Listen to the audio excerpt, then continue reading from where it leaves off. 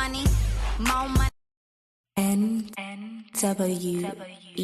NWEMG.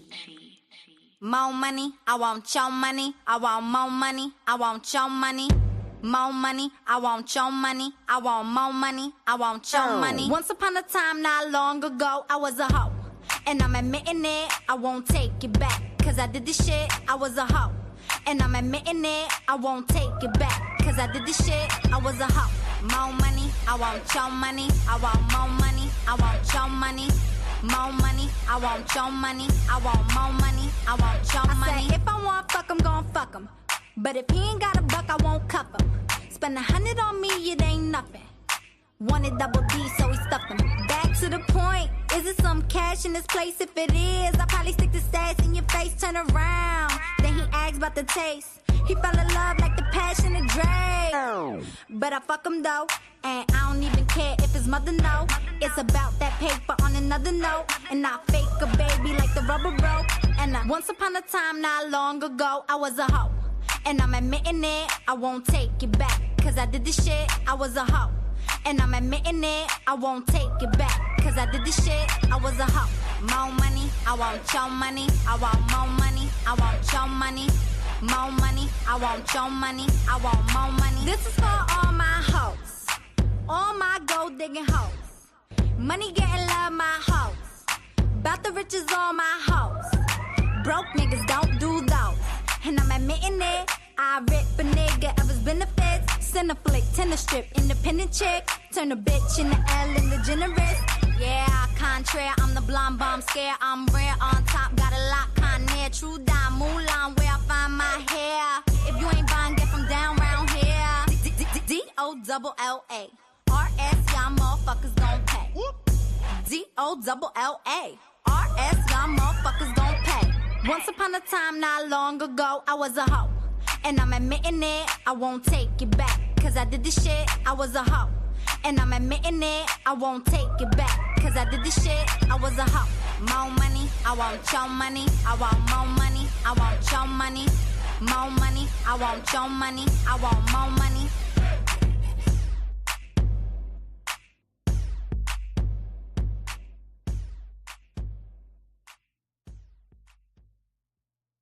NWEMG. More money, I want your money. I want more money, I want your money. More money, I want your money. I want more money, I want your money. Once upon a time, not long ago, I was a hoe. And I'm admitting it, I won't take it back. Cause I did this shit, I was a hoe. And I'm admitting it, I won't take it back. Cause I did this shit, I was a hoe. More money, I want your money. I want more money, I want your money.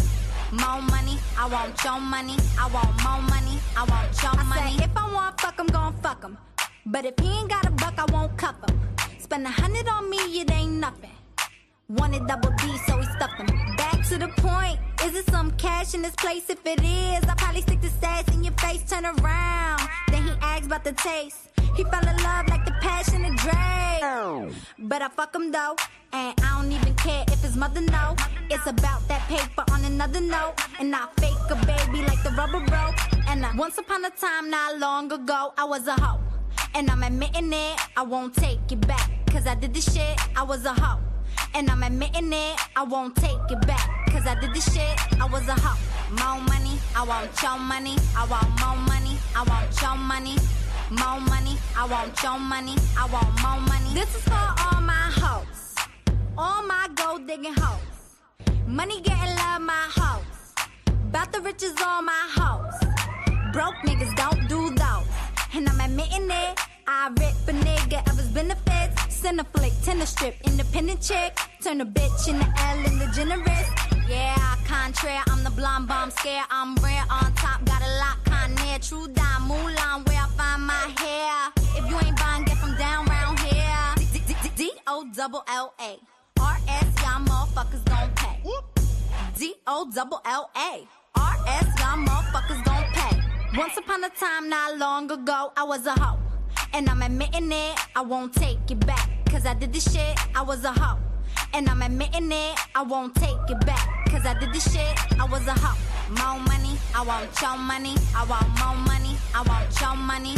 More money, I want your money, I want more money.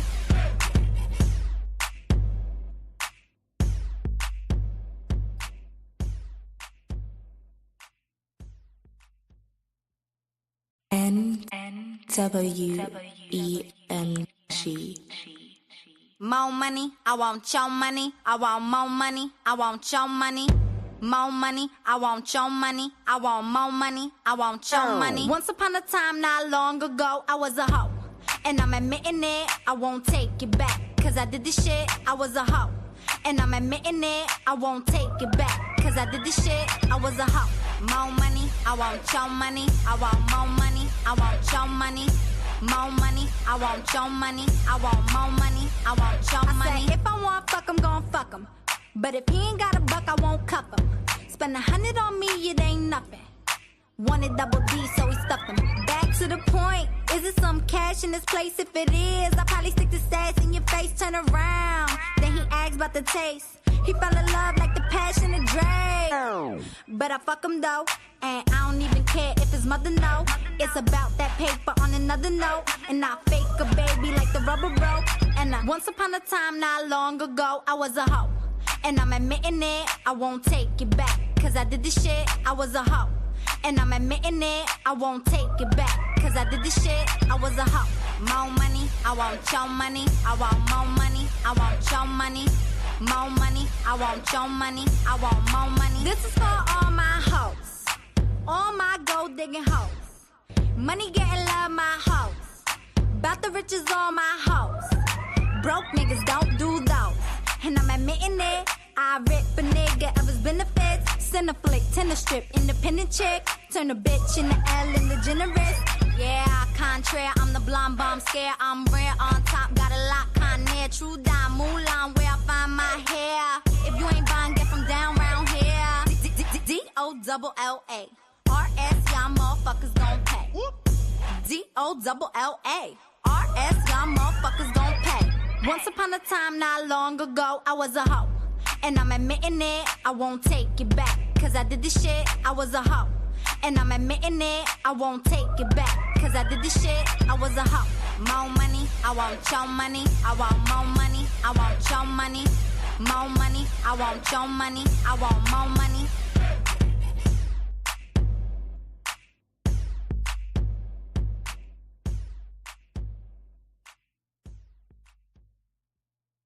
NWEMG. More money, I want your money, I want more money, I want your money. More money, I want your money, I want more money, I want your money. Once upon a time, not long ago, I was a hoe. And I'm admitting it, I won't take it back. Cause I did this shit, I was a hoe.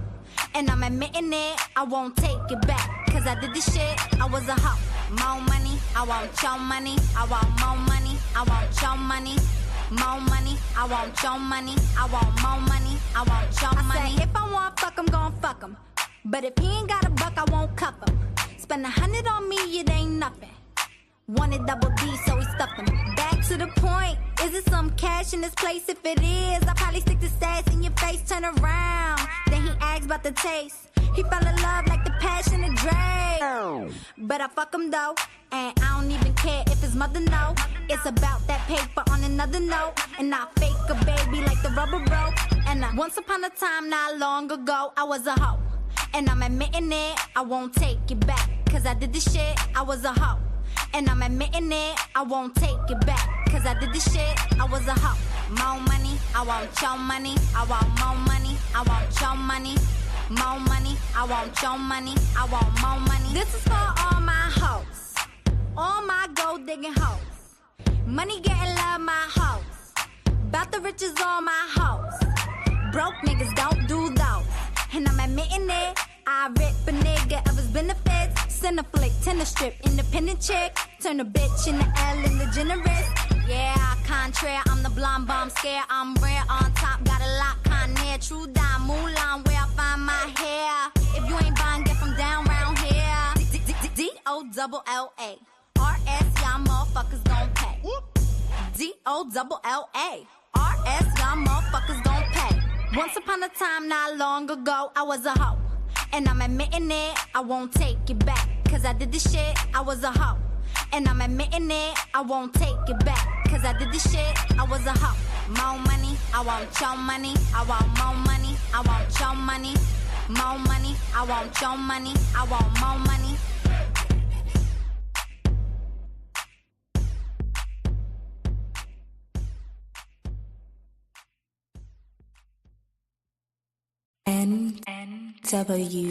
NWEMG.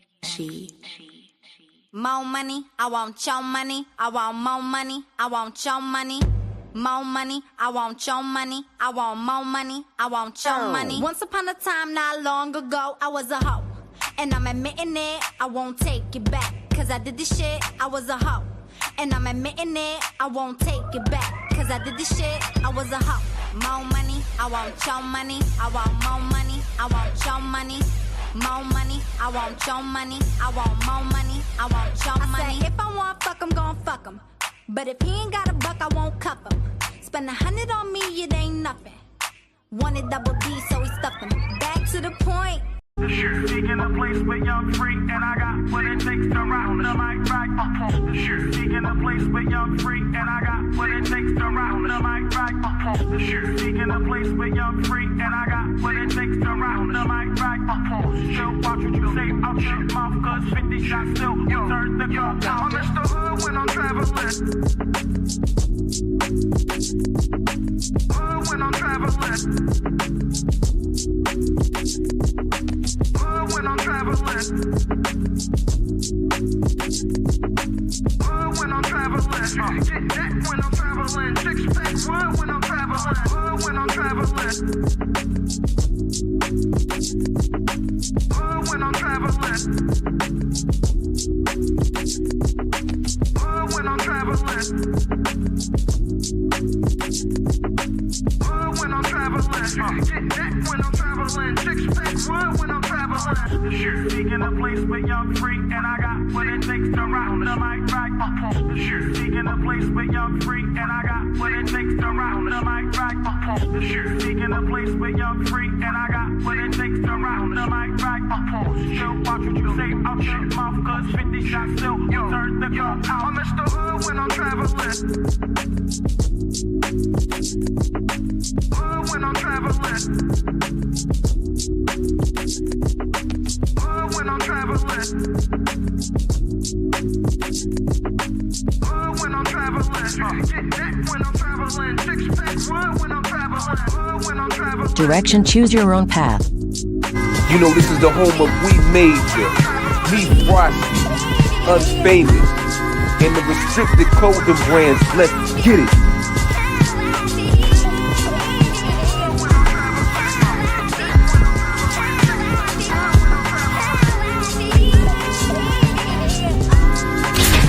The message is always in the cloth, the colors, the designs, the fit. Basically, pay attention, stay alert, and remember, choose your own path. Direction, choose your own path. Don't just wear anything. Wear garments that mean something. We got hats. We got sweatshirts. We got jackets.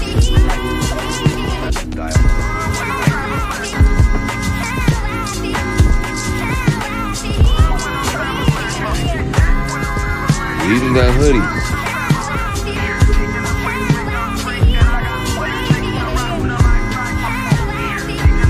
Let's not forget our classic tees. Direction, choose your own path.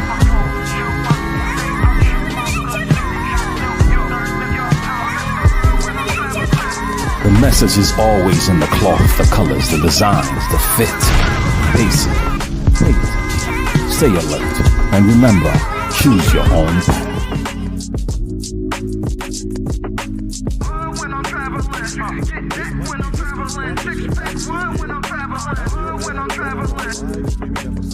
Linked in the video description and attached to our list. The channel is fast growing with thousands of views and subscribers. Don't miss your chance to grow your business on one of the fastest growing platforms. Join the the shit. Seeking a place where young free, and I got what it takes to rock the mic right. The shit. Seeking a place where young free, and I got what it takes to rock the mic right. The shit. Seeking a place where young free, and I got what it takes to rock the mic right. Still watch what you say out your mouth, cause 50 shots still turn the gun down. I'm Mr. Hood when I'm traveling. Hood when I'm traveling. Hood when I'm traveling. Hood when I'm traveling. When I'm traveling.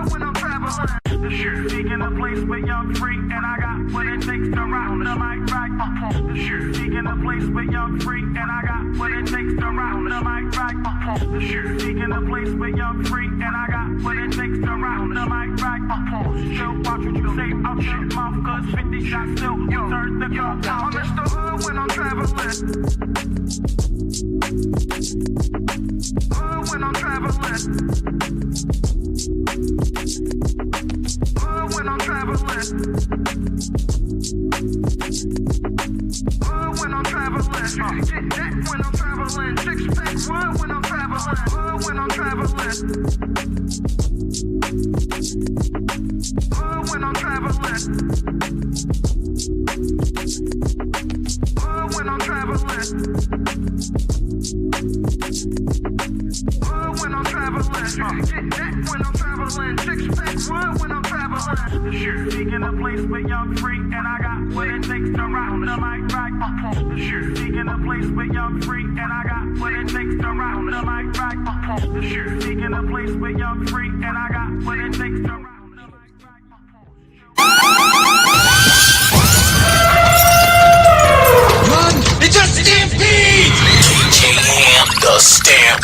DJ Ham does it.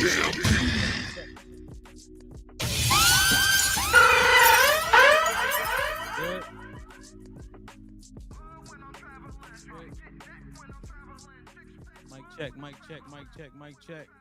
I'm sounding better. Okay. Check. Check. Check.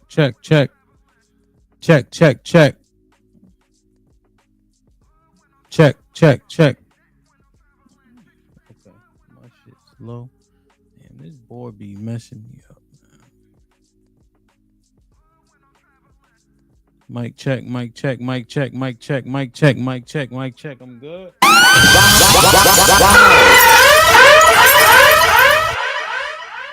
Let's go. Like, share, subscribe, tell a friend to tell a friend. Hit that like button right now if you can. That helps the channel the most. DJ Hamp Stand Pee Wee in the building, man. Salute. Let me see.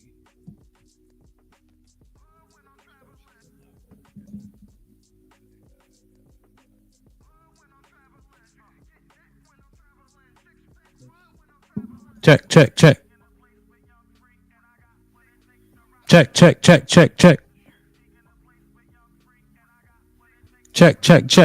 What's good? Check. 1 2 1 2 1 2 1 2 1 2 1 2. Check. 1 2. I'm good. Let's get it. We gotta figure this out, man. Like, share, subscribe, tell a friend to tell a friend. Hit that like button right now if you can. That helps the channel the most. DJ Hamp Stand Pee Wee in the building. What's popping? Minaj was shaking. Hope everything's everything. Serving a y'all in the building. What up, Op? With the $2. What up, DJ Hamp? We love the whole. Wow. Israel, Shalom, Op, what's popping? What up, buzzing, birds, flip a dozen. Holla at your boy, you thought your cousin was. Look at my brother Ezekiel Ben Israel in the building who gifted 5. This might be risky memberships, man. Whoever got blessed with one, please maintain it. Daily in the building, what's goody? Shit like that. Yeah, we gotta catch up today, man. Hella hot water, man. Salute to my brother Daily in the building with the $2. Says shit like that. Second half of 2025 loading. That's a fact, bro. Brandon, what's goody? Welcome. What up, buzzing, birds, flip a dozen. Holla at your boy, you thought your cousin was. Salute everybody in the building, man. Just trying something just based on my schedule and all that. So see how this time slot works out. You know what I'm saying? Salute, man. Hit the like button, man. We got 100 people in the building. Hopefully we have, let me see. We should have 53 likes. Not terrible. We got to get up. We got to get 50 more, man. Hit the like button if you can. That helps the channel the most. There's been a lot of dope conversations. I'm fading in and out. Mic check. I'm fading. Let's see. Can't be, man. Is it? What's up, Uncle Rick? Let me see who in the chat real quick. I'm good. Let me know. Check.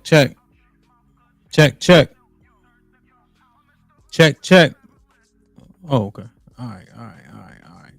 Yo, let's get it, man. So, let me see who in the chat real quick. And we get it popping, man. Salute to everybody in the building so far. We up a little bit earlier than usual. See how we like this, man. Fishing a fit in the building. Good morning, my G. American tradesman, salute. Okay, I was in the chat. My brother Darius was popping. Ree was goody. Mike Davis in the building. Mr. Williams in the building. Yes, I see you. What's popping? That song is crazy. James, what up, though? Call me Queen T in the building. Sugar Bum was partying to that. That's interesting. Aaron Shalom was good. CJ was popping, my boy.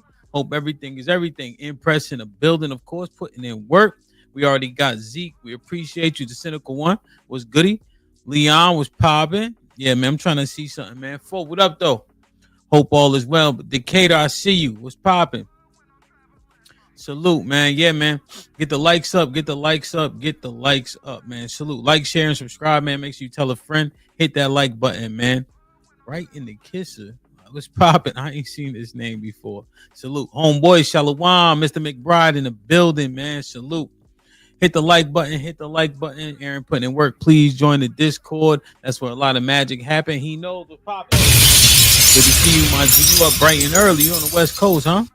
Rashada in the building. Salute. She early today or on time, I guess I would say. Boot camp, what up? I ain't seen you in a couple days. Hope all is well. Miss Jilly in the chat. What's up, Miss Jilly? Make sure y'all say what's up to Miss Jilly in the chat. Melly Mel, what's good? Like, share, subscribe. Mike Davis, what up, kid? Or Tep, what's goody, my boy? How you? Everything golden? I hope so, man. I hope so, man. Salute, salute, salute. I got my brother Mike Davis. I got CJ. Thank you for helping with the sound check. Kenya, what's popping? Did I see you yesterday? I'm not sure. I don't think so, though. Like, share, subscribe, man. Let me see. Kills, what's goody, my boy? Hope all is well. Be original. I ain't seen you in a month for Sundays. Hope everything's everything. Shy Steve, what's popping? Hit the like button, man. Salute. Let me see. Let me make sure I don't miss anybody while we still early. You know what I'm saying? Minaj was popping.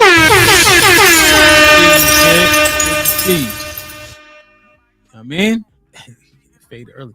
Uncle Rick once again. Salute. Call me Queen T in the building. Hope all is well. Hope everything's everything, man. Impress. I got Impress already. JVZ in the building. Heather, what up? Okay. We doing good. My brother Jay Miller, what up, my boy? Good to see you. Hope all is well. Hope everything's everything. Let me see. Robert, of course, was popping, G. Like, share, subscribe, tell a friend, man. Hit that like button right now if you can. That helps the channel. Perfect. We've been having so many conversations about so much stuff, man. And they seem pretty repetitive and redundant, but there's so many different angles in which you can look at it, right? And people generally aren't moving off their square, and everybody can't be right. I know we say opinions can't be wrong, but if you base an opinion on things that are factual or things that be quantified or qualified by the majority, then your opinion can be off base at the very least and wrong at the most. You know what I'm saying? So we got to figure out what's what. So, you know, salute to Sherelle. She should be here shortly. We had this body count conversation. You know, let me ask a question let me preface this.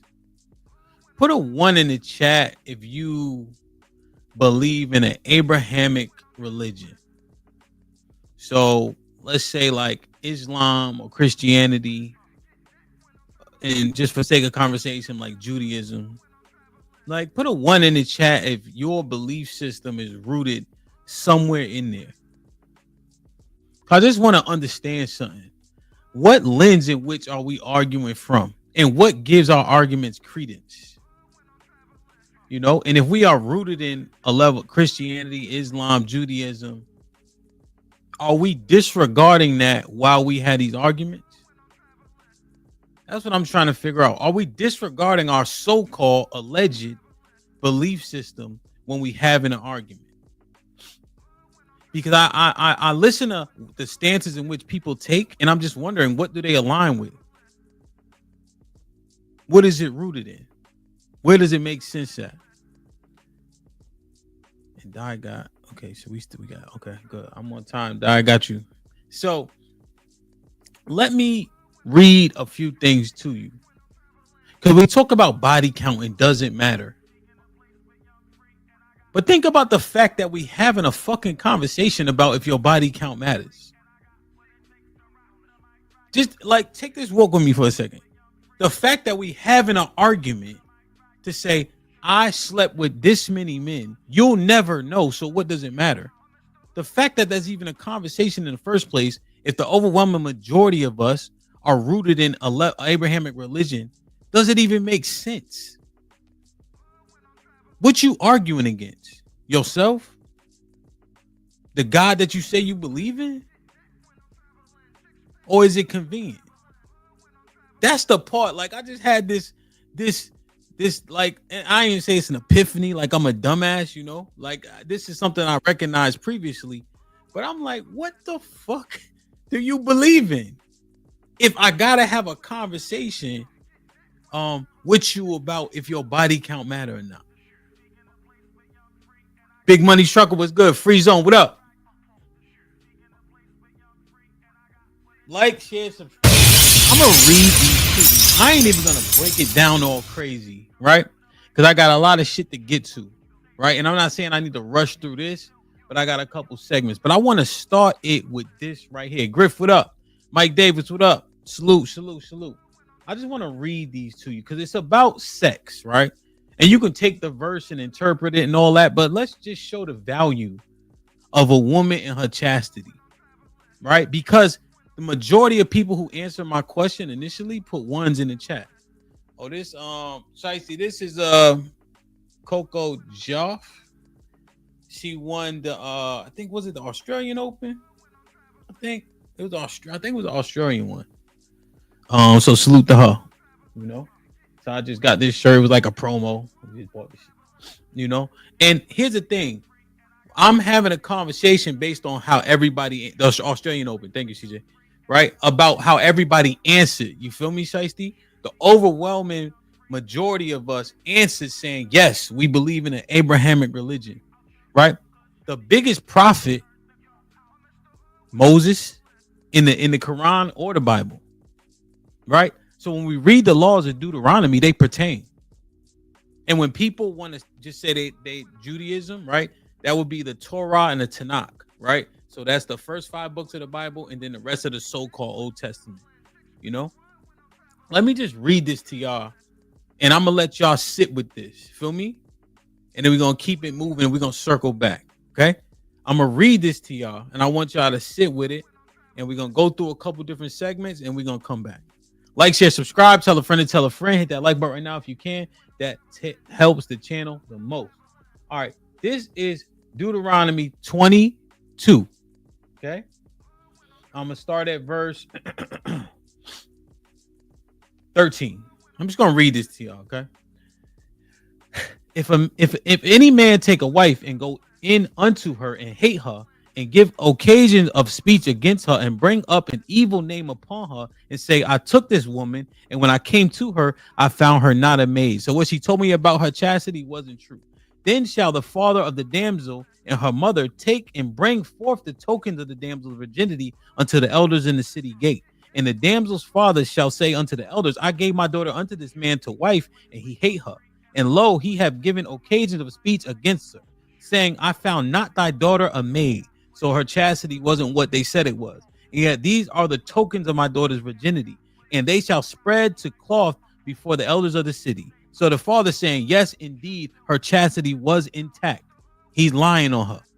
And the elders of the city shall take the man and chastise him, and they shall immerse him in 100 shekels of silver and give them unto the father of the damsel, because he have brought up an evil name upon the virgin of Israel, and she shall be his wife. He may not put her away all his days. So they saying here, he lied on her, right? Trying to act like she wasn't what she was. The father got paid for it. The family got compensated because they shamed the name of the family by telling them by when he says she wasn't a maid. And just for that, he can't put her away. He cannot divorce her, right? Because I just want us to understand in the context, we talking about fucking. We talking about sex, right? So look at the penalty and perjury here. How dare he say that about her? But if this thing be true and the tokens of virginity be not found for the damsel, then they shall bring out the damsel to the door of her father's house, and the men of the city shall stone her with stones that she die, because she have wrought folly in Israel to play the whore in her father's house. So that shall thou put evil away from among you. All right. We just trying to highlight and see, because everybody agreed that they believe in the Abrahamic religion. That's what y'all said. Y'all put a 1 in the chat overwhelmingly when I asked the question. Right. So this is a part of the Bible. So I just want to make sure that we read this and understand that this is actually in there, the thing that you said that you believe in. If the man be found lying with a woman married to an husband, then they shall both of them die, both the man that lay with the woman and the woman. So shalt thou put away evil from Israel. Right. I just want to make sure everybody who put a 1 in the chat, this is in the Bible. Right. I want to make sure that everybody who put a 1 in the chat, this is in the Bible, because we're talking about sex and we keep having an argument about what your body count is or isn't and how you can't tell the difference. So why should it matter? Then ye shall bring them both out unto the gate of the city, and ye shall stone them with stones that they die. The damsel, because she cried not, being in the city, and the man, because he hath humbled his neighbor's wives. So thou shalt put evil away from among you.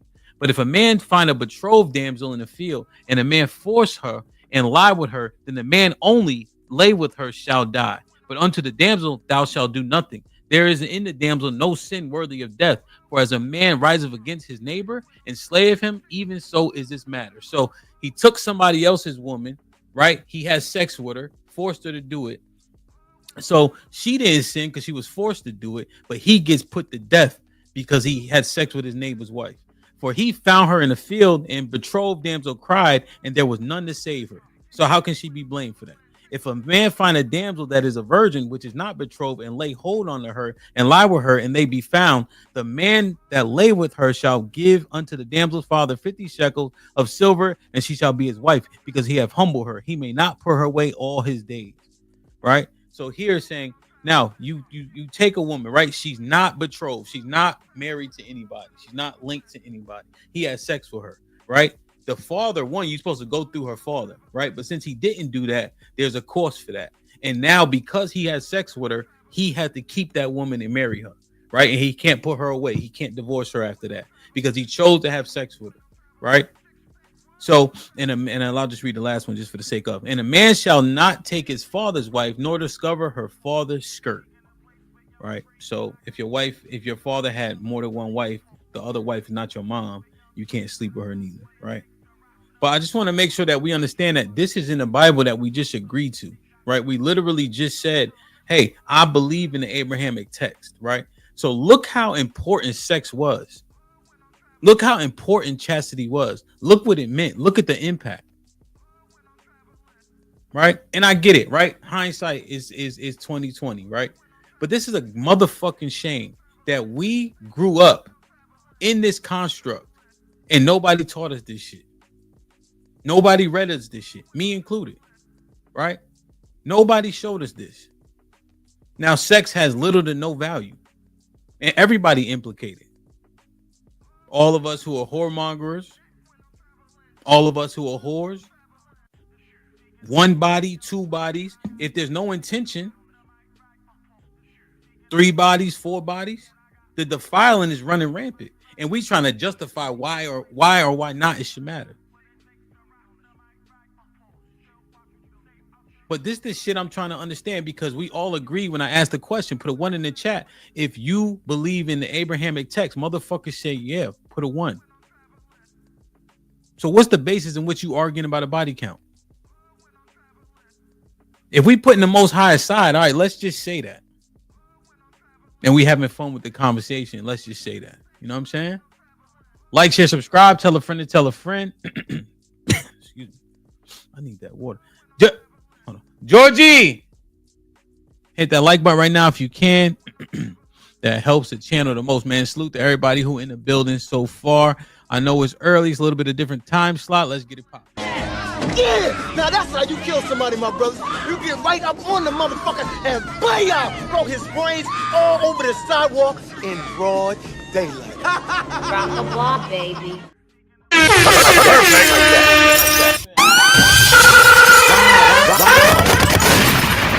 What's up? Hey. Good morning, everybody. Not a morning person, but good morning.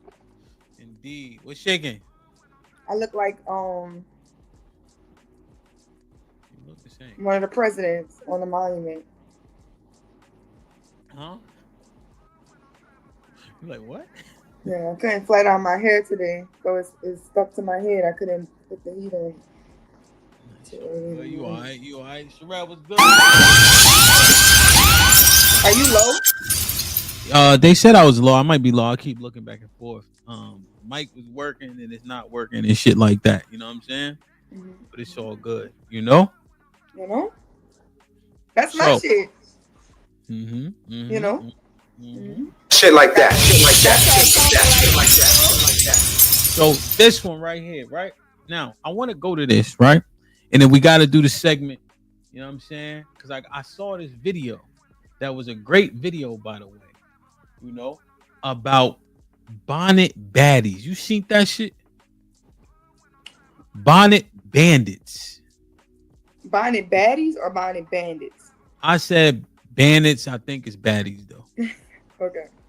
Bonnet assholes, right? And I look at this, right, really? And then we're gonna hit them with the video. and we're gonna have our special guest come up and help. This is the book of Sirach. All right. No, not Ciroc. Okay. You see this? Mm-hmm. Really? Do you see this? Mm-hmm.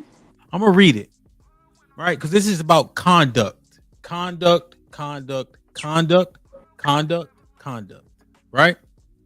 I'm gonna read it because I want to make sure everything get baseline.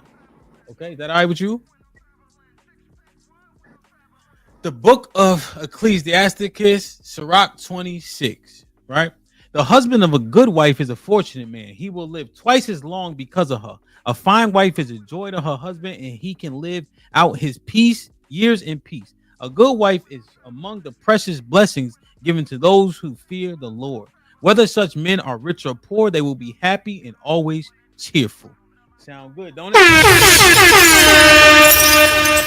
There are 4 things that scare me. Watch this shit. Vicious rumors spread around town. You agree? A gathering of a mob. You agree? Mm-hmm. False accusations. These are all worse than death. But a woman jealous of another woman cause heartache and grief. Her tongue lashes out at everyone. A bad wife is like a yoke that doesn't fit. Trying to control her is like holding a scorpion. A drunken woman is an infuriating sight. She can't conceal her shameless behavior. You can tell an unfaithful wife by the bold and flirting look in her eyes. If your daughter is determined to have her own way, keep close watch on her. If you don't, she'll take advantage of any chance she gets. If she is too self-willed, and be on guard, and don't be surprised if she disappoints you. She'll spread her legs anywhere for any man who wants her, just as a thirsty traveler will drink whatever water is available. A gracious wife is her husband's delight. Her abilities to make him a strong, you know what? Fuck it, I'm gonna keep going. Him a stronger man. A wife who doesn't talk too much is a gift from the Lord. Such restraint is admirable beyond words. A modest wife has endless charm and is quality too precious to measure. The beauty of a good wife in her well-kept home is like noonday Sunday shining in the Lord's sky. Her beautiful face is an attractive figure, or as lovely as the light from the sacred lampstand in the temple. And it's like gold shafts set on the silver base of her shapely legs and strong ankles. What you think so far? He on point? He on point. He talking that talk? You know that. So this is the thing, right? Because I asked the question before I started reading. If the majority of people put it 2s, I wouldn't even have read the shit, right? But they put 1s, Sherelle. They told me that they believe in Christianity or Islam or Judaism. They told me that, right? This is why I'm reading this, because this pertains and this existed 6,000 years before all of us were born. There are 2 things that make me sad. A third makes me angry. A soldier who has become poor, intelligent people who are not respected, and a righteous person who turns evil. The Lord will punish such a person to death. A merchant can hardly avoid doing wrong. Every salesman is guilty of sin. All right, let me get to here. All right. My child, stay healthy. He's talking to his son. My child, stay healthy while you are young. Don't give your strength to strangers. Search the whole land for a fertile field, planted with your own seed, trusting your own good stock. Then your children will survive and grow up confident to their family. A prostitute is like spit. A married woman who has an affair brings death to her lovers. A lawless man will get a godless wife, right? All important, as he deserves. But a man who honors the Lord will have a devout wife. A shameless wife enjoys making the disgrace of herself, but a modest wife will act modestly even alone with her husband. A self-willed woman is a bitch, but a woman with a sense of decency honors the Lord. A wife who honors her husband will seem wise to everyone, but if she dishonors him by her overbearing attitude, everyone will know that she is ungodly. Fortunate is the husband of a good wife, because he will live twice as long. A loudmouth, talkative woman is like a trumpet sounding the signal of attack, and any man who has such a wife will spend his life at war.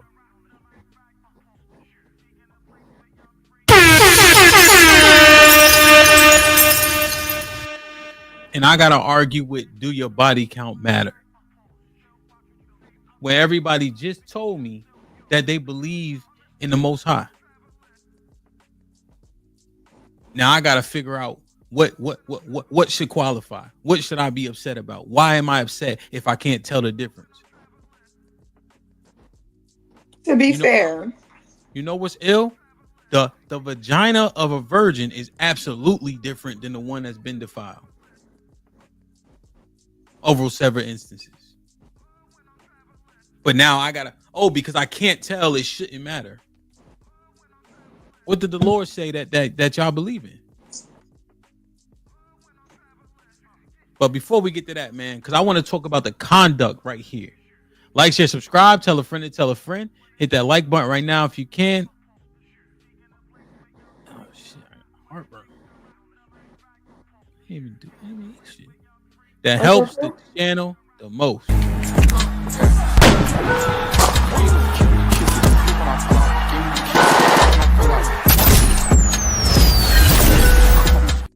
Shit like that. Perfect. Shit like that. Shit like that. Shit like that. Goody. All right. I'm good. So. Hey, Sherelle. Hey, Lady Di. This part, right? And because Relly and I gonna get to the sex thing and all that. That's why I stopped her, because we're gonna talk about that. You know what I'm saying? But the conduct in itself, and I saw a dope ass video that you had did with my brother. You feel me? And I want to show them and then play it, but I just looking at the conduct. You know, like when I read the book of Sirach, and then I seen the bonnet bandits, I'm like, yo, this shit you can't make it up. And the reason why this conversation is so pertinent, Lady Di and Relly, is because they all told me before I started talking, right? He froze. Yeah, I think so. That's that Houston internet. He probably still talking too. Yeah. You froze. He probably can't even hear us. I'm about to text him. Oh God, the Matrix got him. The agents got him. Trying to break the codes. Well, now HAMP, it's too early in the morning for this. Mm-hmm.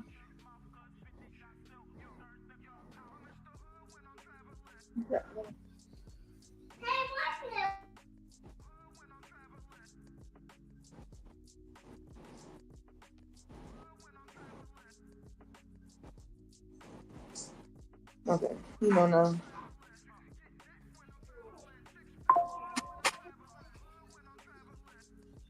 So what you think about body count? It matters.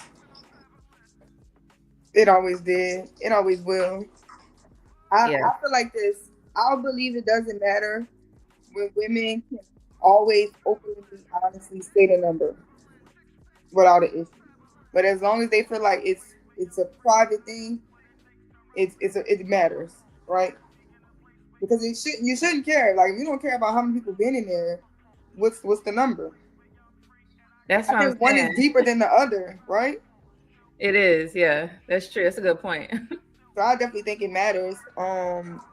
Do I feel like we've come up in times to where we just born into whole culture and most of this stuff is talked about or not talked about, and we're just doing what we see and all around us, so there's no examples for us? I agree. But I do feel like if you can't correct it or actually just accept the fact that, this is a problem. My body is a temple. I shouldn't be letting anybody in here. If you don't reach that point, then you never get to stop. And it's always good to stop. I don't care what number you're at. It's always a good idea to just stop devaluing yourself.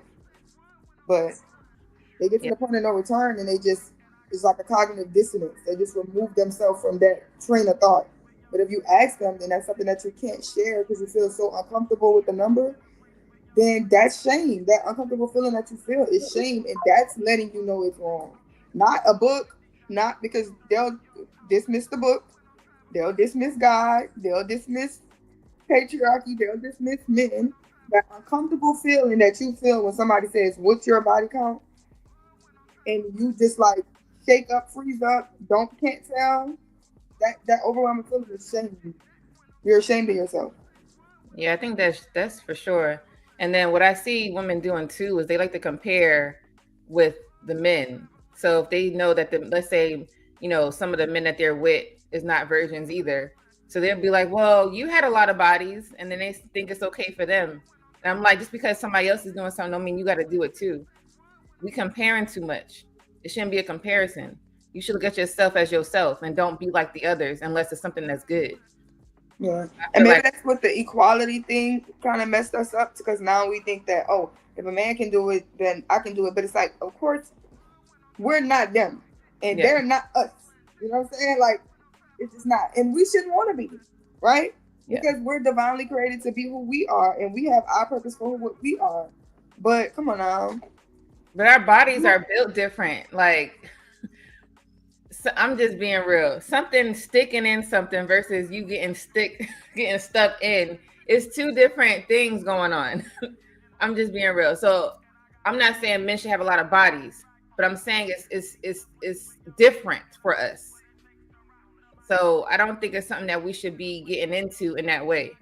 But I just hate to see women comparing themselves to men as if we're the same. And like you said, I think the equality did mess it up. But at the end of the day, we still know we're not the same. I think they're just fighting it. They don't like that we're not the same, but they want to keep proving themselves somehow. But they don't want that looking stupid at the end. Right. And that's why I said, like, I always felt like the sexual liberation movement had to be led by men. It had to be created by men, because no woman had to be thinking, oh, this is how we're going to get back at them. We're going to have sex with them with no strings attached. Woo! Well, maybe it wasn't. What? Ain't no woman said, let's give them free sex and this is how we're going to gain our power. What? Maybe not people of us, but the other kind, they different. They the one that started this nonsense anyway. They wanted to compete with their man, and here we are following their ass. We ain't the same. But what's the logic in thinking we're gonna give men free sex? They don't have to marry us. We're just gonna sex them and leave. And it's because, so if we just look at how women think of men, like how they cheat all the time, and they're gonna leave, or in a way where they're not gonna have the same man they had from when they started. They're gonna think about, oh, so he can do all these things, I'm gonna do it too. And they don't want to be the only one left out. Yeah, and I get that. It's like this, you could place yourself in this victimhood slot, right? So where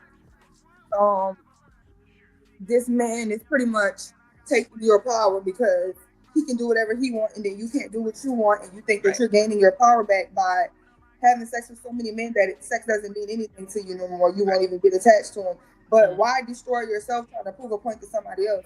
It's like, at some point, you got to understand, I can't compete with the crash outs. You got more crash out in you. You got more to lose. I can't compete with you. But they don't think that they losing. They think that they gaining because they got one up. They think it's one up on a guy.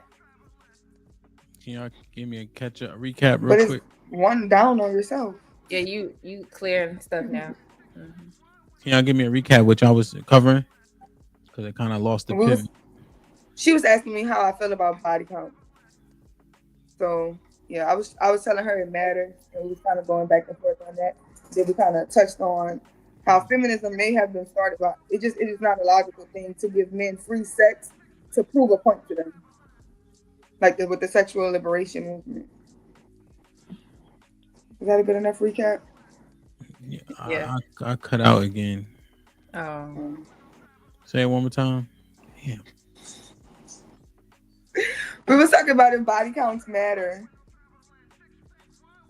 Ask Sherelle if what she feel about body count. He frozen again. Oh man.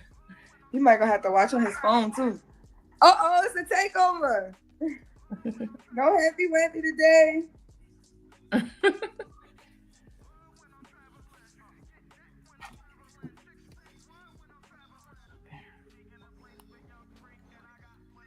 And which I don't think that, like, I'm not so much leaning on to where it's all about the man or being more value for the man. I'm talking about you as a you. If you want to be a nun, whatever, it's you. Because you can't hide your number from yourself. Do that shit make you feel good? And that's what I'm trying to say about women. Women, they're gonna try to make it seem like it's about a man. You can lie to them, but you cannot lie to yourself. You remember that shit. I'm a woman. I'm a woman. So it's like but intimate shit. That's some real deep shit to be doing. That's to you. Like, these women I don't want to say today. There's some women that don't care. They're not looking at it like that. Yes, it could be emotional and they could get emotional ties, but they're gonna move on to the next dude because once they get pissed off over one dude because he did something, they're gonna move on to the next one without they replace them quick. So it's kind of like they're not really sitting in to what's happening because they keep moving so fast. They on to the next dude the next day. It don't take long to get a dude. So they're not actually sitting in reality. I think if some of these women just sit in a house by themselves for a week, all that trauma that they put on themselves is going to start to hit their ass. But they moving too quick. They're not even able to think. That's why they saying that dumb shit. They're not thinking about what they doing. They just doing it. And that's the problem. And that's with a lot of shit. But I'm just saying, as far as the body count thing, they're not understanding what's actually happening to them. They get upset when men, or if they get into like do a train with somebody, or if they get raped or whatever like that. It's all the same. It's just that you allowing the shit to happen. But it's all the same. A train is the same as you having 5 dudes come in and out in that month. It's the same thing. That's too many bodies. They saying, I think there was a video I seen that they said the average lady is having 2 sex partners a year. That's false as hell. 2 sex partners a year is not enough for them. As many body count numbers like that, I've heard 50, 70 from women. And they only like 25. Ain't no way you had 2 bodies a year. When did you start? Like, they recognize it in 1 year. Like, really? And that's the thing. The thing is just like, where is the value? Like, people would say shit like, I don't eat everybody potato salad. Yeah, right. But you'll put anybody's dick in your body. That's insane. I don't sleep at like, it's the certain stuff that we're just so picky about, because you know what I'm saying? You can't let everybody do this, you can't let everybody do that. So it's like, when you get to that point, you gotta value your body. And I get that women want sex and they require sex and shit like that or whatever, and they sexual beings too, but you got the stuff. And and body counts don't necessarily matter to men, because most men just want to make it higher. That's why it gotta matter to you. You can meet a million men that it will never matter. They'll tell you, girl, I don't care if your body count, because they want to be 1,000,001. They want to be 1,000,002. Exactly. Yeah. You gotta be for yourself. I'm scared to talk. Can I talk? Can I? Are you gonna join us now? I think so, man. I had to do the old trick. I was doing all this high tech shit. I said, let me just go unplug this motherfucker and plug it back in. There you go. 10-second check. Damn, man. So y'all put them in their place already? Or what? Well, we didn't get too deep into it because I wanted to make sure we trying to follow what you're trying to do. Yeah, we're being demure. Okay. Waiting on you. Okay. I appreciate it. So this part, all right. So y'all was talking about sex, right? Essentially, well, just now, right? About the comparison and the contrasting, right? Mm-hmm. But it was a whole lot. Hold on, let me see who I got new in the building. Robin was popping. Omega Dress was good. We got Aaron in the building. My brother Arnold, Dollar Washer, Steve Bud, salute. Michael M, Shiesty. I think I had Shiesty already. Ricardo Rodney, I see you. Free Zone in the building. Dora was popping. Salute. And I think I seen Mel too. Okay, Mel. All right, cool. All right, let's get it. I think I seen Keisha. Keisha was popping. And Royce, what up? So I was looking at the conduct, right? Because there was a whole lot more that go into the unbecoming behavior outside of just her body, right? But there's an entire the law. The law is Deuteronomy is a repeat of the law, right? Because everybody told me that the majority of people here told me, yes, they believe in one of these Abrahamic religions, right? So when you get to Deuteronomy, it's a repeat of a lot of the laws that were already said for the most part, right? I mean, there's new ones in there, you know? So, and I'm looking at the conduct, you know what I'm saying? Because a lot of that in the book of Sirach, Ecclesiasticus, is about how she conducted herself. You know what I'm saying? How she presents herself. Because I hear so much about Proverbs 31, right? I want to be a Proverbs 31 woman. But her conduct in the earth is what's highlighted a lot in Proverbs 31. It really don't say shit about she wasn't working. She was working her ass off. She was making stuff, cooking, selling stuff, right? She was at the market doing her thing. You know what I mean? Right? And then her husband was doing his thing too. It mentions that, you know, and her husband showed her love because of all the pain and work she was willing to put in. But it wasn't for her though. It wasn't for her to tout herself. You know what I'm saying? But how she conducted herself in the earth really, really mattered. And I looked at this when I seen this dope ass video from my sister sitting up here. You know what I'm saying? I'm like, bonnet bandits is a real thing. Like, share, subscribe, tell a friend to tell a friend. Hit that like button right now if you can. That helps the channel. The boy James and my wife Lady Di. Hit that like button, comment, and subscribe. What he said. So it says, let's normalize wearing our bonnets in public without it being seen ratchet and ghetto. Not like that though.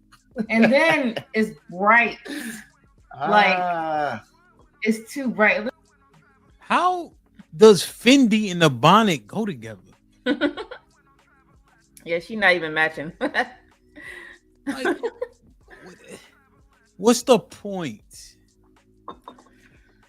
They just trying to prove. They trying to prove that they just trying to be different. So they trying to prove that they can walk outside looking any type of way, which ain't no way you can do that. Like when you go to a job, you can't just look any type of way. Your ass not gonna get hired. You have to come a certain way so you can be represented well. So they try and use excuses to do whatever the hell they want to do, and the shit is stupid.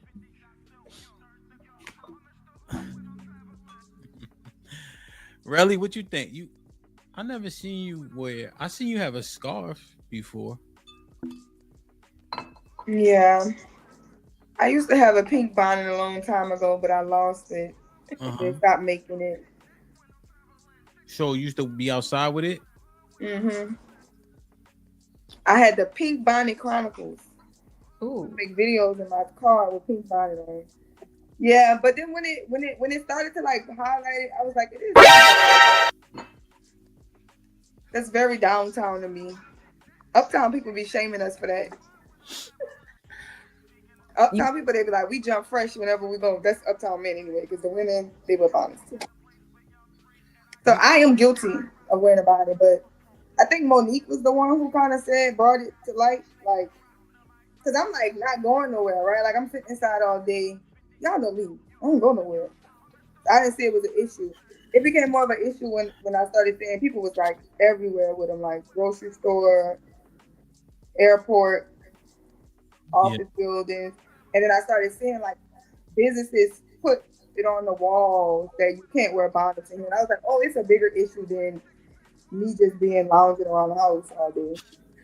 Wait, you said they had on the walls and you can't wear a bonnet? Yeah, you can't wear bonnets. Oh, wow. Now my question is, right? The caption on her video says, let's normalize wearing our bonnet in public without being seen as ratchet or ghetto. Like, that's the thing that I just don't understand, right? Because we're talking about behavior that's becoming or unbecoming, you know? Now, Di, here's one retort that I think may come, right? They say, well, Di got a scarf on. So is a scarf different than the bonnet? Does it have the same connotation? What would be your reply to that retort about the negativity of a bonnet? So a bonnet, so you got to compare, and I think I said this in a video, you got to compare a bonnet to a shower cap. A shower cap is supposed to protect your hair when you're in the shower, right? So you won't get water on it. A bonnet is to protect your hair when you're sleeping. When you buy a bonnet, it says what it's for. It has a description. When you buy a fashionable headscarf, head wrap is usually what it's called. The description explains what it's used for.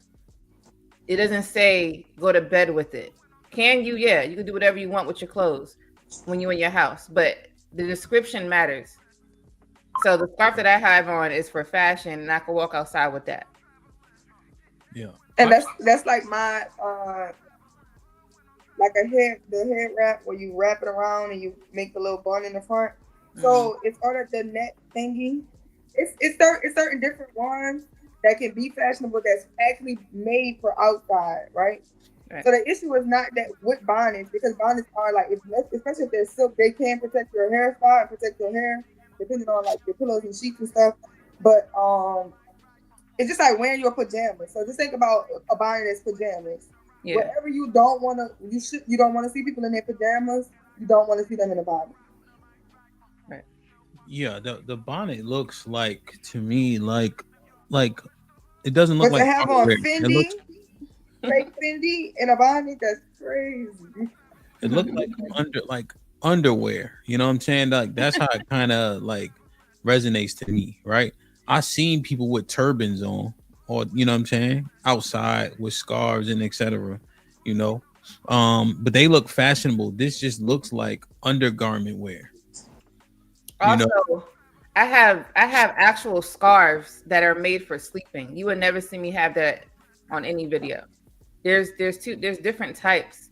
Now, all of this stuff is between us and other women. We know this, but they making up stuff just to go outside and do whatever. I'm just trying to. It just all speaks to this shit to me. Like the fact.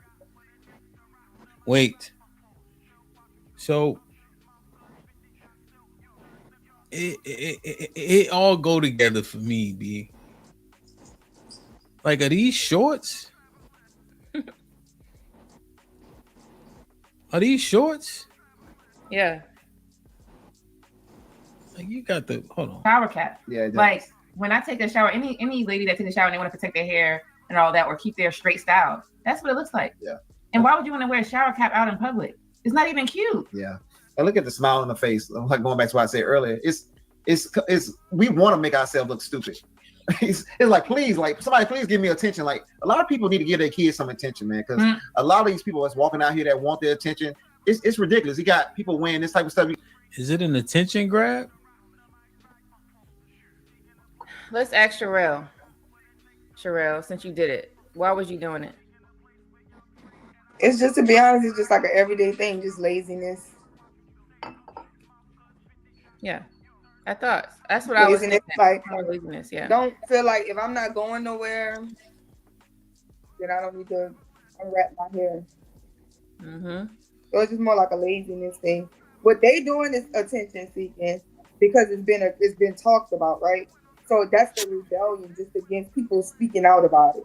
Because at first it was just something that normally was just happening, and nobody was saying nothing about it. But then somebody was like, "That shit kind of ghetto." But don't get me wrong, I'm ghetto, and I'm from the ghetto. You know what I'm saying? So everybody knew it, but when they brought it up, some people was like, "Okay, I can get it. I can understand. Like, let's just evolve from that." And then some people told, like, "No, I'm going to rebel, and I'm going to show you I don't give a," which is their response a lot of times. I don't give a. So we talk about body counts and a woman out there having sex with 1,000 men in 24 hours. It's just a lot. I don't give a. So it's about the rebellion, right? Essentially, right? I want to normalize this as standard so that it does not seem as negative, right? But the fact that you have to do that in the first place, right, is the thing that I would argue. Like, you already know what you're doing is off base, right? And how do you want to be seen in the earth, right? Can you push back at every single thing? Or do those things just make sense? Like, how do you present yourself?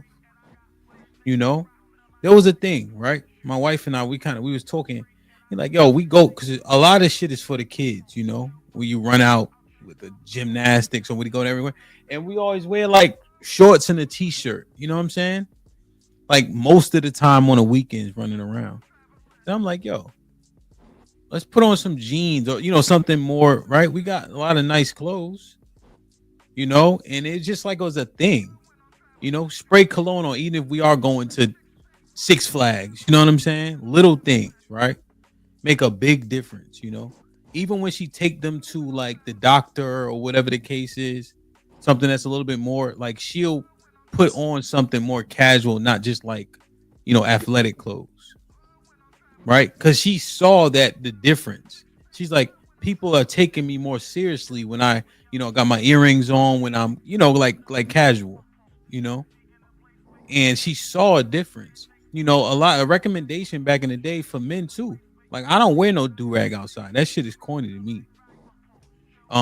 But men used to wear suits on a plane. When you in a suit, you get approached differently. It's just so damn uncomfortable, in a way. But I'm just wondering, how do you want to be seen? How do you want to be received? I know we all act like it don't matter what motherfuckers say about us, but we lying when we say that. Niggas is lying. I'm not, and there's levels to it. Yeah, it's levels because it's definitely a marginalized group of people who do not care.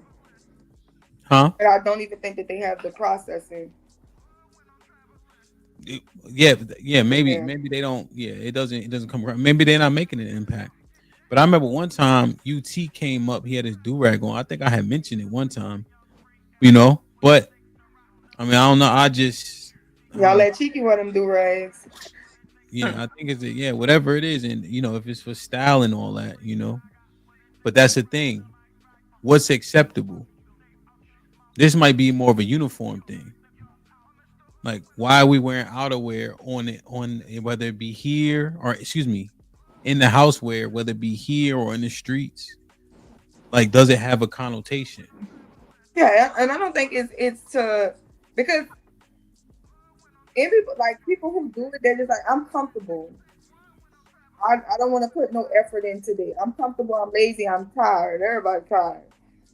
Let's get that clear. Everybody working. Everybody tired. Yeah, I'm tired. I'm comfortable. I just need to go here to there. Or the ones who get on the airport, they're like, I'm about to go to sleep on the plane. It's about to be a long flight. There's no point in putting my hair and my makeup on. I'm not trying to. The number one thing is I'm not trying to impress nobody. That's it. When it's time to impress, as long as I can get up and I can get beat and I can put myself together when it's time to impress. When I don't want to impress nobody, I want to look like I'm not trying to impress nobody. I want to look like don't bother me because I'm trying to go from point A to point Z. I'm comfortable. I'm chilling. I'm lazy. I'm doing my thing.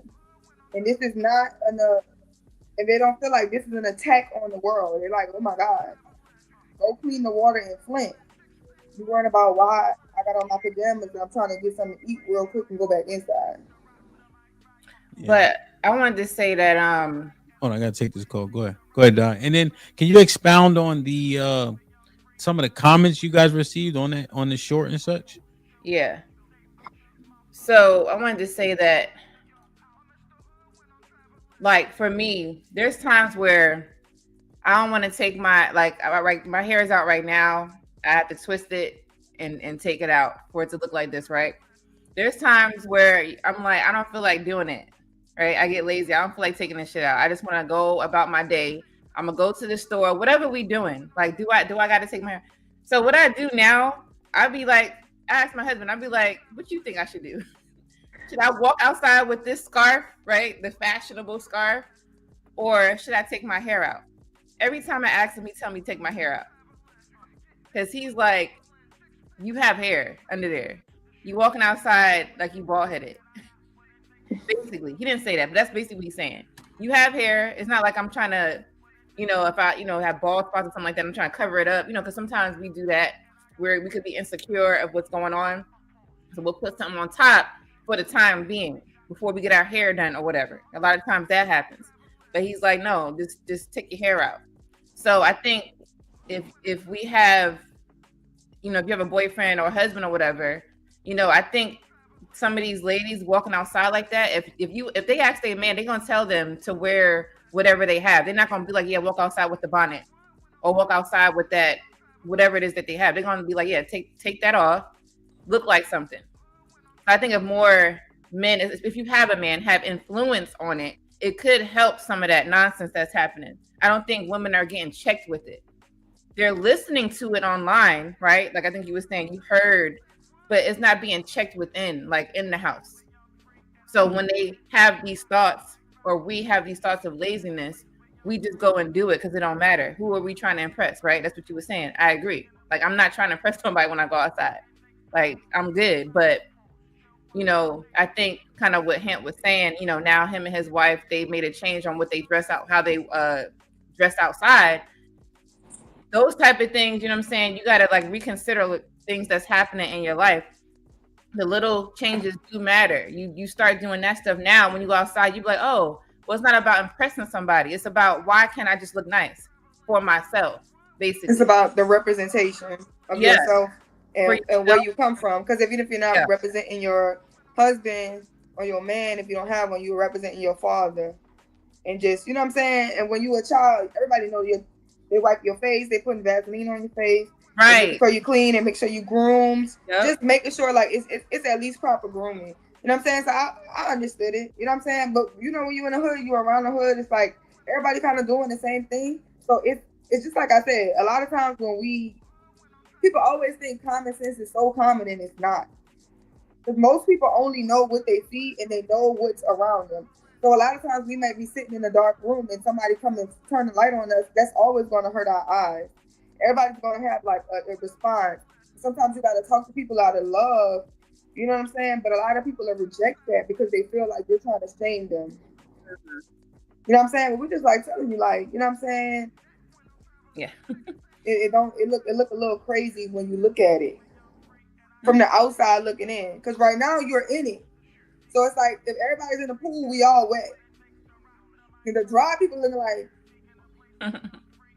You know what I'm saying? Just come out here and look at it from this way, and then maybe you can see how I see it. But sometimes people don't want to do that. We do it every time because I'm stop saying something. Yeah, I think that we just gotta care about ourselves a little bit more when we walk outside. Like, you know, sometimes you walk outside, you never know who you might meet. You might meet somebody that could change your life. And I'm not talking about relationship. I'm talking about in general. You might meet somebody that could change your life. If you walk outside looking like that, they might not talk to you. Your and time that's what to be now. Yeah. Is that what it is? Do we want people to not talk to us? No, we want people to talk to us. Unless you crazy as hell, stay the hell away from me. But like Sherelle, for real. Do they really want to be just left alone? No. If I was in your town, like we lived in the same city, right? And somehow we crossed paths, and I don't know, I seen something I want to talk to you about. Like, I like your hair or something like that. How did you get your hair like that? That's a conversation. That's opportunity for me to meet somebody new. And then we become best of friends. But then because right now I don't really judge people in a way where I don't talk to them. Like that's not me. But let's say if I was like that and I seen you with the head bonnet or bed bonnet or whatever, I'm like, I don't think I would look at you like, I don't think you would want to talk to me because you're not even ready. You know, right? So, you might think I don't want to because most people won't talk to people like that, and I wonder, like, are they doing that on purpose? Like, I don't want to be talked to, right? Because typically you meet people when they have their hair done, because it's so common for you to see a person with hair, and the number one thing you're gonna be like, girl, who did your hair? Girl, you're trying to find out who did your braids. It's a conversation starter. Hairstylists through. I just see women out in the streets, and I'm like, girl, who did your braids? Who did your hair? Who did your press? You know what I'm saying? I found the lady who pressed my hair through another lady. She had like all of these different colors, and because she was natural. You know, you gotta find a good person and do natural at least. Yes, I'm telling you. But you know that's a missed opportunity, right? To learn something where you could gain something just by a simple conversation. It happens all the time. I think we should want to talk to random people, like, you know, and if it goes bad, then just walk away. But you just never know. I think we're missing out on life when we do that. So I think it's important for us too. But I come from a place, I'm from New York, so I come from a place where, you know, we walk in and we ain't saying shit. It's too many people. I was in New York speaking to people. I'm in Brooklyn speaking to people like, hey, how y'all doing? Well, they got a good pizza place. People looking at me like, what's wrong with that girl? Why she talk like that? Yeah. Like, None of my friends Exactly. I was with at the time, she's like, girl, we don't do that here. This is not the South. We don't just be walking up talking to random people. I'm like, y'all need to get it together. Man, oh man. Exactly.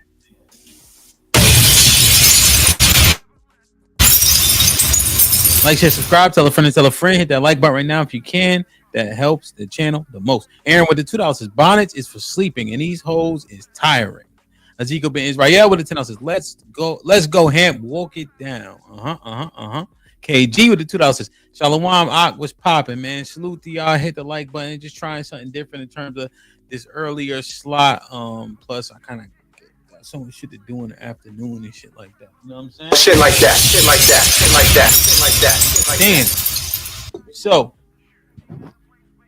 now, freedom or fracture. That was a great fucking title. So Sherelle, did you come up with the title or you didn't even use it? It's right there. It says freedom or fracture. Where? See, just I thought the title of the show was in the middle of the show. You didn't use that. Makes no sense. Freedom or fracture. Okay, you liked it that way. I sent you a few. Yeah, shout out to ChatGPT. What? She proved she's the real thing. Yeah. Freedom or fracture. Let's walk that down. What you think? I think it's a fracture. I think freedom is the trick, right? It's the same illusion of free will. Like God is going to tell you, this is God's will, and this is how you stay protected. This is how you not run into issues. Because all of the laws aren't meant to punish you. The laws are meant to protect you. Because I'm all knowing and I understand that when you do things that's not divinely in this way, it's going to cause issues. But you got free will, which just means you going to free willingly go your ass into the world, get your ass spanked, you be back. You know how you gonna find out. You could touch it if you want to. Like that's like when you tell your kids, don't touch the stove, it's hot. And then you get to the point where you're like, touch it if you want to. Cause sometimes your ass gotta get proof. You gotta get proof that you shouldn't touch that shit. Okay. So the freedom in the fracture is just this illusion of freedom that we can do whatever we want. But the reason why the structures and the orders and the rules was implemented in the first place was to protect you. Mm-hmm. But you need to figure out what you need protection from. Mm-hmm. So go out there and see for yourself. Mm.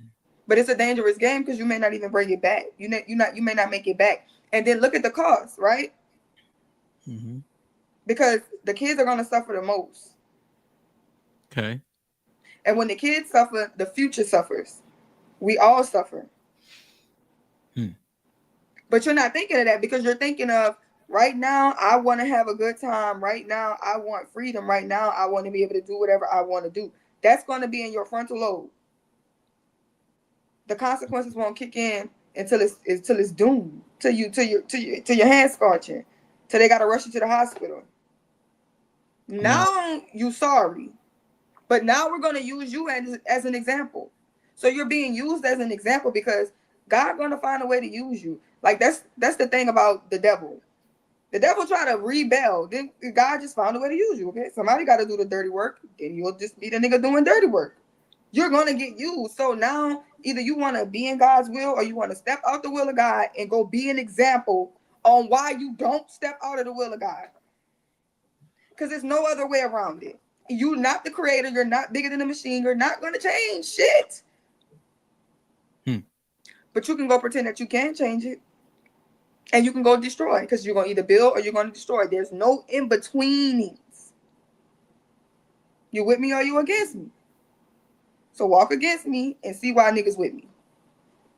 Because you think people with me because they fear me. You think it's better to be with the people that want to be against God. So go figure it out. You'll be back. You go come back. What is this pertaining to exactly? What's the freedom that's in question? I think the number one thing is like sexual liberation, right? Mm-hmm. Or just wanting to be on your own and have your own way with nobody to answer to, no village, nobody to correct you, nobody to look out for you, because everybody needs correction. Everybody sometimes needs to know, look, you're gonna fall off the cliff. I don't want to listen to nobody. This is my life. Only God can judge me, right? And God is easy to ignore, so you think, right? Because you go get distracted, so you think God is easy to ignore. A human being telling you what to do, that's hard to ignore. A human being with control of you, that's hard to ignore. But God is easy to ignore, because a lot of us don't actually believe in the God that created us. We believe in the God we created. And this is a God that bends, folds to our will. This is a God that works for us, not a God we work for. This God is a genie. This God is going to bless us. We can say shit like, God, please let me make it through this stealing out this stove. We'll pray for shit like that. We'll go be whores and then pray that we don't get an STD.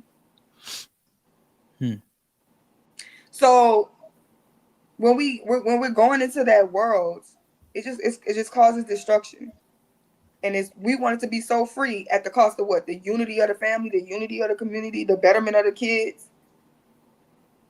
Was that a cost was that price we was really willing to pay? Now, let me ask you a question though. So you're saying that the cost of the freedom with the sexual liberation cost us our family and our community? Yeah. You think that's the key? You think that's the number one factor? Yeah, I really do. It's like that piece of bread that everybody touched. Nobody wants it anymore. And people shouldn't want it. What People part? should, like, the fact that we're just giving ourselves away. Anybody can get it. Nobody has to commit to us. The fact that we get to have no value within ourselves, we're gonna devalue ourselves. And come to know why would anybody want that? Why is there so much lying going on? Why are women saying body count don't matter? Why are women saying that shit? Because it don't matter to men, right? It's like I was telling Lady Di. They don't care if you have 1 million bodies because they want to be 1,000,001. For what reason? Because men just want to explore. Men are gonna just have sex. But before I even go there, why are women saying it doesn't matter? I said it's a shame thing, right? I feel like I think they feel ashamed of themselves. They're not proud of the number. So I will only concede to women saying that it doesn't matter if every woman is willing to say their number confidently. But that feeling, that overwhelming feeling in your gut when somebody says, "What's your body count?" and you're on the spot and you feel that flush that makes you feel uncomfortable, that flush is shame. That's your intuition that we always talking about, letting you know you're doing some foul shit. And you're not, it's not about the men and what they think. Them, right? But don't them. You can't be hating men and still having sex with them. You can't be giving yourself away to them and then saying you hate men. That shit is backwards to me. They think. You're devaluing yourself. You're defiling yourself. You're doing this to you. You should feel more important. You should feel like this is exclusive. You should feel like, hey, everybody can't get on this ride. If I knew 10 good men couldn't get in. You should feel that way about yourself. Especially if you're the temple of God. So how do you feel about your God? You will let anybody disrespect your God? You will let anybody in your temple? And we remember David was singing it, and somebody who wasn't supposed to touch something that was holy touched it, and he died on point blank. That's how much we don't play about it. These are the only people that can come in the temple. This is supposed to be sacred. When did we stop becoming sacred? We're sacred. The men have to say, they want to be with you, make them stand on it, make them have intentions. And don't get me wrong, a lot of them won't.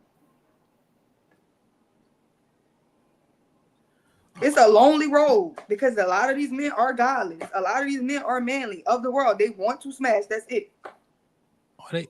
I just wonder, Lady Di, right? When Sherelle is talking, right? I'm just looking in the chat. Salute to everybody. Men keep being input into it. And my question is, why don't women think it matters? Because it's like because women don't think it matters because the men can't tell the difference, right? Or men will get with them anyway. That's the justification. And which that's the main reason why I keep trying to tell them that it's not about the men for me. Don't ever think I'm up here being a mammy or trying to cap. I don't care. But guess what? The number one thing that show you don't care about what men think is you stop giving them your body. No, like I think because if you care about what they think. That's just showing it that you're doing everything for men. Or the men can't tell, which means you don't care about your body. You care about what men think. You care about what men think. I care about what I think because I can't hide my body count from myself. I can't hide who's been inside of me from myself. I wouldn't hide the shame from myself. I wouldn't hide the feeling that you get as a woman from yourself when you're whoring yourself out. You got to sit with that. You can lie to a nigga all day. You got to sit with that. Why you feel uncomfortable sitting with yourself? These men, forget the men. We talk about the men all the time. Y'all know I'm equal opportunity. I'm not going to let men just slide with anything. Y'all know that. We talking about women today. Okay. Go ahead, Di. I want to believe what Sherelle is saying. I think maybe for, a small percentage of women may feel shamed. But if that were the case for a majority of them, they wouldn't keep racking up on the bodies if they actually cared about who's going inside. It's more influenced by what men are thinking and what men are saying because they having sex with them. So they could be having sex with men on the side and have a full-blown relationship. And majority of those guys that they having sex with care about their body count because they're going to ask these questions about your past relationship, who you've been with and all that stuff. They'd ask them because they really want to know. If they didn't care, they wouldn't ask you that question. Them being concerned means they want to know about your past. And then when they respond positively, you think it's okay. Or if they respond negatively, regardless, they still asking the question because they really want to understand your life. So a lot of the influence from men, they say they don't care about the body count, but they do because of men. Because if it was because for themselves, I'm telling you, their numbers would be low. They wouldn't have any. So they're really just trying to compare themselves to men. Most of the time, they're trying to compete all the time. It's more of a competition. Women compete every day with another female, every day. Now they're trying to compete with the opposite sex, which is weird because we're not the same. They're trying to say that they can do it too and all this stuff. It's more of influence of men. So when they hear, or let's say a lady has brothers and she hear, her brother doing a whole bunch of stuff with women or whatever, that's giving her the indication that she could do that. Instead of somebody sitting her down saying, no, you can't do that. So we're not getting taught properly. It's a lot of that too. So some women think it's okay, not being influenced by anybody, just think it's okay as far as just watching the world, seeing women having kids, right? But no husband. How you think you got the kid? You having sex, right? So it's just the world today. You look outside, you're gonna think a whole bunch of stuff is okay. Getting drunk, doing all this stuff. You think it's okay because that's what we show. We could go to the liquor store and buy whatever we want. You just gotta wait till we're 21. Or you could sneak and do it and have your older friend get it. Whatever. It's okay to do some of these things. So I think it's more just influence of the world and influence of men because that's who they having sex with. It don't got nothing to do with themselves. So they want me to put a poll in the chat. Well, CC asked, have you ever been asked about your body count? I don't know. What is the answer? So if the answer is no, does that mean something? Or yes? So if you haven't been asked, are you saying, do you think that means that men don't care? Is that what that poll is for? Pause. Mm-hmm. That's what it is. Like, if the men don't care about the body count, then it doesn't matter. Because men are still gonna be with you. Yeah, if they don't ask so about it can't matter. So they don't even ask about it because it don't matter. So here's the thing, right? And I got this clip, and I got another thing that I want to visit. Now I played this before, but the lie literally happens in real time. The lady in the blue, and then wait till the albino lady talks. I mean, I don't specifically think it matters. Can I ask you a question? Yeah. Walk before you run. Indeed. So miscommunication. Does body count matter? I think we covered this earlier on. I said to me, it doesn't matter, to be honest with you. I don't think it matters. I mean, I don't specifically think it matters. Can I ask you a question? Yeah. What's yours? I don't know. Miscommunication. I said, what's yours? I didn't say what's mine. I don't know. Put him in the fucking bedroom. Get him out of here. Come on. No, I don't know. That's the first red flag, right? The fact that she said, I don't know. Did she say she don't know her body count? I'm sorry. Yeah. Yeah. But who asked? You asked her that? Yeah. He just asked her on the spot. Oh, wow. If they don't tell the niggas that they having sex with him, what the hell you thought she was going to say that out loud? I'm just because she said it didn't matter. Oh, it don't. Oh, okay. Okay. Got you. Miscommunication. I said, what's yours? I didn't say what's mine. I don't know. Put him in the fucking bedroom. Get him out of here. Come on. No, I don't know. I don't know. I think there's a pussy credit score report type situation. After a certain amount of whatever is in a certain amount of years, like it doesn't.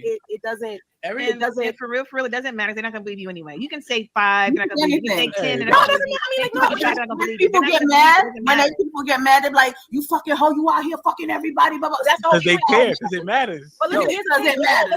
That's question. Certain people to get the rings knocked out of them, man. But let's go to this for a second. It's like this. It's like that kind of conversation happens when somebody, people actually ask that question. I'm gonna be honest with you. That's not a question that I get. I don't get that question. So it's like it's not like, oh, well, how many? That's not a question that I mean, I'm a grown woman. I have a child. Like I'm grown. Like it's like I keep on going back to that. All right. Yeah. We know y'all old. Yeah. All right, look. Now I'm old. How about this? I'm not old. If you're how you say it? You just say it. It's a new terminology. Okay. If your whole phase had a credit score. Oh wow. Would your credit low is bad, high is good? What does that mean in terms of what does that mean? If you got a 500 credit score, that means that you think your body's is kind of like up there in terms of comparisons. Low credit score means low body count. High credit score means high body. No, high credit score means low. So good is good. Okay. Because the less bodies you have, the better essentially your credit score is. Is that what you're saying? We're going to 800. We're going to 800. I gotta help you out here, miscommunication. We're going to 800. I wouldn't even. I think my credit score would be average. Like it would just be an average. It's an average credit score. Okay. Like, it ain't like I'm telling you. It's like I ran through the whole team or something like that. That's not even it. But I'll say no. I mean, let's be clear. I didn't know, but I always say the younger part of my younger days were whoo. My younger days were whoo. And then my younger days were oh boy. And then I got older and I was like, if it's oh boy, it can't be an average credit score. It got to be below. The score. What's someone says, I smell a 6. She's saying that all women are. Someone else said I smell a 600. It's more like a 720. It's more like a 7. It's more like a 720. That's hot. Hold on now. Yeah, no, it is. It is. So that means 720 in my mind is like if y'all niggas are like 45. So that's like 20 bodies. Oh, I mean, I don't know if it's 20 bodies. I don't know. It's 20 bodies. If you don't know, it's too many. 720. She don't too know. many if you don't know. Yeah, that's what she's saying. And I threw 20 out there. They're like, oh shit. Well, I'm doing all right. That's the response. But here's the fly. Go ahead. This is what I'm saying. I feel like these responses are based off of everybody else's emotion with it. Like if they didn't care, like these women didn't care, or you didn't care about, let's say, body count, she would just literally think about this number. I think it would be It's more about when you tell somebody something, what they're gonna respond to. So, for example, if somebody lost their job, right? Would they just outright say, "Oh yeah, I lost my job," or would they be ashamed to say that? If you was okay, like if your response was like, "Oh, it's okay, you'll get another job soon. Don't apply to more jobs, you'll be all right." If you responded like that, I think that person would be okay to say it. But if you respond like, "Damn, you lost your job," and it's all in a negative sense, they're not gonna say that to you. I think it's more of what the response you're gonna get is what women are kind of holding it to. To me, it has nothing to do with themselves. Can I get some chips for breakfast? No chips. Put me on speaker, Sherelle. No chips. Hamp said no chips. Go get some cereal. So 7, so She you said got what she said. Because we did a math one time just to give y'all context, and we was like, yo, so let's say somebody start having sex at like I think Isha said 16 or 17, something like that. Okay. And let's say you get in a couple relationships a year, dating, whatever the case is, and you catch 2 bodies a year. That doesn't sound unrealistic.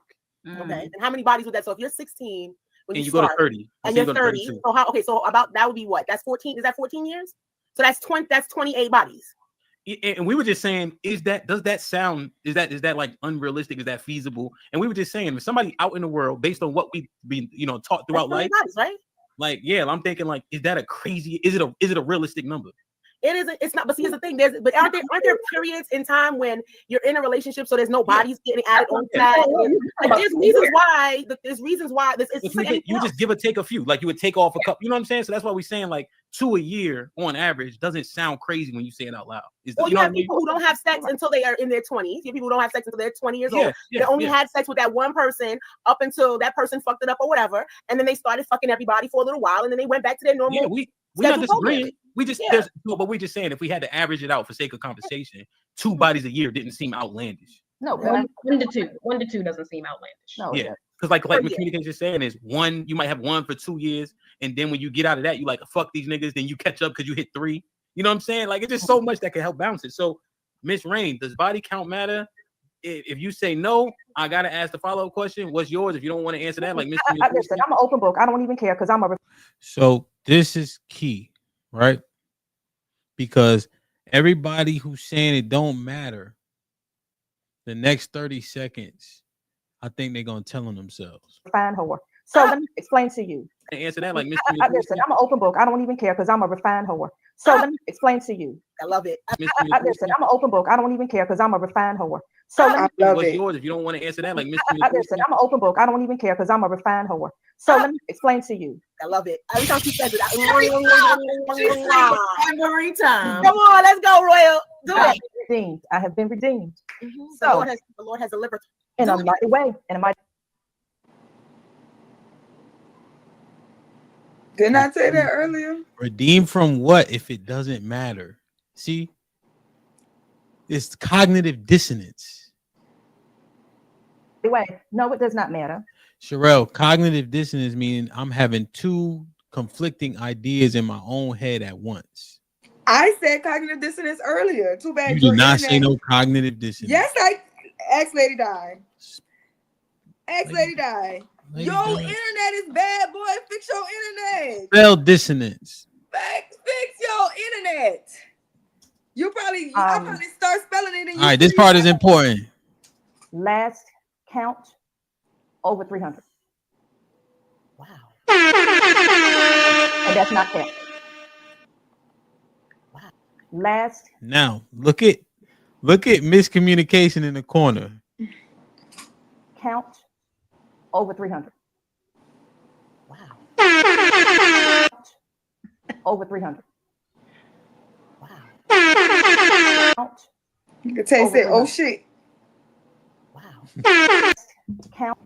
Did they jump? Like she watching a scary movie. Because that's scary. What the fuck you saying? She counted it. I thought they would stop. I was gonna use the excuse for miscommunication. Count. Huh? I was gonna use the excuse for miscommunication, like maybe they stop counting if it get too high. But then she come around and said she counted all 300. Damn, like fuck. But why? Over 300. Why? God damn. Last count, over 300. Wow. And that's not cap. Well, I love laughing. Stop. He must have been selling it at some point. He had to go sit down. Yeah. Where did he go? Where he go? 300 niggas for free, you dumb. Like, share, subscribe, tell a friend to tell a friend. We out. Yo. Like, but the key is all the reactions to everybody who said it don't matter. So it's bullshit. Like, and this be the problem, right? I hate when niggas be acting woke too, right? I know we talking about the women, but I hate that shit. I hate when niggas be running around like, oh, this don't matter, that don't matter. Nigga, all the experiences you share with that woman matters. Motherfuckers be like, well, it's gonna be different with me. Shut the fuck. What are you talking about? Right? What are you talking about? If you you can only experience everything once. Yeah, there's nuances. But generally speaking, if you've done that with somebody else, the thrill ain't there. It ain't the same thing. But niggas be woke talking about it's gonna be better with me. What are you talking about? But she already did that shit. You know what I'm saying? She already did that shit. Like, I just hate that shit. I'm gonna expound on it though. Look, that now they in the chat saying, oh, what HAMP body count? What? Why do y'all keep doing this shit? Why y'all keep comparing it? Why y'all keep bringing them in? That's what I'm saying. I don't know. This is my point. It's always the men gonna be dragged in. It don't matter. Yo, man, Robin ain't shit, man. I'm just saying though, like, come on, son. The miscommunication literally said the thing. This don't matter. As soon as she heard the body count, she was floored. And the lady is albino. She black, but she albino. But it's just lying to each other, like lying to ourselves. We're talking about behavior that's unbecoming. Shiesty stupid. I'm not answering y'all questions. We're talking about unbecoming behavior and the accountability portion. Know what I'm saying? And one thing that was made mention, I'm gonna bring it in just because it's about the behavior. Right? If men are cheating, men usually, from what has the sentiment is, men don't say nothing about it. Like, we don't hold each other accountable in terms of like, oh, you did what? How you gonna get out of it, nigga? What you gonna do about it? It ain't like, yo, you wrong for that. Know what I'm saying? We accepted it and like normalize it. You know? So now we talking about liberation and sexually and shit like that. It's like, yo, oh, you got 10 bodies, you all right? How old are you? Because the body count has to be relative to your age. All this shit just seemed like just straight turmoil. And instantly, when she was saying it didn't matter until she heard her body count, she was the most taken aback by it. I don't think age matters when it comes to body count, because women are having, like, you see how she said 300? She was just having it. So even if she was 30, she probably would have had 300 by 30. I don't know how old she is. I'm just saying. I don't think they care about that. They're just doing it. When they start so like basically what I'm saying, when they start having sex, there's no stopping. They just gonna keep doing it regardless. They could be 20 and still have 300. It don't even matter because they could have started at 15. So I think it's when it starts. Yeah, they say if you had like 20 bodies and you 20, but if you had 20 bodies and you 40, that's more a cop out. acceptable. No, it's not more acceptable. It don't fucking matter how many, like how long it took you to get 20. Nigga, you got 20. Like, and that's the thing. So if the average woman is at 20, in the average, why would marriage? Why would it's a wrap? This shit is a done for. But that's what that was my next question. Like, just the sex and how it's been, essentially watered down in terms of its importance, and what's happening and what it means. When we literally read through what those people said they believe in. I mean, we can't hear you, honey. Me? Yeah. Did he go out for you too, Lady Di? nah. He didn't go out? Ask it again. No, I'm just looking, right? So when we look at freedom or fracture, what did the feminist movement and sexual liberation do to the homes and the families? It fractured it. Do you think that is one of the key things? Like, literally, now is it the sexual promiscuity? Is it just the feminism in general? Like, what did that do when women got all of what they got during those time periods? And look where our people specifically are today. What do we look back on that shit and say? It was worth it? I'm asking, is it worth it? No, it's not worth it. I mean, like, Lady Di, would you give back the right to vote so families could be in unison? Would you give back the right to not have a bank account? Would you give back would you take back the social inequities? Yeah. Only because that was a tough year though. Because only because see, I feel like when you give people something, they take too damn much of it. Like if you're gonna have a bank account and all this stuff, why now you gotta have a emergency fund to leave somebody? Like now you doing too much. I don't know. It's hard to say because even with alcohol, we got liquor stores, but then you got niggas getting drunk out here and they having DUIs and all this stuff. Why are we taking too much of what is given? I think you should be able to have stuff and just learn how to manage the shit.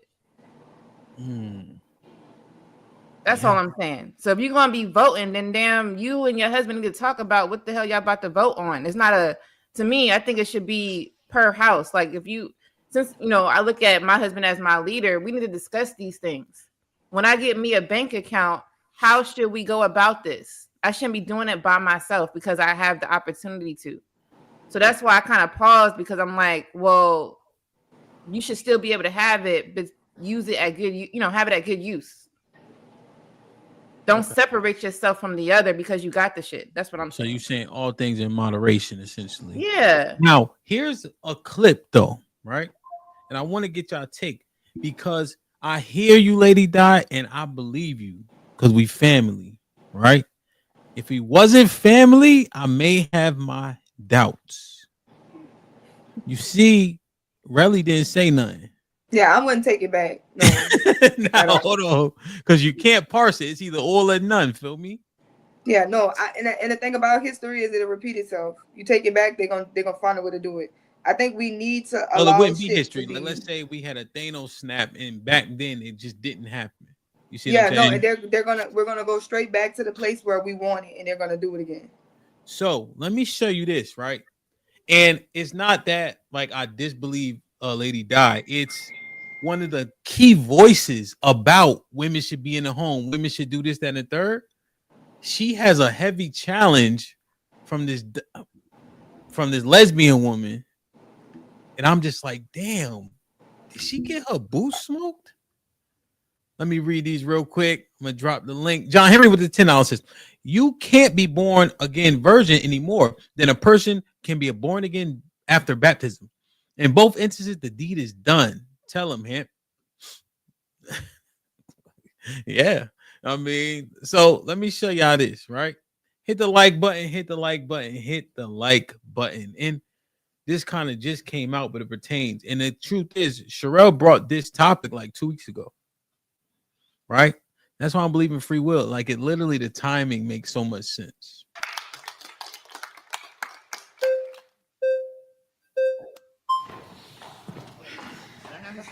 All right. Jasmine, nice to meet you. Okay, so you say that women are more fulfilled at home with kids than going out into the workforce or getting educated, but that just really doesn't bear out when you look at the stats, when you look at how working mothers are way less likely to be in poverty. Maternal education is the #1 predictor of childhood outcomes, better scores, getting higher incomes in the future, fewer behavioral problems, better mental health. So it's weird to me and college educated women are least likely to get divorced, and they're the only women, the top 10% of women are the only women whose marriage rates are going up. So they're getting married, they're staying married, and their kids are doing better. When you look at stay-at-home mothers, you see that they're more likely to report being depressed. They're more likely to report having anxiety and anger and all these types of things. So how can you say that? Seems like a woman, if you want to get married and have kids, you should go to college and have a career. So it sounds to me like we are looking at totally different statistics, because everything that you said, I've actually read the exact opposite. I'm glad we're on a fact check show with you. Right, exactly. Oh, it's so exciting. That's going to be amazing. Okay, because I know, like I said, I think what we're talking about is that there was this widespread report on female happiness, and I know that it was formally debunked, and it was. That's not what I'm talking about. Pew Research, right. University of California. In fact, working mothers today spend more time with their children than women did in the 1960s that were at home. Okay, well, women that are at home are obviously spending more time with their children than the people who are at work. And their today. children are not faring off any better, and they're faring off worse. How are you measuring their children faring off worse? How likely they are to higher incomes, better scores, fewer health problems, fewer behavioral issues, and better mental. So the just to get back to the claim that I'm making here is that it is obvious that women who have children are going to be more fulfilled. How is that obvious? Because you said so? No, it's not obvious because I said so. It's because when you look at all the statistics in terms of women who are choosing not to have families, they are, as the person who just sat here before you mentioned, they are suffering from more depression. They're suffering from more anxiety. And that's not true. Okay, it is true. It is actually true that women who are choosing their careers over starting families are finding themselves leaning more onto medicines like Xanax, anxiety-inducing medicines, and depression, because they suspended that time frame where women really should be looking to find a partner and to start a family, because they were instead pursuing their careers. And why are they better off? It is a dishonest, it's totally a dishonest narrative that men and women want the same things out of life. We don't. We absolutely do not want the same things out of life. In fact, we don't even measure success the same. Men and women don't even measure success the same. So, okay? but tell me how the women who are working and getting educated, why are they faring off better in all of these? I am telling you that I do not believe they are faring off better in all of these measures.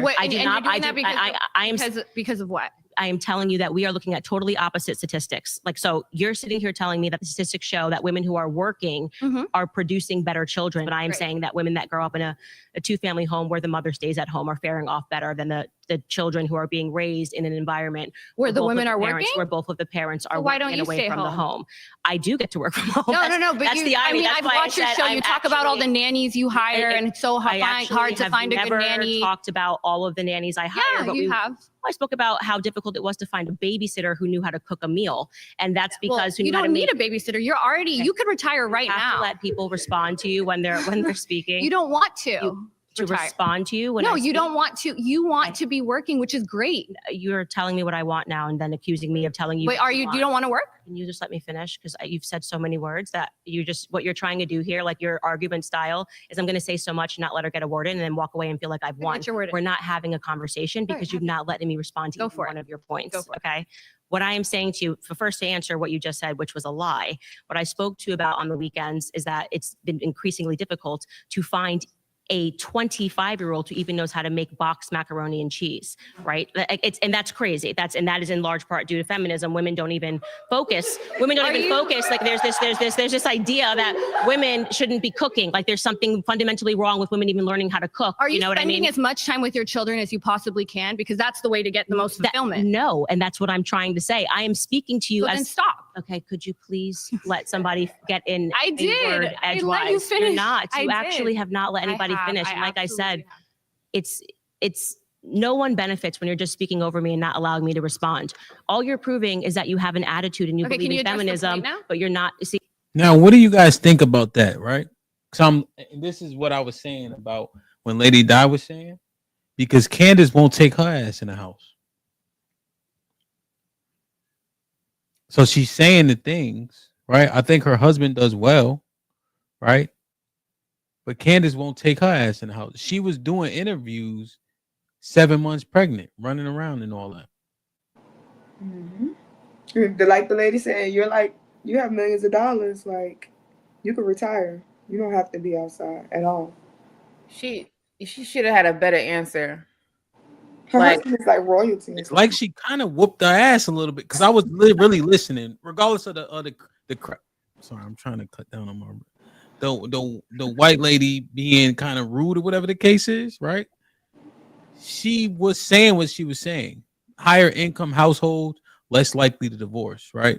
The education does go hand in hand with, because usually you get a little bit more money, goes hand in hand with successful in terms of relationships, right? If you have two educated people, right, and let's say their schedules aren't in too high of a demand, you can instill different levels of value and, education into the kids, right? Just even the cadence or the vernacular that's used in the house, right? A kid would be better off.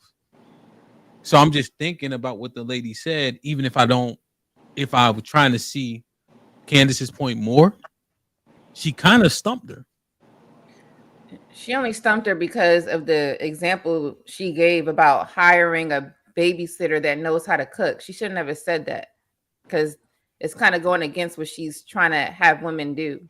She should have cooked the meal and have somebody watch the child for however long she need to be watched. If we're trying to bring back women cooking and staying in the house raising the kids, because even if you're staying at home, there's gonna be a time where you need somebody to watch the kids for that moment. That don't mean that you now working hard, but she's also working hard because she's old. She's on here having this conversation with them, and she's always out having interviews, which that's what she wants to do. But she's not home with her kids, which is still going against what she's trying to say, I guess. But it depends on what she wants to get out of it. Is she trying to help people or is she just trying to get attention? Candace Owens, I'm talking about. Mm-hmm. Huh? Queen Grifter. I was saying, is Candace Owens, is she out working? Because that's what she's doing right now, even though it's her own business. Is she out working because she really wants to help people? Or is she out working because she wants the attention? Okay. Yeah. So, I mean, that's the question. That's what was posed to her. So the point that the girl saying, because Candace's negative point is her reality. Right? The negative point, women should be in the house. Right? They're happier there. But she won't stay in the house. And she can quite literally do this virtually. If she's saying it's hard for her to find a 26-year-old that can cook, 40-year-old that can cook that could be in the house.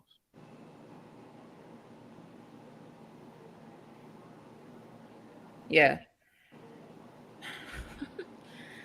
I don't know. She should, like I said, she should explain better. Like the babysitter she tried to hire, she should explain why she did that.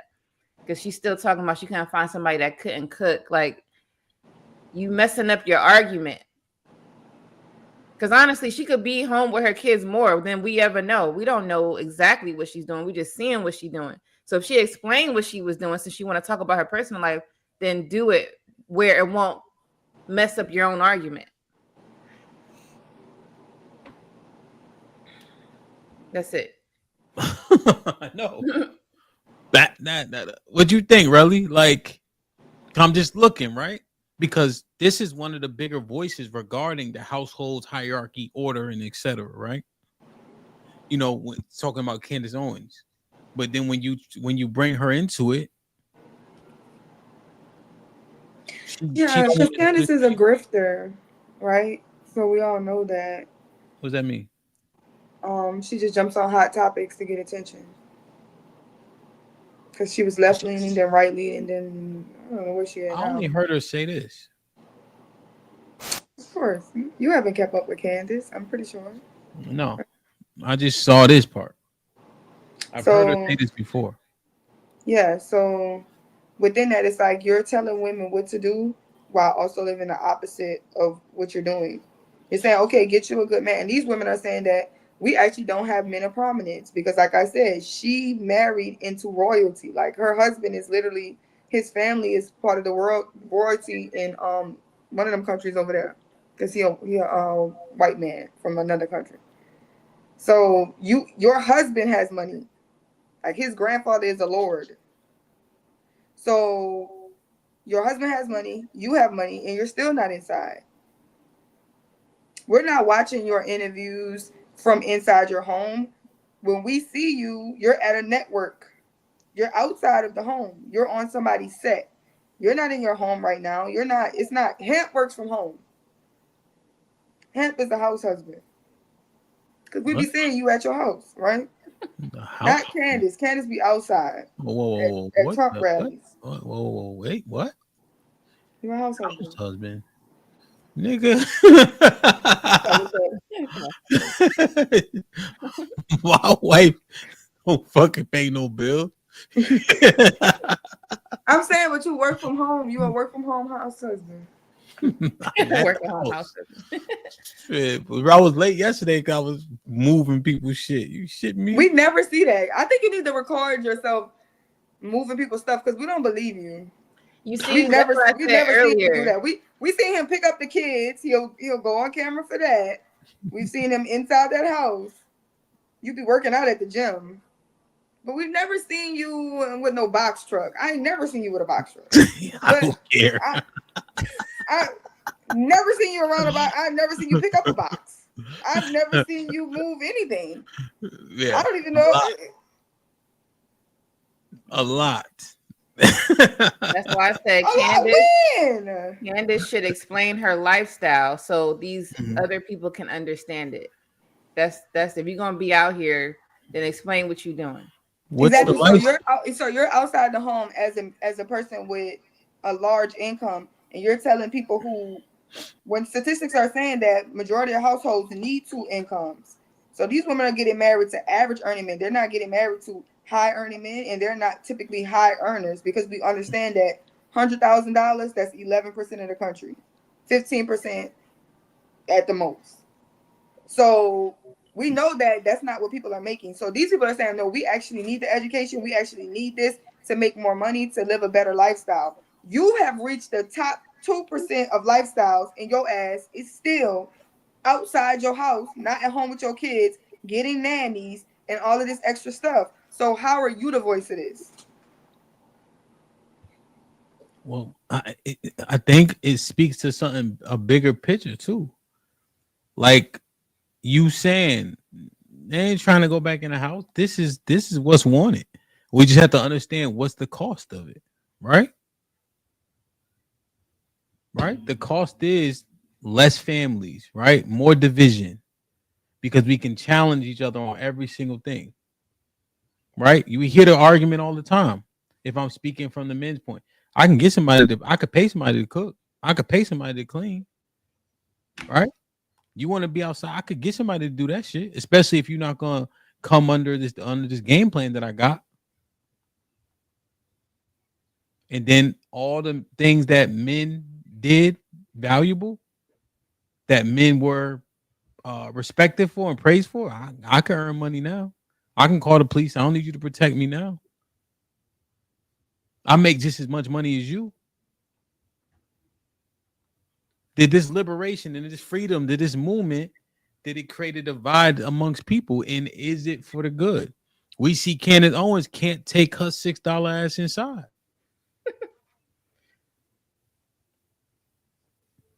Like, and this part is how I knew she was scrambling. I ain't gonna lie. See, that's what I'm saying. You just have an attitude, and it's not trying cute. to. It's performative. I'm actually address my point. I will be quiet if you address my point. Does anybody actually feel here that I am being allowed to address any of her points when she just keeps running over me? Like I'm literally trying to answer your first point of you saying that I don't stay at home. Yeah, fair that was point. really weird. Yeah, fair point. Obviously, I get that you're all anti-Candace and pro-feminist, but also it's not productive if you're not actually. Okay, address the point. You spend more time saying that I'm not addressing that you don't have a chance to talk. I mean, the whole time you could have addressed the point. You could have talked. I go for it. Just want you to know that you're not coming across as somebody who wants to actually have a conversation. So to get back to the claim, because I don't even know where you're at. You're now talking. You're saying that I said stuff in my podcast. I'll go wherever you want to go. I never said. I'll go wherever. So do you want to start with me working at home? Because I work at home. You just said something about me working You at travel home. all around the world. Okay, you do speeches, and I love that. I love how ambitious you are. That's a really great trait. And if you were truly said that, you would be more fulfilled. Now, one thing you do find is women, they don't want to stay at home when you pull them. They just want flexible working hours and flexible working conditions like you have. And I think we should all advocate for that. It's not one or the other. But when you sit here and you go, you'll be more fulfilled doing this and spend all your time doing that, we would love for you to leave the public eye and go focus on what makes you fulfilled. Okay.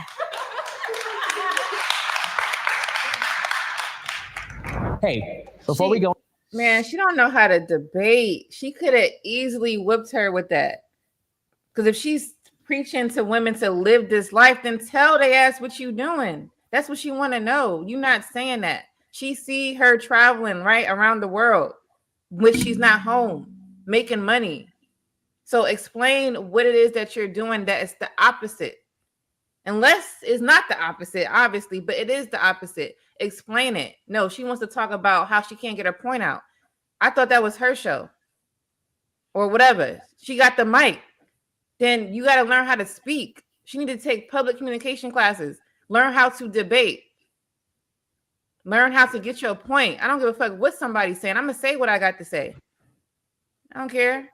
She's, I don't know. I guess she wanted to be professional. She ain't know how to do it right. So I feel like that could have been easily avoided. Now she look dumb. So the brother said this is her claim. You get more fulfillment on having kids and just have a career. Or Strada said the prompt was no career will give women more joy than children. Her personal life is actually moot because she earlier said, no, hell no. Okay, I'm talking down. I'm on mute. Yeah. That's the thing, right? That's the danger of, that's why I said, no, I would never sit up here and say, let's roll it all back. You roll it all back, Candace, you're not Candace. And you don't get to travel the world, which means you don't meet your white husband.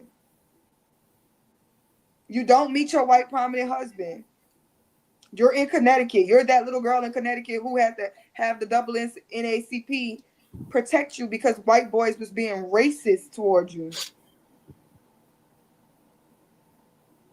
That's who you are without feminism. That's the thing.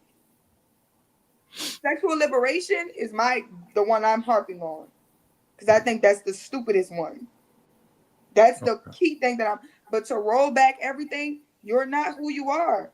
And it's a slap in the face of the women who are pushing for your rights, and they're not telling you to take advantage of every right that you have. They just want you to have the right to take advantage of it if you want to, because every woman is different, correctly. Now, once it's happening, then we're gonna have to make corrections. Then we're gonna have to see what's the most problematic thing, and we're gonna have to pull that back. It's ours to build and destroy. But it definitely fractured it. So once we see something, once we cook the cake, we can taste the cake and be like, this should need more sugar. It should need more salt. It needed more butter. It needed more milk. Now we fix it. We make a better cake. But it don't mean nobody gets to ever eat cake ever again. Because then your ass ain't, see what I'm saying? You're not Candace without feminism. Sorry to break the news. I'm not Sherelle without feminism. Sorry to break the news. So you can't be telling them, let's roll it all back. When now you actually have the opportunity to sit around and just sit in a house, what you say makes women happy. Bye. Leave the public eye. Lead by example. Don't talk about shit you ain't doing. Now you're the exception to the rule, then we all exceptions to the rule. If you could be the exception to the rule, I'm be the exception to the rule. That's the thing about the exception to the rules. They make people say F the rules. Yeah, and she wouldn't be an exception, right? She would be the norm because of the fracture of the families and the competition amongst men and women about earnings and pay and who should be doing what, and it should be 50-50, and how there has to be a balance between work and life, right? That is a genderless conversation now, right? Because that is the norm, because most people work in majority of households. So she's literally no exception at all. And she can't do both, i.e., I need to find a babysitter that can make macaroni and cheese. Aaron with the $2. It was a gay white billionaire who women leaders. Marcus with the $5. What up, brother Hamp? Question for you and Lady Di, which is worse, a white feminist or a black feminist? The white one, she white. Sophisticated. 20 ball says, shout out to the house husband. Wow. Brother. Put him in the fucking bedroom. Get him out of here. Come on. Get it, jerk. You ain't shit, good brother. Good to see you. John Henry with the $5 says, Candace was supportive of the white guy who shot and killed Ahmaud Arbery. How? How the fuck was she supportive of that? She support all that shit. Do you watch Candace? No.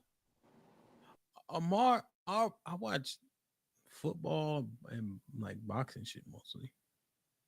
I like crime stories too. Wait. The Ahmaud Arbery talking about when they jumped out the truck and shot him with the shotguns? The fuck did she? She was on the side. She thought it was okay what happened to Breonna Taylor. Yeah. Okay. What Breonna Taylor? She was in the house asleep. They was looking for a boyfriend, right? Matt P with the $10 says, so a black woman that get it popping like Candace can't go make money? Everyone else does. Niggas is crazy. Candace would fit in perfectly on this side of YouTube. Conservative niggas hate who others hate. Shaking my head. I don't know. I'm not even sure what Matt talking about. We talking about the prompt where it said that women would be more happy taking care of children in their careers. The criticism of Candace that her career is her thing. She was 8 months pregnant, still touring and doing interviews, still flying, still arguing with people, still doing the talks at the schools. So she's making an argument that she's not living and frankly unwilling to live because she can do this show that she does from her house. That's what the argument is. I've liked some of the stuff that she said, but I'm just talking about this prompt in itself specifically. Aaron with the $2 says, Cheeky want the stampede life. No, he don't. I'm trying to tell you. I just make it look easy. Perfect. 20 ball says her message isn't that it's bad, but it's coming from the wrong person. It's like a business owner telling people to stick to their 9 to 5 because it's not likely they'll become as successful as they are. That's actually a very good analogy. That's actually a very okay. I understand that because that's my recommendation to most people for sure. Right? The thing is, though, right? I guess the only retort is we're looking at the benefits because these things seemingly rival each other. So if she wants to work, then her kids suffer. See, that's the one thing here. But I understand what you're trying to say. She's an exception because she can do both, right? And she makes choices to go fly out and do the shows or whatever. And she can pick and choose. She don't have to leave. It's not imperative to her life. So I understand that. John Henry with the $5 says, not the house husband's nonsense. Ain't no homemaking woman marrying a man competing for quote unquote her job. Reaper with the $2 says, they said Hamp is a black Bob Saget. That's fucked up. Who is that? What is Bob Saget? Full House. Oh, what did he do? He's a stay-at-home dad. Y'all niggas watch Full House? Yeah, niggas watch Full House. That's crazy, son. She leaves with the $10 says, is she really working or is she doing something she loves and gets paid to do it? She ain't got to answer to nobody but the husband. I disagree with y'all a little. What do you mean? Is it working? Yes, it's working. Is she away from her kids? No, it's just not taking care of them. Yeah, I think they're missing what she was trying to explain about women staying at home versus working. So that's what we're talking about. Yeah, I think that people can find a thing that they like and they can do 100%. Doesn't negate it from being work, right? I mean, and I think, yeah. Go ahead. If you working is work, you could like what you're doing. It's still work. It's still labor. I mean, I get what you're saying, but it's the same thing. To me, if she wants women to stay with the kids, is what she's saying. She could have her kids go with her, and then they do the homeschool thing, and have grandma or somebody, right, take care of the kids and keep it in the house. She could do that, and it would be the same. It would be the same as a lady staying at the house. It just depends on what she wants out of it. Because what's happening is if she's always leaving, then somebody else is raising those kids, and that's what she's trying to get away from. Somebody else is raising the kids. They're helping out a little bit too much, and it's not family. She's hiring babysitters. She ain't got no family support. So they're going to get influence from that babysitter, just like they do at daycare. Mm-hmm. And if she's against that, then what the hell you hiring a babysitter for? Yeah, and again, the exception argument seemingly falls flat, right? For that show, yeah. What you mean? What that show that you showed us the clip, if that was the point for that segment, then it goes against that there. But I don't know like her other videos what she talks about exactly. Do you think most people want to stay home and take care of kids or go to work? Let's talk about COVID, and I'm gonna answer the question with that. Right. As much as I think that I agree with her when she says women will be happier if they're at the house. And I'm gonna talk about my story in a minute. When COVID happened, they hated being around their kids. I used to have people I even know, they wanted to go outside and get away. It was too much for them. They couldn't even teach their kids simple math. They didn't even want to teach their kids. They was upset. They was getting depressed being at the house. Women who have privilege, they don't have to work. They was mad. It was too much for them. So honestly, I don't think women want to stay at home because they had the opportunity for the ones that was affected, that had the opportunity to do that, and they hated the shit. So they really want to be outside. Me personally, I have 2 degrees. Okay. Mm-hmm. When I went out to work, guess what I did? Later on, I quit my fucking job because I like to be at my house taking care of my kids and my husband and myself. I like doing that. When I had to leave and go work and stuff like that, and I was working at home.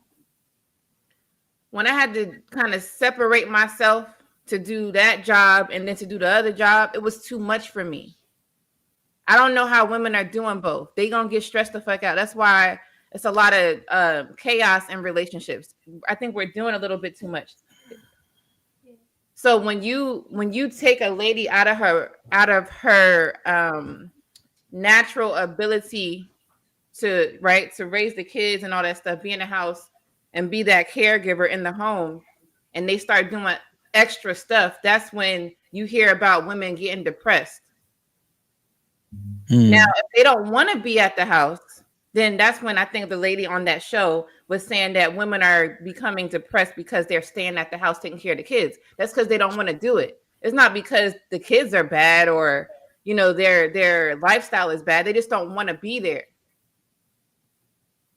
So if you really want to be there, you're going to be there.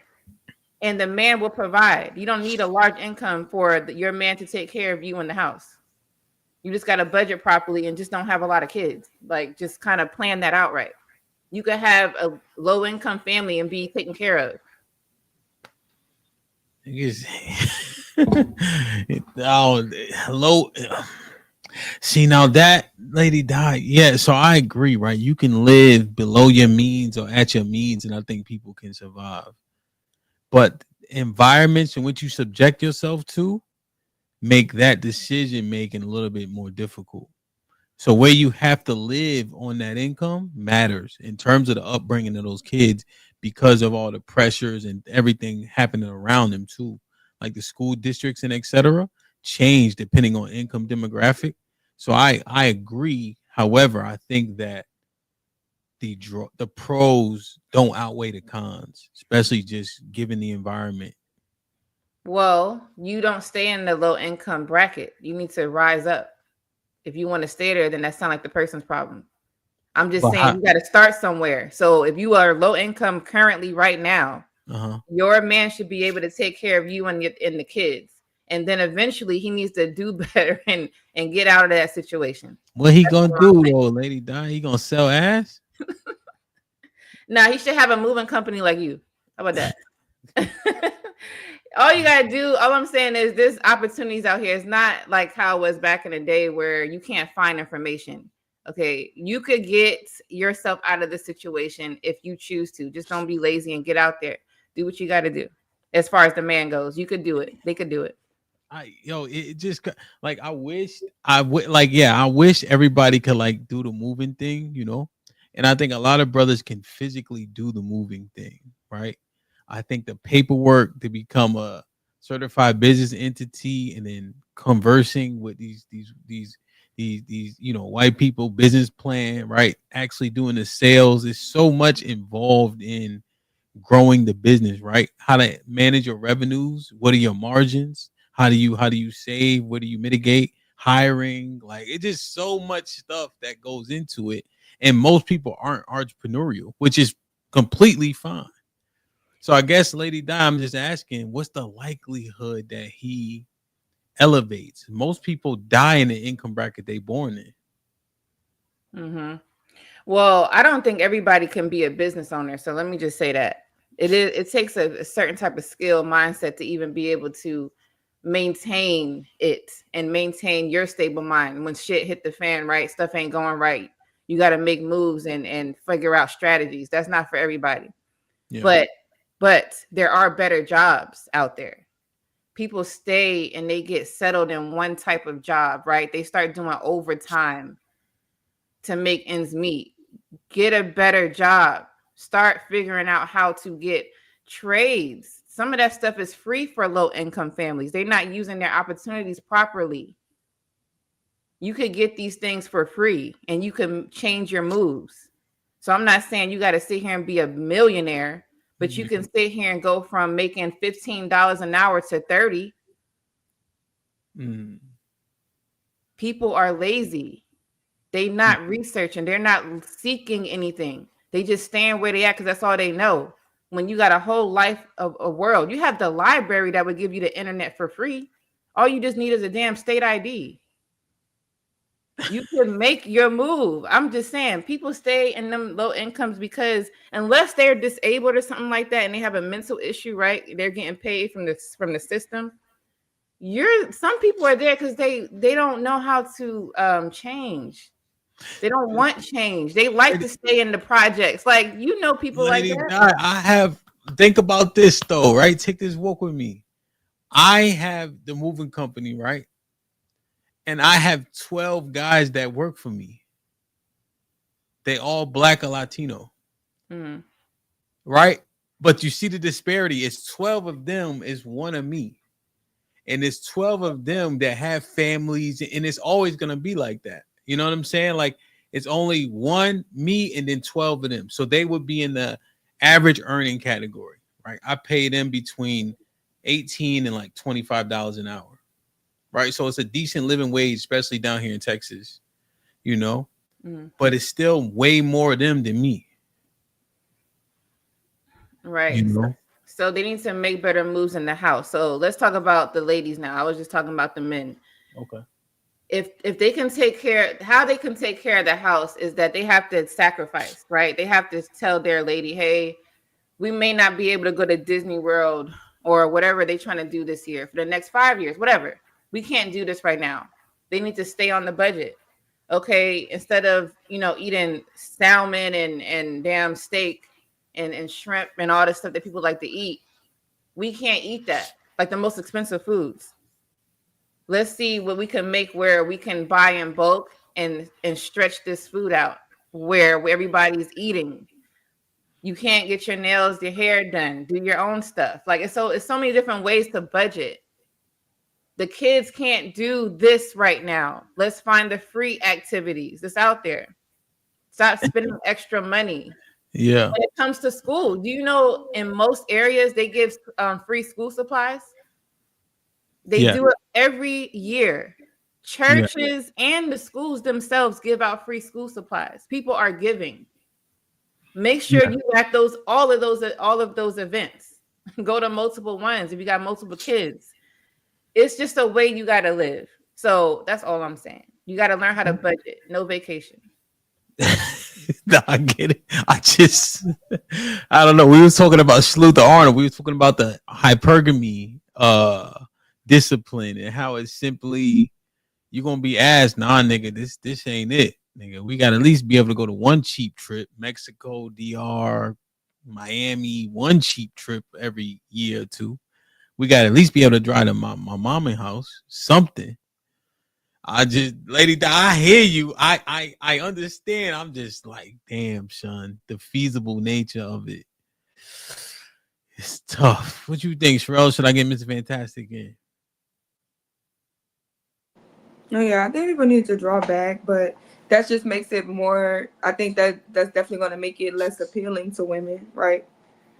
You know, because it's a new wave of women and they're just not having kids at all. They're opting out altogether, right? I'm part of that wave. So when it comes to this whole sacrificing, that era is over. So I'm just telling you, we're going through the history of what destroyed it, but it very much is destroyed. It's more than fractured. It's a wrap. So sometimes the conversations that we're having is about something that's dead. See, we need to just weep. Okay, now that we can. Okay, let me read these real quick. Hunting wisdom was Alicia. What's going on with the announcements? Unburden her so that she can love and nurture with her whole heart. I wish. Aaron with the $2 says, Lady Di just proved why hypergamy is undefeated. Combo Guard with the $2 says, most trades can cover it. Most trades can cover it. Truck driver, plumbers, etc. Arnold with the $5 says, HAMP, every show is connected. The lifestyle is okay till she says it's not. Hypergamy discipline is unnatural. John Henry with the $10 says, people stop trying to raise families on, quote, entry-level jobs, end quote, and then blame Hispanics for taking your jobs. Fast food, retail is entry-level, not career sustainable. Mr. Fantastic, what's pop? Brother. Yo, what up? Shout out to everybody, man. What's up, Sherelle? What's up, Lady Di? What's going on, man? Yeah, man, I literally just watched this because, you know, they had Prince Fella on there and everybody was talking about it. She didn't really say anything. I think it's inevitable, like Sherelle said, for the most part. Even if you didn't give women the rights, at some point in time, women would have did what they're doing now, and they would have manipulated childbirth or something, or sex or something to the point of where men had to do it, right? So I think what happened over time is men became too benevolent, right? Because listening to the women. And then, you know, women aren't equipped to really handle power. So even when you give women power, they don't use it properly, and they're selfish as fuck, right? So being that they're selfish and they're only worried about their interests, not even the children. This is men and children included. If I'm not happy, nobody's happy is the attitude. So this whole thing of going back, I think it's a Pandora's box situation where you can't reverse this, because now you're asking women to give up freedoms. You're asking women to give up privilege. You're asking women to give up power, right? And that's a human thing that it just never happens. It's always it has to get to the point of where it's so degraded, right? Until where it's no option. So until we get to that point of where society or the world as a whole is corrupted because, you know, you've given women too much influence, power, and whatnot, ain't nothing gonna change. But Mr. Fantastic, I asked the question when my opening monologue. I said, "Yo, okay, so y'all." I asked, "Do you guys believe in the Abrahamic religions?" Right? The people who were here at that juncture, majority say yes. Yeah. So then I started reading out of one of the texts, the Bible specifically, and then the Torah, if you want to get a little bit more in depth, right? And I read because they said they agreed that they believe in this stuff. Mm-hmm. You know, and it was about chastity and sex and how important it was, right? A woman's countenance, how she moving the earth. So if they believe in that, that still applies because they said they believe in it. Yeah. So why can't we go back to it if they already told me they believed in it, which is why I read it in the first place? Because it would cause it would. And I'm talking about the sex stuff. I ain't even talking about all of the rights. Oh. But I'm talking about like the sexual liberate, because that's what the main crux that Sherelle was kind of like pointing out. Oh, okay. So just the sexual aspect of it, because I was about to say, hell, you got to fight for that for sure. It's like shit, that's the one. But nah, yeah, because like you said, it's like sure. I did hear that part. I didn't hear your monologue, but I came in when you guys were talking about. Sherelle was talking about she's holding it to the women. The women control sex, HAMP. It's on the women. The women was the one that put their titties out here in the 60s, right? So you they had a fucking women's a lot of these women protests, man. Listen, this would have been a teenager's dream like 30 years ago. All day, every other day is women fighting for something with their titties out, right? So until the women have the change in how sexual liberation should be handled or whatever, it's not gonna change. It's not gonna change, bro. So they control the sex thing. Yes, women control sex 1000%. In modern times, it's without a doubt. This is no longer like you said. There is no, hey, your father chooses your husband and gives you over to the husband. No, these women have complete total autonomy about who has access to them in any way, shape, form, or fashion. Are you saying just because men always want sex and why they control access? Well, no, in both ways. Not just men always wanting sex. Whether you want it or not, it's inconsequential. You can want sex all day. If that woman want to have sex with you, you can't have it with her. No, I'm saying it's because we have an insatiable appetite for sex is why they control it. No, I'm saying no. All right, so like I'm about to get busy with a chick. I'm laying on the bed. She get on top. I control access at that point. Oh, I got you. Okay, yeah. So that's a rare. In that case, yeah, but that's rare. What you mean? What's in how many cases are women engaging in sex or chasing men for sex? Is what I'm saying. No, I'm saying you about to get jiggy, right? And I'm about to go take a shower real quick, right? So you lay down. You know what I'm saying? She come back in the room. I'm chilling. She start doing it. She get on top. I at that point, do I get control from like hope? Or if I let her go ahead and do what she's doing, like who? So you're right, yeah. But nigga, we talking reality. We ain't talking fantasy, nigga. Ain't nobody turning down no pussy. Ain't nobody turning down no pussy. Ain't nobody turning down that mouth. Neither top or bottom lips. Niggas not turning that shit down. Get them out of here. So that's why I'm saying, right? If it's because men generally want sex because we ain't turning it down. That's why they control access. It can't be because she about to be on top, so I control access. You see what I'm saying? Like, what is how does it work? So that's what I'm saying. Because at the end of the day, like you said, you can there are other options, right? You can just if that was the case, niggas just masturbate all the time, right? I mean, the object is to get a nut off, right? But no, it's the interaction with the woman and actually having sexual access with that woman. So like I said, then we get back into the biological imperative. I don't know why niggas hate it, but again, it's something you cannot control from a primal instinct. Of course, I'm not just saying, you don't know mystical pussy crook type shit. Ain't nobody out here just taking the pussy. Okay. But what I'm saying is you are, again, that's why it's the biological imperatives is not an excuse. That's literally how we're wired, and you can't, you know what I mean? Yeah, no, I got you. I just want to, because when we say the access thing, I think it is because we the biological imperative overrides logic for us oftentimes. Even still, let's say though, right, Hamp? So even still, even if you in the process, right, and she say stop, what you gotta do? Stop. All right, so she still grants access. It's not But- the same for you. You but can't. You can't. Riverside though, right? So if she on top and I say stop, what she got to do? Nothing. What you mean? Exactly what I said. Nothing. She can just keep going. Hell yeah, and not only keep going, lock her legs around you so she can't get off, and you gonna motherfucking shoot that motherfucking what's the name too? That's what, nigga. What are Only we talking person I know stronger than you is me. Huh? You can't get. You hear me? Only person I know stronger than you is me. You Well, can't get her off. again. Him, there are Wait, compromises. sorry, what'd you say? Listen, yeah, ain't no nothing, huh? I said that's why I said, huh, nigga. Listen, you got one arm. We're not gonna do this today, okay?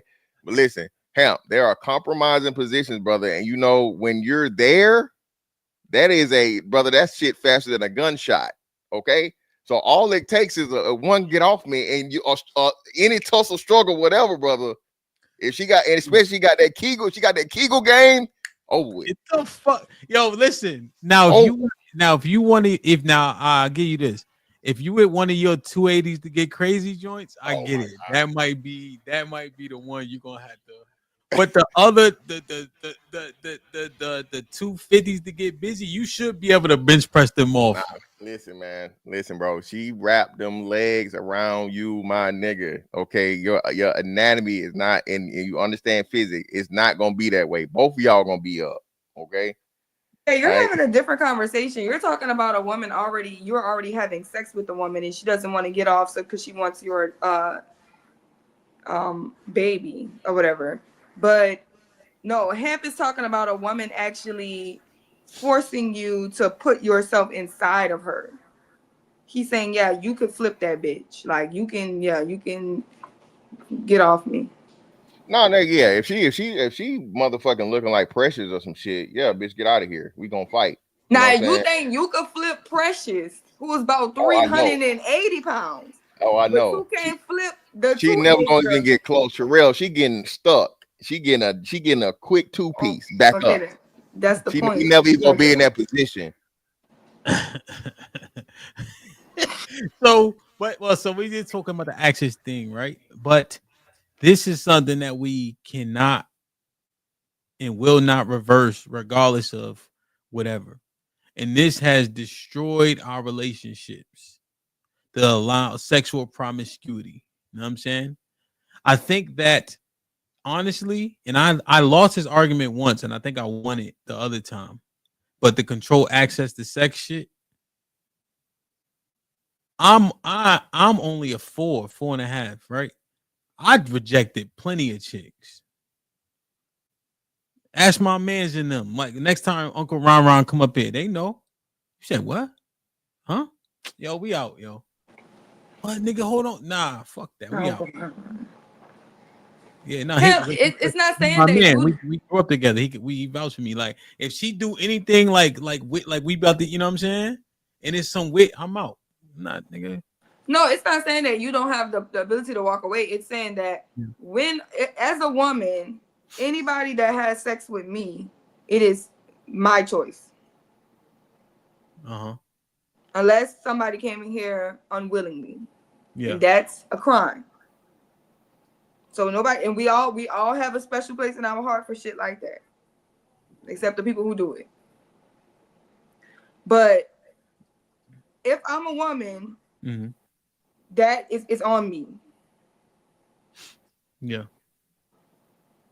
It's my burden of my body because I'm being entered into. You're not being entered into. Some men, you know what I'm saying? There's a marginalized group of men who are being entered into, but that's not what we're talking about. But you're saying access is entry. Yeah, entry. I control entry. Not fantastic. How the brotherfuckers get in this conversation? I'm just saying because I don't want to. It's Pride Month. Oh, never mind. It's July. Nah, that shit over with. Shit over with. Okay, so yeah, I'm the entry. So whoever comes here, it's on me. Whoever I let in my house, I let them in here, unless they're an intruder. Thank you, Sherelle. All right. Yeah. But you coming to my house. I'm not coming in you. You coming to me. Pause. Nobody's coming in. But I'm just saying, that's what it is. It don't mean that men don't get to select the type of women that they want, the houses that they like. Oh, like I like that pretty house. I like that house. I like that house. I want to go there. But it's just like sinners. You gotta get in. Somebody gotta tell you, yeah, you can come in here. They don't mean they got some abandoned houses with some sketchy looking creatures in there saying, come over here. You're like, I don't want to go there. Yeah, you get to pick the house you want to go in, but I have to allow you in this house. Okay. Nah, that's fair. You're like a haunted. I ain't going to no haunted hallways. That's fair. So, Mr. Williams, I don't know if you was here. Oh, yeah, you was here earlier, right? But just the conversation. The freedom fractured the families. What? Yeah. Yeah, it did. Right. The freedom fractured the families regarding the sexual liberation. The fact that we having conversations with women regarding body count, and since we can't tell how many penises been in her, it shouldn't matter. And I just hear that statement. I'm just like, what is this? And the reason why I can hold them to task is because when I opened the show, they said they believe in the Most High God of the Quran or the Bible. And so I'm just wondering, like, what we are. So I can't tell how many penises been inside of you. So there's no accountability there. It doesn't matter because you got Kegel and pelvic floor exercises. And this not my premise. Sherelle came up with the freedom fracture, the sexual liberation, broke this shit down. Right? So what you think? It's a rough one, man. Like it really is a rough one. Because I look at it in different ways. I look at it like I'm saying feel as though we created hoes to a degree. If you look out, even when we're growing up, when we were kids, the things that we did to get the box, to deal with the females, to talk women out of their drawers, even when they had a man. And you know, when you ask, hey, where you got a man? Yeah, I got a man. Well, he ain't here. And then next thing you know, we calling her a hoe, but she told us we had a man and we didn't even go. You know, it's just certain things I look at. How we were raised, the men that we seen do it before we did. I just feel as though this sex shit is real deep because it is a big problem. Okay. I think it's the biggest problem. So Sherelle, Mr. Williams put it on the men. Yeah, so this is my thing on why we can't put it on the men, because like this is the thing. If something ain't shit, it ain't shit. When I allow something that ain't shit inside of me, now we equal. So the whole idea of us letting go, the standard being marriage, is that you're going to say, well, men can cheat. You may not know if that man is married, but you damn sure know if he's married to you.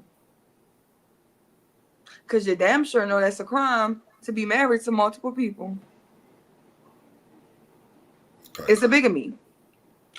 Let's say he lying. He got another wife somewhere. Is he your husband? Then why he inside your body?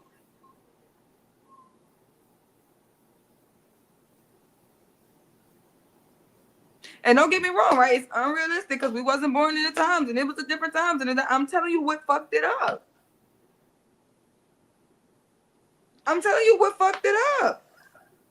That's just the truth. Because I know if he took me somewhere and made me his wife, I don't know nothing else. I know this. Whatever issues we got to deal with down the line, we'll deal with those. But one thing I know is if the standard was you can't be inside of my body unless I'm at the courthouse and we got the papers, then we ain't dealing with half the problems that we dealing with because niggas ain't never taken a joke that far. Niggas ain't taking jokes. And don't get me wrong, that don't mean that every man takes his marriage serious. I'm trying to cover every bullshit that anybody can say. But most niggas, majority niggas, look at the marriage rates. They ain't gonna take no joke that far. Yes, if all they gotta do is say they love you and buy you a couple of dates to fuck, then they'll take a joke that far. They got that much time. They have those resources. Yep. Talk you to death. Splurge on you to death. Cause what's if it ain't tricking if you got it, that's what they say, right? But if you ain't no hoe, sign the papers. Niggas ain't never taken a joke that far. And he hell. So I ain't about to go make you an honest woman. Now that's when you're losing your mind. But if a man feel like that, a man feel like I'm not gonna make you an honest woman to have access to your body. Why are you okay with that? Why are we okay with that? Why are we wanting to make that a social norm? Now we have to deal with that being a social norm. But what the fuck was wrong with y'all wanting to make that a social norm for us? Because that's a battle for us now. yeah, Out here running numbers up, being uncovered, having to work hard, having to be stressed out, having to be depressed, having to deal with kids, majority on our own. For what? majority on your own is not true. Women have their children majority of the time on their own. No, Even if the man is involved, the children are majority of the time with their moms. Yes, they are. Oh, you said alone. Yeah, like even if the dad comes around and he's there, the person who's like dealing full time with kids, the aggravation of them, women, moms. But we know that. You know the argument is this, right? I just want to present this. You know the argument is, tell me who's a virgin. Tell me who did what you saying. What's the reality? And I'm saying that's the problem. Is that what's normal is right? All the perversion, essentially. Mm-hmm. So we justify it. The retort is, Sherelle, shut up, because ain't no virgins out here. Fuck, she got to shut up for? Ain't that the problem? Tell you what led to the problem. We don't have a bunch of STDs. We don't have a bunch of broken homes. We don't have all of this shit. If we would have just stayed in order. I'm not a virgin. I'm not talking down. I'm telling you what the fuck the problem is. I'm talking about what's the oops. How do we looking at something and we're saying this shit is fucked up. I'm trying to bring you back to this is how it got fucked up. This is what we started doing. This is what we thought was okay. So and when we thought that was okay, we fuck shit up. So when we say, and it's for everybody, right? Mr. Williams maybe first. When we say the men did this, talked out of drawers and all that, right? Okay, we understand that. But if we saying my body, my choice, women control access to sex, it's very, very difficult at that juncture to share the implications, right? We understand that there's what's it called when you are culpability, right? But the overwhelming percentage, if we agree with my body, my choice, and women control access, it's hard to share that percentage equally. You know what I mean? Because regardless of its talk game and all that, she makes the choice, right? Most people agree that women control access to sex. Go out, Georgie. Until, and then when I start fighting it back and all that, then they like, come on, bro. You know niggas want to fuck. It don't matter. So it just but that's it, right? So like if you got that shit and that shit it was good. Reese was good. Arkansas, what up? My bad, go ahead, bro. If that shit's so good, they just want to fuck so bad, put a standard on that shit. Cause you dropping your standards, dropping the whole standards of the whole fucking world. And men cheat. You know how they cheat? Cause bitches fucking niggas. That ain't their husband. Yeah, it's a woman involved in that process too. But that's what I'm saying. Like to just retorting Mr. Williams, you know what he was saying about the men that do this. But if she control access, my body, my choice, right? She want absolution over those things, right? And claim that yes, women control access because he have to enter. And then you couple that with the intuition, alleged. Wait, what's the other thing? Women are smarter than men. Women are old, like they outgrow men, right? They develop quicker. You can't put all that shit in a soup and then be like, but nigga, you got to take 60% of this blame. That shit don't make sense. I'm bugging.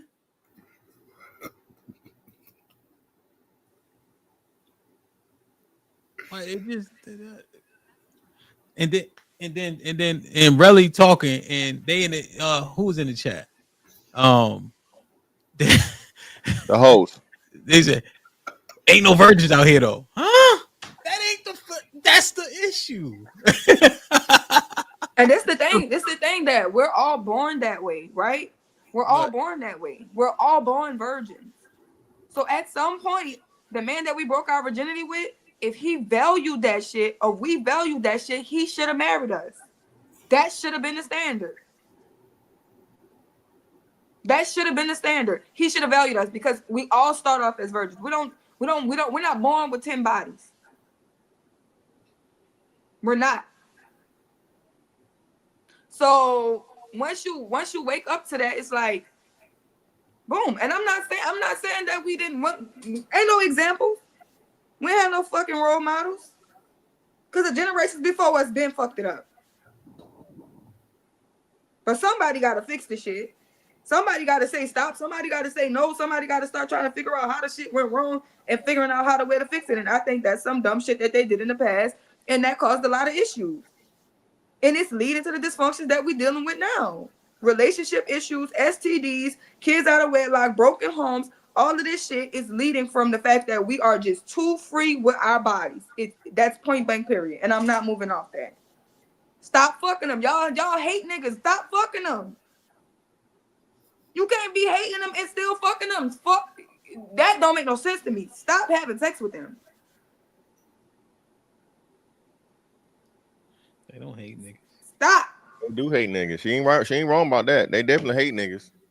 They hate niggas, bro. Women have this weird dynamic, right, of where they hate niggas, but they need niggas. So they hate the fact that they need niggas, right? And then they know in order to fucking need niggas need that puss. So it's this thing to where women have, again, this is what happened when you make prostitution culture, bro. That's what's happened. Before, sex was access to family, marriage, and everything else, right? Once you gave women and men had the power. Hamp, look at this. At every point in time where men, they say, men are so abusive and men are this and men are that. Like you say, you go overseas, bro, the women can't even show ankles, right? The men cover the women up because the men are quote unquote protecting the women from other men. Men understand it don't take much for a nigga to, get horny. Pause, right? Mm-hmm. When men were in control of it, the way that women dressed and so on and so forth, hey, women were covered. They were, they were modest. They were this, they were that.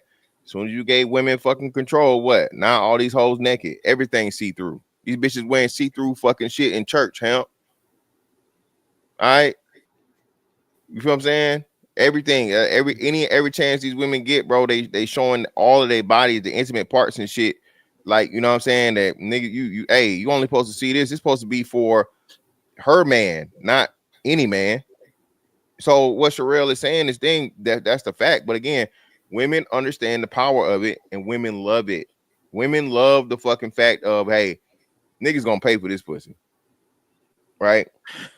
Because they know how much they done gave away for free. I'm telling you, majority of these women out here, bro, are living and not even living, Hamp. For one, let's get it right. Most of these hoes just surviving. Okay? Black especially. All this, educated that, whatever. Nah, motherfucker, what you still earning the second least of any fucking amount of women, despite all these fucking degrees and shit, right? Having all these kids, you got the most debt, you got the lowest net worth, all this shit. You got to work the longest. Okay, these are all facts. This ain't just shitting on black women. This is facts. Don't take my word for it. Go look it up for yourself, right? Black women are the only group of women that have to earn higher money at 50 when every other woman declines at 50, right? Why? Because we don't need no niggas. You do bad all by myself. I'm not going 50-50. And how the fuck is it working out for you? What you think, Mr. Williams? I think I can't say that they don't love us, bro. I can't say it. I can't say that the women don't love us, bro. They put up with too much shit from us, and they still love us. They love our dirty ass draws. I just can't. When I walk outside, man, I don't see a shitload of women just hating on men, hating us. They actually do love us. I can't, I can't just sit there and say they hate us. I think they hate some of our doggish ass ways, but overall, they love the shit out of us. That's how I look at it. I don't even just open up the door for women and shit. They love that shit. They love the chivalry. It's gotta be the same thing, right? Like as what we will say, like when we having these conversations, right? Like men will say, even though the conversation is visceral in nature, we love y'all. This is correction. What's the difference, I guess, Mr. Fantastic? Because it don't sound like love. No, it's not love, bro. I'm telling you, it's like women hate the fact that they need men. This is why in feminism and women are too impressionable. Women are too impressionable and women are too hive-minded and groupthink, right? This is why one woman does something and then all the other women follow her regardless, right? The sisterhood, sister code is a real thing. Men is like, nah, nigga, that shit's stupid. We'll say it in a minute. Even like you said, something is like, yo, son, you wild. You wearing that? No, not with us. You know what I mean? Even in the little things, like men are hypercritical and understand, like, hey, nigga, this may be your thing, but nah, that's not gonna work for everybody. Women don't do that. Women will literally just, this is how every woman is beautiful, every woman is attractive, nobody is fat anymore. You shouldn't shame these single mothers with multiple baby fathers. You don't know her condition. It's all these fucking excuses made, and that's something that women do. Niggas never gonna make no excuse. I ain't heard of not damn nigga make an excuse for Nick Cannon, Cam Newton, Cromartie, or any of these guys. Like, yo, that nigga wildin'. 5+ baby mamas, you wildin'. Period. I don't give a fuck how much money you got. Elon Musk, the same thing, wildin'. The motherfuckers was saying they was sowing their oats. It's just like women, bro. They talk a lot of shit, but the action don't even add up with it. Yeah. Okay. Yeah, Mr. Williams, you're talking about what is right, and we're aware of what is. We're aware that men will sell a woman a dream with no intention so he can get that box. We get it, right? We understand that women are very impressionable. They love the fantasy. They have this dream guy in their head. And whoever's going to come around and pretend that's what they are, you can hook them, line, sink them. Yes, women do have a admiration for men and love for men, right? I was specifically talking about the girls who like, fuck these niggas, but they be the main ones fucking these niggas. Yeah, that's what I was talking about. Yeah. So what I'm saying is, okay, if we know that, right? If we can know that men are dogs and men are not going to commit, and men are not, they just want to smash, and they'll do anything for that vagina. Raise the standard. Because you're the person allowing people access. They cannot just break in your shit. It's up to you to open the door. So raise the standard. There was a time where the standard used to be, you got to marry me and come here knowing that you're going to be able to be responsible for me and take care of me to be able to have access into my home. That used to be the standard. Why did we drop that standard? Because that shit is problematic now. $40 meal. It's funny, but the shit in shambles. It's funny until it's YNs on y'all controlling y'all blocks. That's what the ticket is. It's all funny until y'all scared of the young niggas in y'all areas. But that's what you get. It's all funny games until the majority of y'all catch your STDs. Yo, Sherelle, real shit, right? Motherfuckers acting like this shit don't matter because there's Who found a virgin? Who ain't fucked up before? We looking at the issues, right? Yo, real shit, right? We got a dog, you know. God's honest truth. When I talk to this little nigga, this nigga like tense up, freeze up, cower down, go into his cage. You know what I'm saying? I just met the nigga 3 days ago. When my wife and everybody, and he played too, you know what I'm saying? But when he see my wife, he go, you know, running up to her, the kids and all that. But he could tell the difference. And people acting like, yo, how everybody all fractured, like it is what it is. It don't matter. It should just be like this. And the justification keep on being, well, she ain't a virgin. Ain't we fucking talking about the issue? The fracture, one of the many fractures in our culture and our relationships. Yeah, but if people, like I said, if you see a benefit in it, that's why I say that's the problem of a lot of the things. Even if you go back through the Bible, right? And the Bible and God punished the angels for introducing certain things to humans because he understood that humans are impressionable, fallible, and you know what I'm saying? Once something feels good, they don't want to let that feeling go. That's why addiction is such a huge thing, right? And there's a lot of people out here that are just, you know, simple things. Like you said, the easiest thing in the world, right? We overindulge in food. You overindulge even, you know, you know, like addictive things, like not, you know, hard drugs or alcohol or anything, but even in food. So you have this and they've shown this, the more abundance you have, the more society just declines, bro. And then you have to reset after everything is destroyed by the overabundance. Yeah. And we always talking about that. Like, you know, my mind is somewhere else.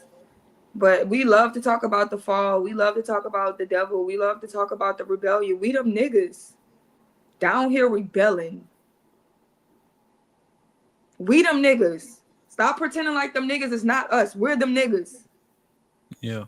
We're them niggas. How could the devil? How could you? You do the same shit. That's it. That's how quick rebellion start. That's how quick the fall is. You down here, ain't you? That's what happened to the niggas that rebelled. They got stuck down here, right? We down here in full-on rebellion. Who you rebelling against?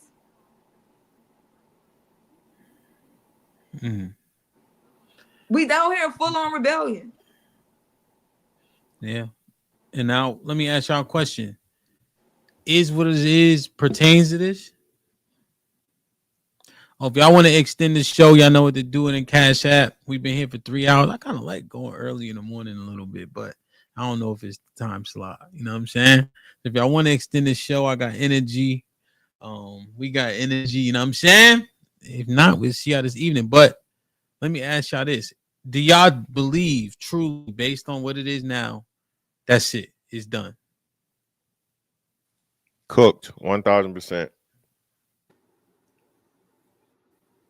I don't think so. Nah, I don't think it's cooked because that's why Christ came. Give you niggas grace, but you gotta yield. You're gonna have to yield. Like we gotta give up this whole idea of free will, and we gotta yield. And that don't mean we're perfect. We're very imperfect. That's the reason Christ had to come. Yeah, and he's coming back. I'm just telling you the reason why is because we was all fucked up. All of us are fucked up. Nobody's above reproach. We understand that. And a lot of us was born into the confusion. I'm and trying Revelation to make you aware of the confusion so that we can fix it. And Revelation tells you, a prophecy tells you, this is how it's supposed to happen, and this is what's going to happen, and it's not going to be fixed until he come back again. So I'm not saying, of course, operate in, beyond. No. I don't know. You need to go read Revelations over. Christ ain't coming back to fix shit. No, no, meant to exactly. kill niggas. No, Niggas is no, that's gonna what I'm die. saying. That Are we saying the same? That's a Sherelle, fix. we say Put your shit together Sherelle, now. Sherelle, we saying the same thing. The fix is Oh, the end of the. you said that's how he's gonna fix it when you Yeah, kill him. that's how he's gonna fix it because these niggas is too far gone. Listen, bro. This generation, especially the like, it's so toxic, it's so out of whack, it's so whatever. There's no hope for I'll say anybody that's pretty much 25 and over. What we can do and try to make this as best as we possibly can. The problem is though, these people are parents. So when you have the children that are learning these behaviors and and this being the standard, this is why it's never going to change. They took prayer out of schools and then they allowed motherfuckers to put up rainbow flags and tell you that, hey, boys can be girls and girls can be boys, right? I think you only got like maybe a couple of states to where you can do that, right? So you were able to literally go against science, logic, facts, data, everything about human biology that's been true and proven in since forever. But before you could even talk about bringing back into the structure of what this whole country was built upon into the school system, and now I think it's only a few states that even allows it. You feel me? So when you understand just how far you are away from something, the best you can do, and that's why I say it sounds fucked up, but again, you have to look for the people that are salvageable, right? And the people that actually want something better. I think where we mess up is we talking to people that don't want no change and that they want to take advantage of the system, because a lot of the things, like I said, if most of these women surviving off their pussy, well, they lose their motherfucking advantage if we go back to the old ways, don't we? And that's one of the main things for human beings is survival, right? If this woman has made her way of being able to rent paid, car note paid, get the stuff she wants, get her social life and all these different things upon granting men's access to her vagina, well, she's never going to give that away. She's not going to do it. It goes against her whole existence. And somebody will wife it, right? If that is actually she fine enough, shout Jeff Bezos, bro. They showed the thing on here, HAMP, bro. His new are they officially married again? His new wife or wife to be, I think they got married, right? I think they got his wife to be nothing but jocks, bro. Nothing but NFL, NBA. She got a kid with Tony Gonzalez, right?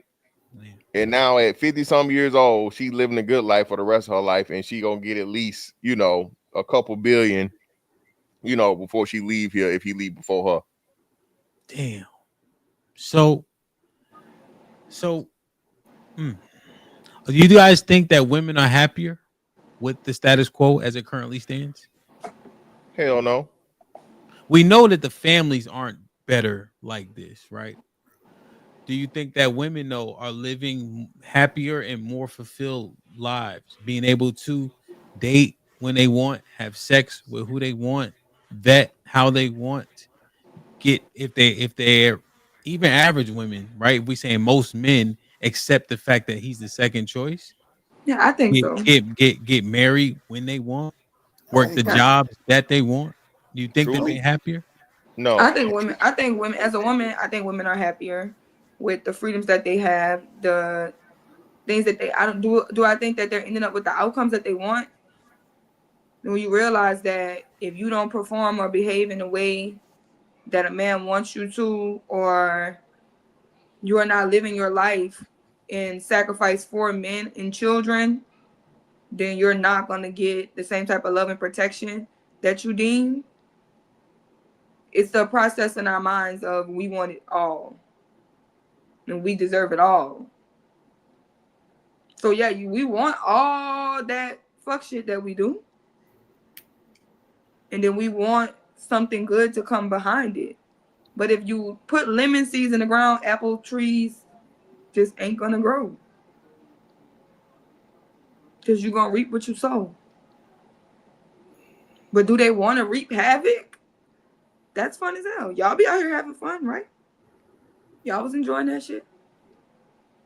Yeah, people love reaping havoc. That shit is fun. That shit is lit. drinking, traveling, clubs, not listening to nobody, doing whatever we want to do. We're not going to say rebellion is not having fun. Like, that's a hell of a time. Yeah, they are. Are they happy with the results? Because because it's being exposed and people are not allowing the bullshit to slide no more? No. Because people want to have their cake and they want to eat it too. And they don't never want that cake to go away. And that's a great place to be. It's just a very unrealistic place to be. Because then a certain time hits and you ran out of time. You came down here to do some shit. You got distracted. And the distractions always feel good. Until you get to the end, you ain't got no more time and the job is not done. And now you have to face the consequences of not getting the job done. That's the only time people like, whoa. Well, no, I think that's the thing, right? I think that's why I can't say they're truly happy, because, you know, just getting by and just doing things that they're forced to do, especially, you know, amateur prostitution. No, I don't think any woman is happy about that. And then I think a very small percentage of women are actually even getting, you know, the good life or something that she could be happy about and brag about. If you stay somewhere to where the rent fucking, you know, $800 or $1,000 and you ain't got no refrigerator, no food in the refrigerator, right? You ain't got no fucking food in the refrigerator. But you gotta hit up Mr. James for him to come through so you can eat, because you gotta eat. You feel me? You gotta gobble up that sausage. Mr. James ain't coming. Listen, Mr. James only come around if, you know what I'm saying, you know what time it is. So I don't think most women are happy with that situation. I really don't. You know, I think they fake it like they are. And we even come to find out a lot of these women that are, you know, the IG models and shit like that, or what so on and so forth, once they life really get you know, magnifying glass put to it, that shit is fake. So again, most of these women out here, man, faking it, making it seem like they just love, you know, having to use their bodies in order to make it. They have a post on Facebook. The post was like, y'all be 30 something drinking every day, acting like you lit. Bitch, you're dying.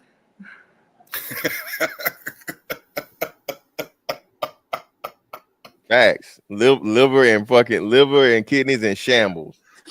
Now that's my thing, right? Because like I said, I don't speak from this perfect place. I'm flawed, and I come from no examples.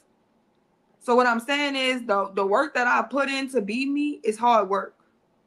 I'm never gonna let nobody try to shit on me for that, because I be figuring this shit out and learning how to chill out. So the only thing about it is that with the lifestyles that people promote, do it sober, because I'm a sober individual. Do it sober, do it raw. You can't do life raw. If you gotta be on heroin to get through life, I don't think you should be giving nobody advice, because them decisions that you made somehow eating you up at night. Now you gotta drink that pain away every day. And that's for men and women. You can't even sit with yourself for 5 minutes alone. But you want to give advice to people talking about, go have fun, go rebel, go to... Hell no. It's hard enough. Life hard enough. As Abe says, Playboy, keep speaking up. You ain't a follower. Wow, what did Mr. Williams say? That was Granddaddy. He said it's the men's fault, remember? That was him speaking up? About what? Was somebody saying something wrong? No, Ask Abe is just, again, abusive nursing home on the way. As Abe tells it, Bezos shows you only black men are talking silly and losing. As Abe the Fight says, please tell us when women and men didn't buy, sell, or do corn or orgy time. Nothing new under the sun. So stop saying it used to be different. When? Well, we can go back just even 40, 50 years ago to when it was illegal and you couldn't even possess it. And then now you're arguing legality versus morality. So now it's more morally accepted. That's why you have more people engaging in it. That's why you have millions of women in the corn industry versus thousands just if you go back 20 or 30 years. What are you Yeah. talking about? It's what it is you're talking about the standardization of it, right? And how it's expected that people have unbecoming behavior, right? It was taboo previously, so there was a lot more places that existed during the time of Sodom and Gomorrah. That's why Sodom and Gomorrah specifically are pinpointed and then also destroyed. You see, right? Those weren't the only two places in the earth at that time. Yeah, it's a concentration of the debauchery. That's the problem. Mm-hmm. As able to tell us, who are the black women you speak of? Well, if you guys are saying that, why do men care about body count? If you're saying that, why should women not care about body count? If you are saying that we're fine a virgin, right? As though that's so stupid to have a conversation about, then you're feeding the narrative of negativity that we're talking about that helps keep us separate from one another. Because now I have to talk or think or see you interacting with men that you also had sex with. I don't think y'all I think the conversation just goes, but I think people are intentionally letting it go here. Yeah, it is not about. I got one more, Sherelle. Hold on. Okay. As able to tell us, so men don't have a choice where they stick it. Stupid. Go ahead. Oh, as able to tell us, are you only speaking about black women? That's who we care about. Aaron with the tells, I would love to see Ask Abe came up and talk her shit. Go ahead, Sherelle. Now I was saying, like, it's not about, oh, let's go find virgins. The men aren't like totally clean themselves. The point is, it's not about, oh, you can't become a virgin again. Of course not. But it means stop the promotion of sexual liberation. It does mean stop raising your numbers. It does mean humble your fucking selves. Like you're not some shit that's been ran through. So that you're not still promoting that to the next generation, because I think that's what we're missing, is that was we think that the reason why we made the mistakes that we made is because the people that was our role models made us feel like the shit was okay, is because that was their behavior. So if we're doing it, what do you think the kids are watching us thinking? It's cool. That the shit is cool, that the shit is okay, that the shit is, so why would they stop it? And we're trying to normalize it. Yeah, we know virgins. They 5, they 6, they 7, they 8, they 9, they 10, they 11-year-old girls, and they watching their mama have different niggas come in and out the house. And they're on social media watching women devalue the out of themselves. There's virgins. Yeah, I got one in my house. I got a bunch of nieces. Yeah, there's still virgins being born every day. Sorry to break the news. What are we going to show them? What are we going to tell them? To give it away? To run them up? Because we all started as virgins. And somebody should have told our ass we was worth more than that. So who gonna tell the girls now? So nobody need to tell them? Why? Because it happened to us, so it might as well happen to them. Kind of fucking thinking that is. Y'all ain't got no virgins in y'all family? Y'all got grandkids. Y'all got nieces. Y'all got cousins. Y'all got virgins in y'all family. Every last one of us. Yes, they do exist. So why are we gonna keep on promoting the bullshit after we saw what the bullshit did? What you're not realizing, Sherelle, is that education was promoted before you were brought about into the world, however you came into it. By the way, what's going on, HAMP? Sherelle Williams, what's going on? Fantastic, everybody. It was goody. The fact here is that there was promotion. Every day when Williams and I got home from school, there was something educational on TV about drugs, about sex, about promiscuity. It was all there up until the late 80s into the early 90s. So that is when everything changed. When we talk about where was the change occurred about that time frame when you had programming changing, you had the attitudes changing. By then, when you talk about the attitudes changing, it was due to, yes, the sexual liberation, the women's liberation, the pill, all that played effect in it. But if we step back for a minute and we talk about how did it first get that way, we have to remember we as men, or the gender of men, put women on the pedestal. By putting women on the pedestal, that was us saying that she is delicate, she is our flower, she is fragile. But at some point in time, when she realized what her fragility and what her worth was, plus the need to want to do more outside of where where men had put her, that's when the change occurred. It took almost 14 to 15 years for that to come to fruition. We'll say 20, in between 1970 and 1990. So I will not sit here and say, or sit here and listen to someone say, where was the training? The training was there. It's just that it was not continued after a certain point, to which I asked my father, hey, was it Generation X that failed, or was it the silent generation, which came before the baby boomers, or even during the baby boomers? His thought process was it was the baby boomers and the silent generation who failed.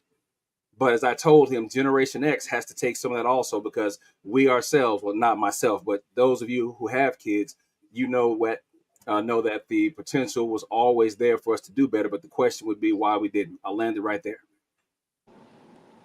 Yeah, so when I'm speaking, I'm a millennial. I'm born in 1994. So by the time y'all said fuck it all, I was just getting started. I was born into a fuck it all world. So and the girls that don't have kids and the younger women, those are who I'm speaking to the most. You know what I'm saying? When I'm talking to the older women, I'm just saying don't stop promoting the bullshit, especially if you know you got negative results. Talk about them negative results to them young girls so that they don't fall into the same traps as us. Because even if we have failed, there's people being born every day that they have opportunities to succeed, and it's a selfish shit for you to feel like you shouldn't give them the guidance that they need to not fuck up in the ways that you fucked up. If I didn't have it, I can make sure that my niece has it, because I got Generation Alpha coming in. Generation Alpha is in here asking for chips for breakfast. So that's just kind of where I'm at. Like, we could talk about the past, but we can't fix them niggas. They did what they did. The silent generation, they all gone. My parents are boomers, but most millennials have Generation X parents. My point. I still lucky enough to have my parents around, but it's not about saying that what they can fix. No, Generation X is on deck for that, or at least we're going through it right now. Whereas we should be the ones trying to promote it. But the question is, if that information is put out there, what's the response? For young men, are they claiming that why are you trying to sun us, when depending upon who you're approaching, the information being given is not to sun you, but to let you know of that part that is missing.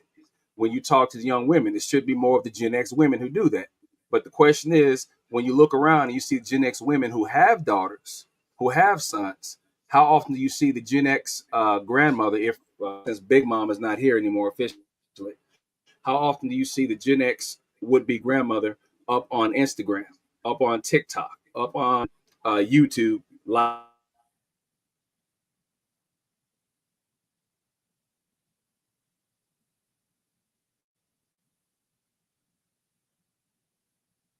You went mute. You muted yourself, John. I'm sorry. My bad. So I'm saying here basically, when does the Generation X female step forward and be more of, I guess, an example for this fact? Think about it. When you have a young lady, what was that? Who was that, Sherelle, who talked about getting off the airplane in England? She was going to eat her brother's ass, something like that. Sukiyana. When you have that going on out front, who is the first to guide? As a man, I can say something. I will make the statement, hey, that is not appropriate at all to be said in public. This is not how we should conduct ourselves. This is not how you as a young black woman should show the image of black women. But after I say that and she doesn't accept it, who should be next, Sherelle? Women, but they're not going to listen to women either. They're part of the propaganda. When we look at our celebrities, we cannot hold them to any standard. These people are putting on straight minstrel shows to embarrass us. It's talking to a blank wall. People need to really stop signing petitions. It's like we sign up for some bullshit. We'll marginalize and we'll protest. We need to start protesting the bullshit propaganda that they put out. Because they put on full minstrel shows. And we know people will do anything for $1. Because there's no reason that person has a spot like that just to embarrass them. I seen it when we have all these shows where it's like reality TV people can fight, and they try to do that shit with the deltas. They try to put a black fraternity on a show where they was gonna show the dysfunction and black women fighting, trying to represent those colors. Those fraternities and sororities came together and said, "Not, I bet you won't see a green light. I bet you won't devalue something that we have put together to try to build something better, something that's elite, something that's of a structure. I bet you won't show your full blown ass. Some of them girls even lost their privileges and got disbanded from the shit. So when I can see y'all do that, when I can see y'all can shut shit down, and we have the power to come together. When Kamala Harris was running, look at all that money she got. Black women, black men, all the brokies, we about to be broke. Kamala campaign got so much money. So you got the shit. Why you not putting that same effort into shutting down the bullshit? Because then I'm gonna feel like you just want to be a part of it. Hold on, Chicky. What's up, Chick? So the question is, it goes back to, where does the responsibility begin before the child got out of the house like that? Who was the person responsible for forming those values, right? That's always the thing of home is where it all starts first. But let me stop right there. What's going on, Cheek? What's good, everybody? Cheek, what's the deal? I don't know if you've been listening. Did you hear the initial premise? I did not. Which, well, maybe I did if you say it, maybe, because I did catch some of it. The sexual liberation is probably the biggest thing that divides us from being in relationships for several different factors. The amount of sex, the comparison of what you can do, I can do, my body count shouldn't matter. What's our countenance in the earth now that the liberation is there? What's the priority? Sex has no value. I don't know if that's the biggest issue. I think men have already accepted women have sex now, so that's not necessarily the problem. It's not like we have like the highest standards on that regard. I think the reasoning for most relationships not formulating is just a different expectation of men. Like, you can't just be regular, and there's a different expectation for women as well, to a degree. All right, like there's one that women put on themselves, and then there's one that society puts on them, which is like, y'all go earn money. Like, that's part of what you do now. If you don't do it, I mean, there's still somebody to take care of you, but most women, I think for the most part, accept it. You know, they got to get a job too. But with them getting a job, the expectation is a man getting a job that makes equal or better. And I don't think a lot of men are just in a position to do that, right? Like when women start outpacing men in education, that's already going to cause a gap that equates both financially and intellect, like, or educationally. Not to say that you don't go to college, you're not smart, but they're just not going to see it in the same way. So when you start seeing this gap in between education and men working certain jobs or not wanting to work certain jobs, I think that's the real issue. Sex is not really a big deal because people are having sex every century and they still doing it today. They're just doing it without the commitment. And I don't think that's a problem until you get older. I think there's a lot of residuals that are kind of ignored. And I know that we've had prostitution since the beginning of the time. I think the rampant nature and the fact that it was siloed, right? And it was taboo, like porn as an example.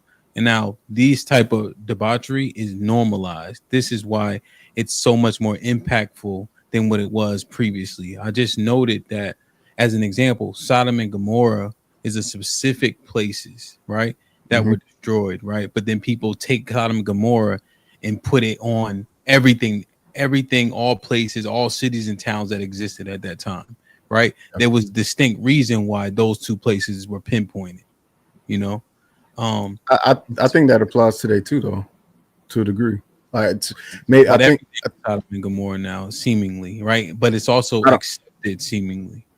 I don't agree with everything is Sodom and Gomorrah now. I do agree it's more accepted, but I don't think that those numbers of extra deviant people has grown super tremendously, right? Because you got to think about Sodom and Gomorrah was like the most.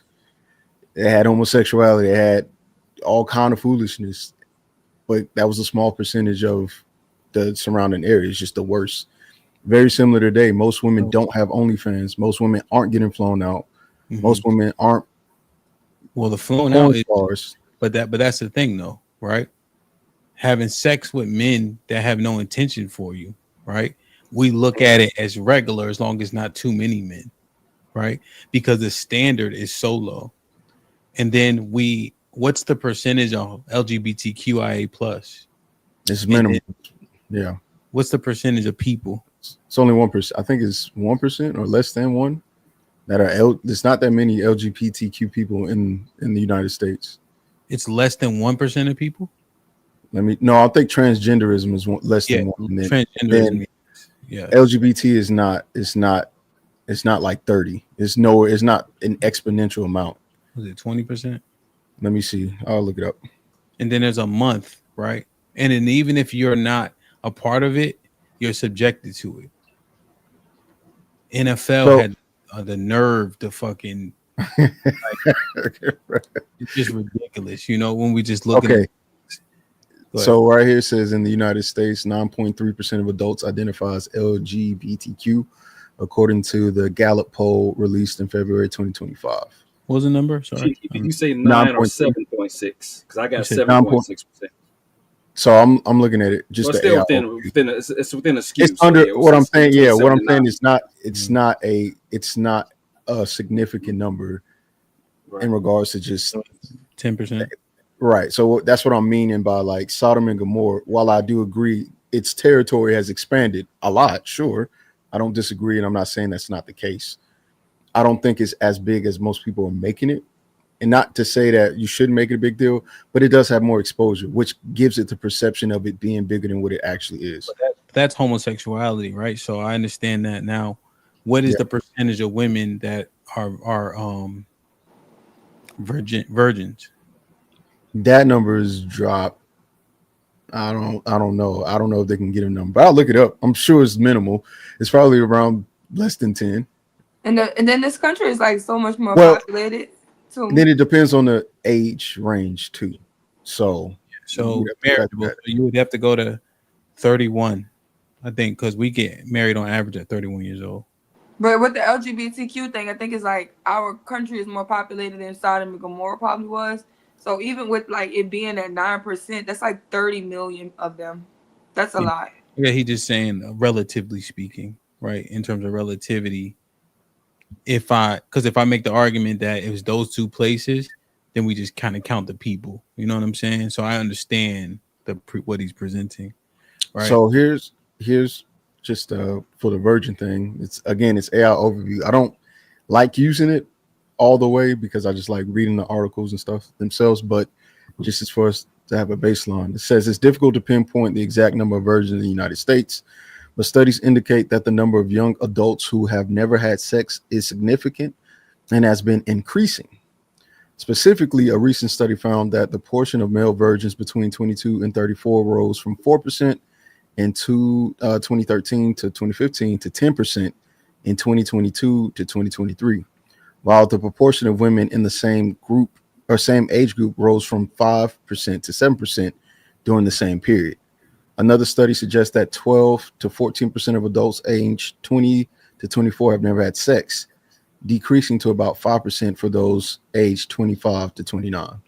So that's interesting that there seems to be an uptick of virgins and not a downward trajectory. So that kind of gives us an idea of kind of how we view the world. And the reason why we may not be having as much sex is just our interactions aren't as regular.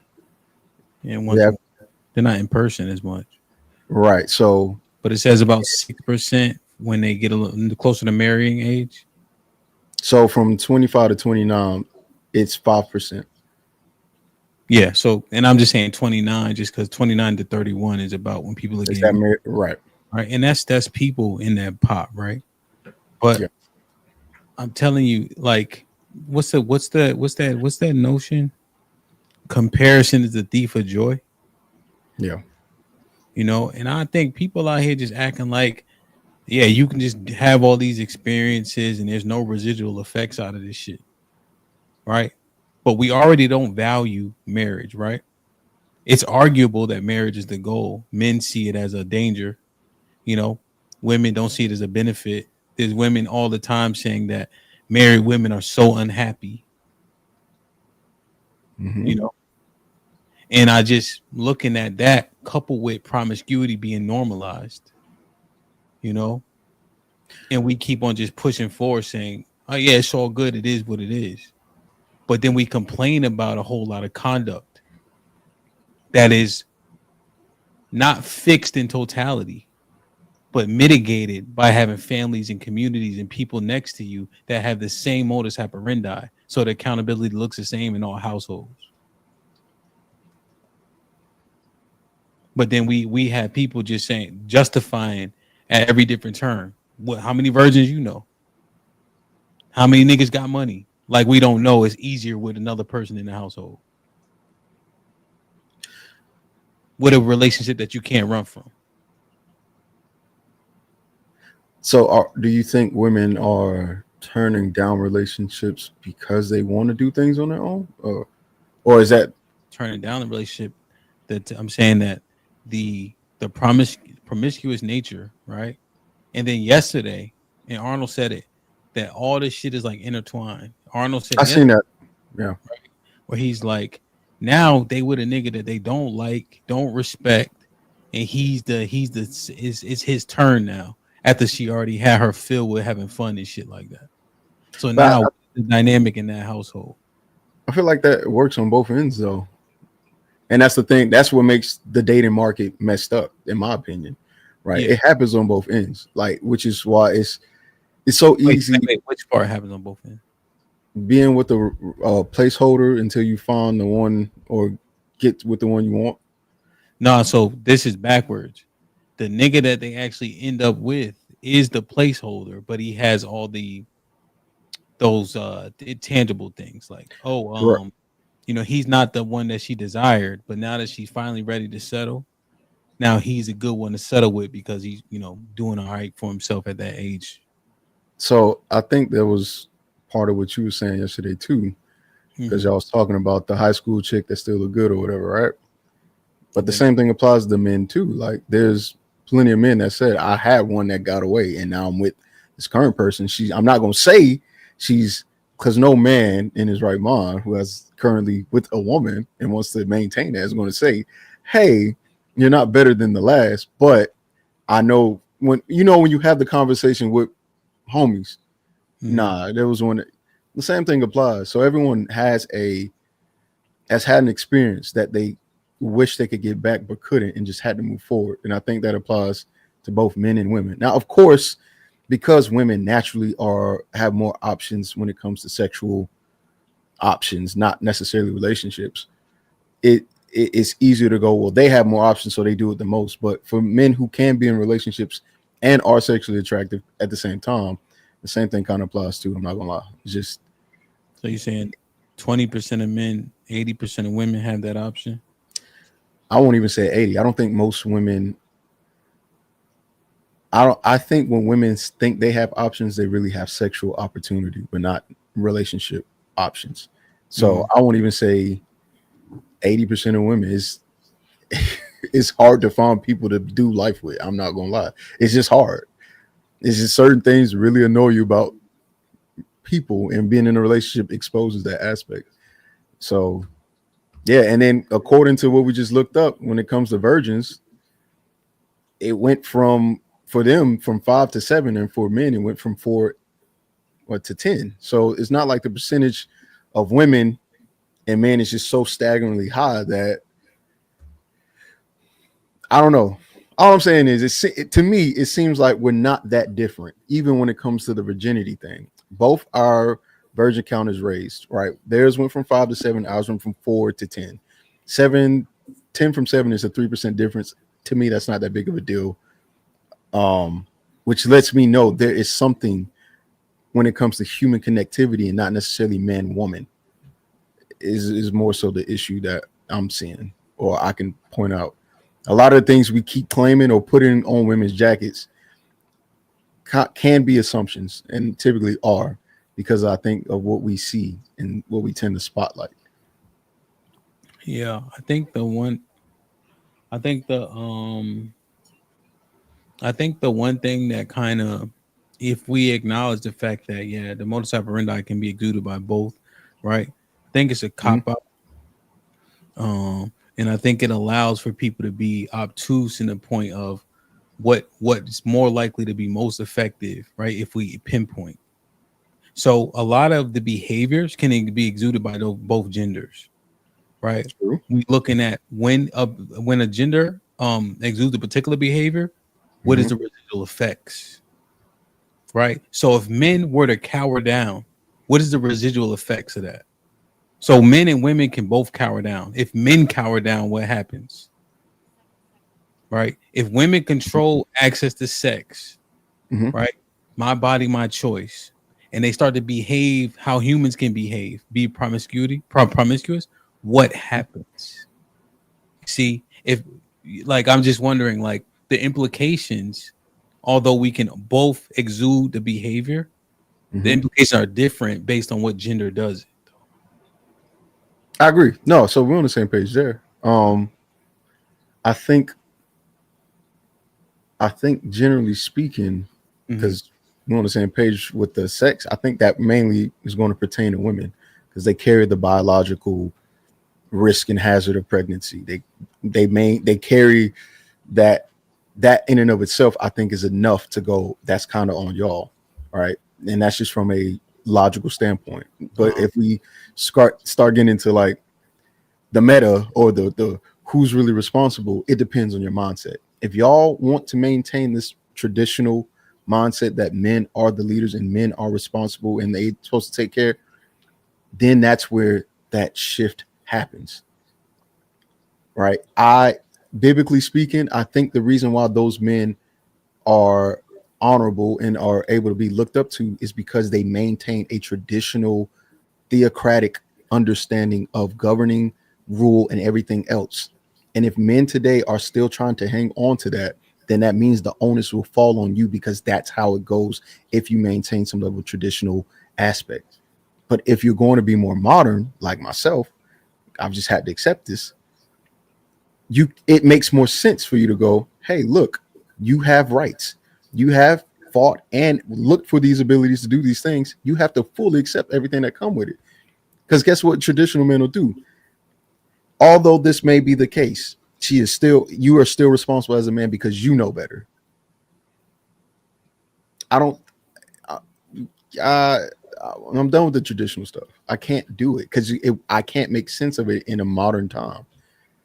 So that me and you agreeing on those one things, yes. But how we determine or delegate the percentage of accountability just depends on the mindset. If you're traditional, most of that blame's gonna go on the man. Why? Because who did God give the rules to? Adam or Eve? Adam. All right. So who makes that person responsible? Adam. Well, then I tell you, well, the woman you gave me, you see, you get what I'm saying? Am I making sense? No, yeah, I understand what you're saying, right? And Adam passed the blame to the Most High, right? Essentially, right? And then they got punished. They both got punished, right? So even in that sense, right, the Most High probably being the most traditional, she still got punished in that instance. You see, so he didn't put it all on the man, even in that instance. Agreed. Right. So again, we're not saying all on the man, but majority. The first person who got called was who? Oh, where is? Which automatically, when something go wrong, and your name I'm the oldest of my siblings. When something went wrong, even if I wasn't around, cheeky. What did I do? What broke? I don't know. I'm in my room. Why are you not watching them? They're not my kids. That's not my problem. You're the oldest. I'm telling you. So again, while they make, because they got whoopings, but guess who got in trouble too? Even though I wasn't there. Even though, so again, it depends on the mentality. I completely reject this traditional anything. I can't do it. There's nothing traditional about today's society. It doesn't make sense. And I can't die on that hill. All right. I've tried, and I did it when I was younger, and I had a little bit more, I guess, spunk. But now that I'm looking at the world and realizing what it is, no, bro, like I'm not gonna keep fighting this good fight of traditionalism just for me to be like, oh, it's all my fault if everything felt. No. And I won't raise my kids to do that either, because that's just not the way that it should be. Yeah, the arguments are mixed together, right? There is no right and exact one way that most people are thinking.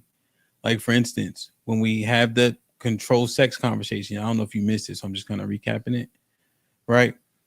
They say women control that access to sex. Yeah, I remember. It was me. You was on the opposite end. Yeah, arguing that shit, because I'm like,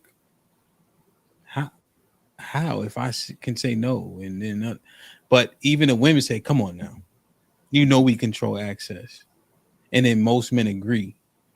Is that traditionalism? Like, what is that part? That part is a new conversation, I think, because beforehand it was, I don't know if they really had control over that. You marry who your dad says you want to marry, and when you get married, you're going to have sex with them. So it's a little different. I think that conversation of consent and sexual exploration kind of is all involved, right? The moment you start choosing as an individual, a woman as an individual choosing who she's going to have sex with, then that's where you get the control. But beforehand, especially depending on how far back you want to go, part of the deal was your daughter is a virgin, and your daughter is going to be handed off to me because I paid the dowry for it or did what I needed to say she's my property. So it's that conversation about who's responsible came when women fought and won for their right to be sexually liberated and choose. I can't argue with that. That idea of consent, all of that comes from that. I think it's all tied in one. Can't really separate it. Gotcha. Yeah. No, I got you. Hold on, my camera died. My bad. Oh, you good, man. I understand. Get a dummy battery. Hello. Go on Amazon, and whatever camera you got, look up dummy battery, and it plugs into the wall, so you don't have to change it. That's how that's what I need to get. Yeah. But no, I understand it, man. It just one thing I'll be seeing, man, is nobody changes their opinion. Period. You know, it's gone. No, well, sorry, not nobody. I'm hyperbolic, but all okay. I get what you're saying. But it just new ideas are generally not accepted, right? Overwhelming majority of people, right, whether it be in the chat on the panel, and I see this mostly, as soon as they're implicated or their gender is implicated, people start windmilling. And I'm like, how did you have all the answers before you got here? That's one thing I really like. I don't know how they had all the answers before they got here. It's a playbook, I think, which is why, well, not a playbook, it's talking points, like you were saying, like, which is why when we have that conversation about, you know, the black man being kicked out of his home in the 78, it gets tiring, not because I don't think it's not important, but it's been said before, and we've been here for years now. When is the next part of, hey, you know, the next thing is being more educated? Do we have any connections to people who can help young men become more educated, more literate, so that could increase their ability to earn more money or potentially be not entertained, but interested in things that can make them money on a college level? Like, because right now it's the men that's behind on that. And it's not that I'm taking sides with men and women. I'm just stating the fact.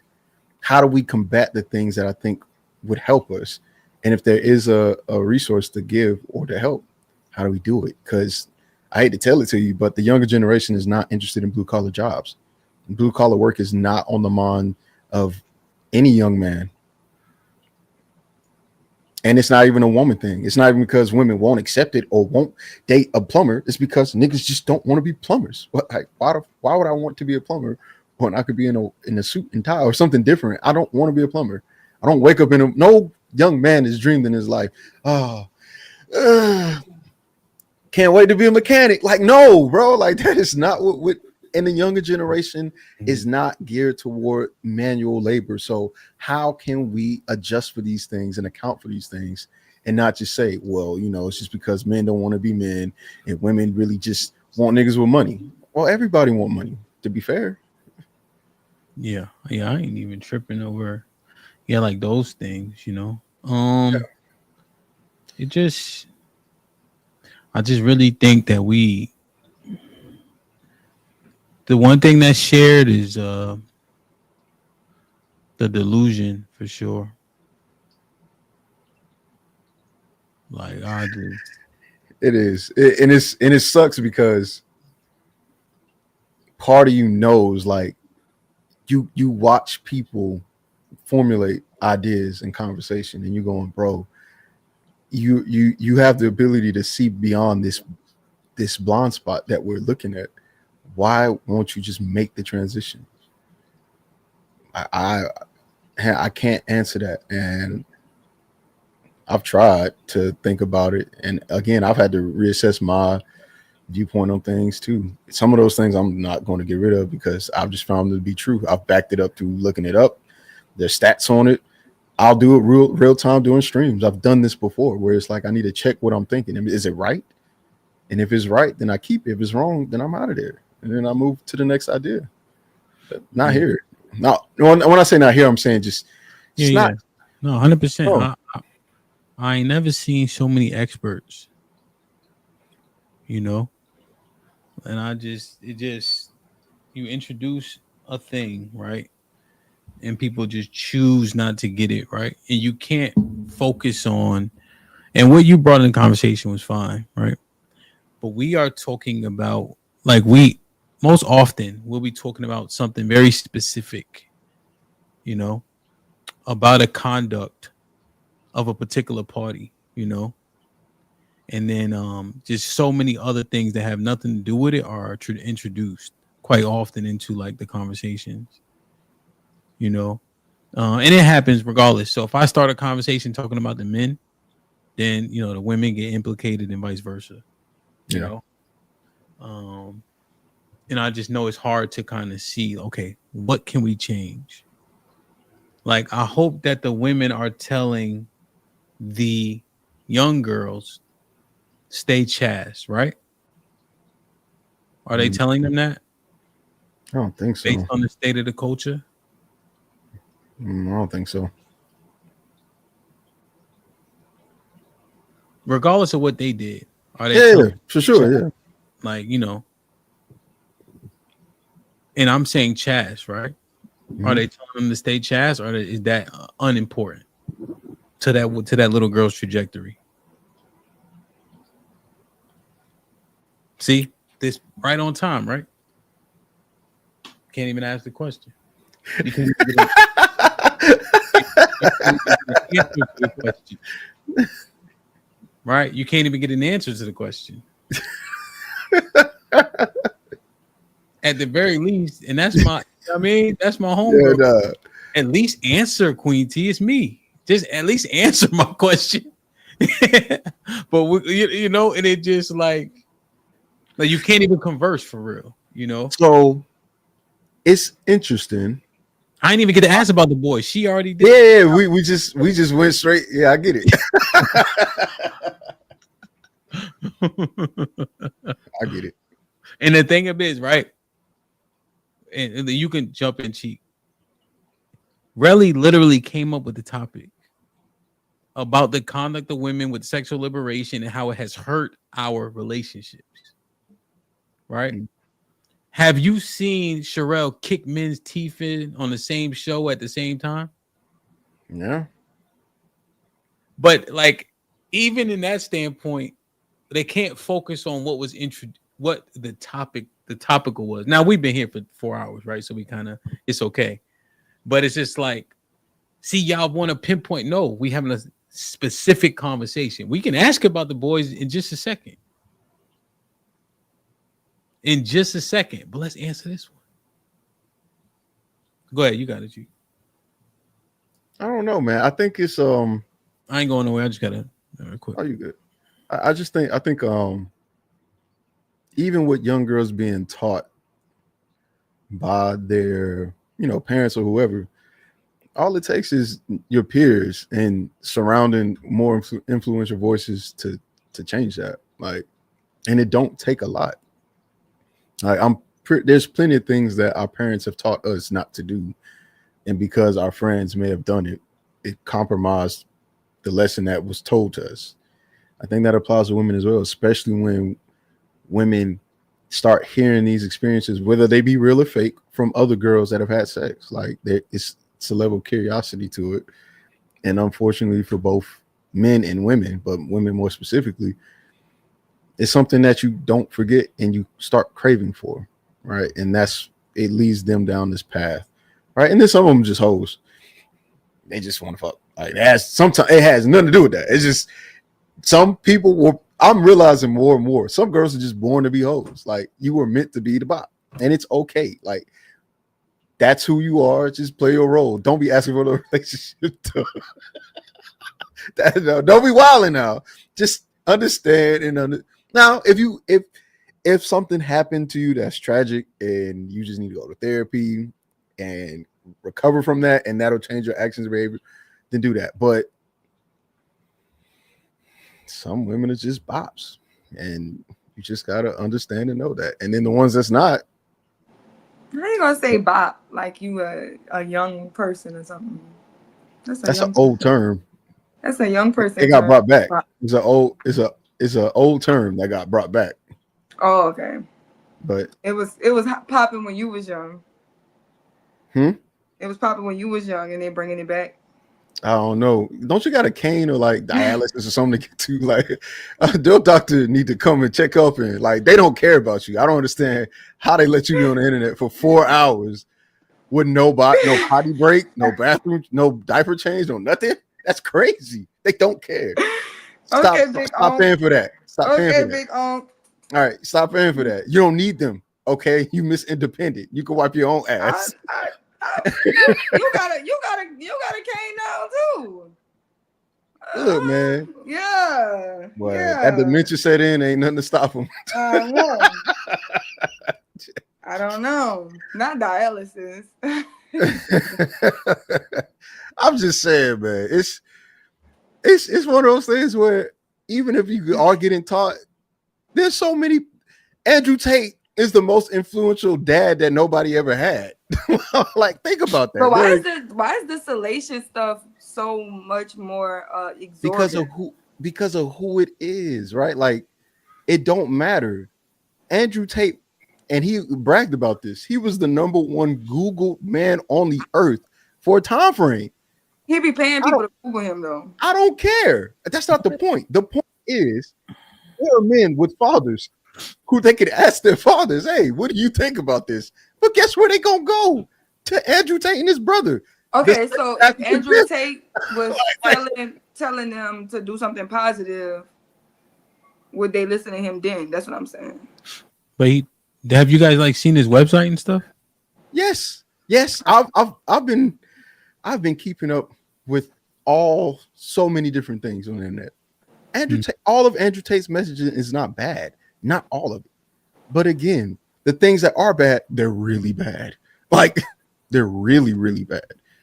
I haven't done enough deep dive. But I did cover when he like boxed like 60 Box of 40 people. Yeah, 46. them. Yeah, 40 or 60. And that went viral. So again, like I'm not against this idea of men being in shape and learning how to defend and combat. Sure, those are not one of the bad things. But when you get charged, yeah. Like, come on, like did he get convicted? I think that they found him not guilty because he came to the U.S. So he was in Florida. That was like last year or something. I got to look more into it to make sure what I'm saying is correct. But again, there's other role models. What's the guy? The Jason, black guy, karate teacher, Jason White or Jason? Who? He's a black guy with not Jaw White, not Michael Jaw White, but I think his name is Jason. He's like a karate instructor who teaches young boys how to manage their emotions and also how to fight, and tells them, hey, look, why are you crying? Like, because you're frustrated. Okay, what are you frustrated about? Like, that is a more positive outlook on masculinity and how to handle emotions, especially when it comes to young boys. But that's not what's viral. So again, even if you do have a parent, and that's not to say that parents don't matter or your words don't matter, influence is something that you can't track. That's not even measurable besides the outcome of the person that you're talking to. There have been plenty of things, i.e. rap music. There are kids in the suburbs that listen to rap and think they can be that, a gangster or whatever it is. It has nothing to do with their background. Parents taught them well. They did well in school.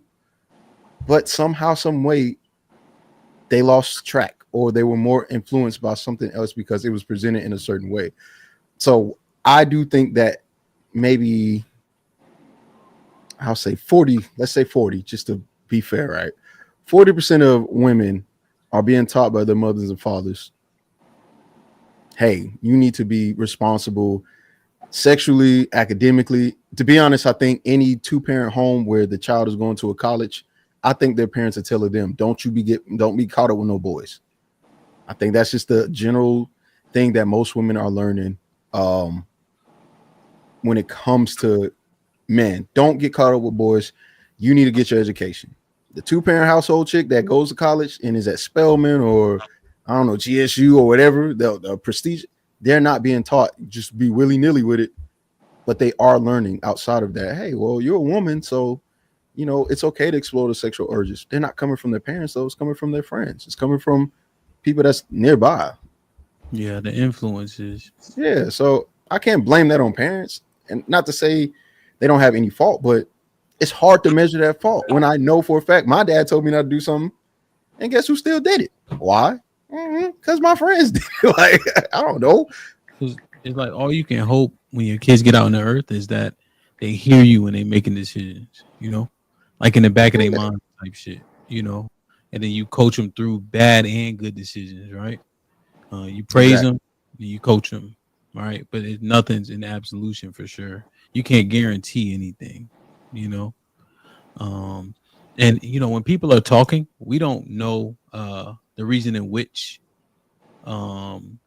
they're talking, like why they're saying it, right? So you listen to Andrew Tate, and I think from what I know, the messaging has matured a bit. I saw one where I don't know if he was always a Muslim or found Islam. He wasn't. He started off as a Roman Catholic. So the fact that he adopted Islam, I can hear a difference. It's a little bit more subtle, you know, because it's like the 4 wives is the maximum thing, you know. And then, you know, Omar edified me on this as an example. Women are taken care of when you wife them, and then if that breaks down, then the idea of alimony comes from Islam. You know, in Islam, everything you do is for the family, biblically speaking, too, right? You know, but everything you go ahead. I was saying they're cousins. Yeah, exactly. And so, you know, when you get the house and you get the car, that's for them anyway. So, you know, Islamic men will say, if I divorce her for whatever reason they're allowed to, she's supposed to keep that shit. I bought it for her anyway. You know, But if you hear Andrew Tate, and I see based on what I've saw from him, and it's kind of limited, he seemed to be pretty devout in that. So just seeing how he operates, you know, I wonder if all that is added into his current modus operandi. You know, and how people see him or how he's thinking. You know, but yeah, the boxing thing obviously drew my attention, and it seemed very, very constructive for those young men that was there. You know, for sure. But things get lost in the person, you know, and that comes that conversation is it the messenger or the message? You know, do we separate the two? Should we, and etc. How do you measure it? That's the hardest part of it all. The messenger versus the message. Yeah, like perfect example. If y'all, let's say I was not who I was, but the total opposite, and y'all met my dad and y'all heard how he raised me, you would be like, what happened? And there's plenty of people that I look at and I'm like, what happened? Part of it is the individual themselves. Like, there's just some people who need to bump their head and do everything wrong before they learn. And there's some people that just listen and go, yeah, that makes sense to me. And I agree. What you're saying sounds sound. I'm that kind of person, though. I'm not let me burn my hand on the stove and then the iron and then put my finger in the electric socket. That's just not me. Like, okay, you're saying this. I don't think you would steer me wrong. But if I see somebody else touch the stove and they go, I'm going to be like, he was right. He told, see, I'm not. Then there's some people like probably you, Hemp, that's just like, I'm flipping the stove on my forehead to see if it's really that hot. I think I'm strong enough to handle the heat. That's not me. That's you. Yeah, no, 100%. I definitely touch the stove for sure. Yeah. I think the majority of people probably got to touch the stove. And for me, that's not a parental thing. That's not a lack of care or lack of raising you. You was raised by a Marine. It has nothing to do with any of those things. That's just who you are. And if you know anything about scripture, it tells you are uniquely and designed by God. So for some reason, he put that in you to be that way. And it comes in handy when it needs to. And I think that applies to all human beings. I can't explain why a hoe got to learn the hoe. I can't explain why a hoe face has to exist for you to realize I shouldn't be a hoe. To me, the signs are already there. For a man, I don't see why you got to be in a toxic relationship to know how to be treated and how to treat others. That's me personally. I don't need that, but some men do. Yeah. I don't know. And it has nothing to do with parenting, bro. Just people are who they are. The only thing you can hope for is that whatever offspring you have is decent at the very least.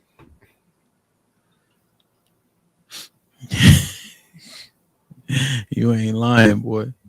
That's like the one thing. Like, just be decent, bro. Don't be a dick. Bro, please. I don't want to get that phone call.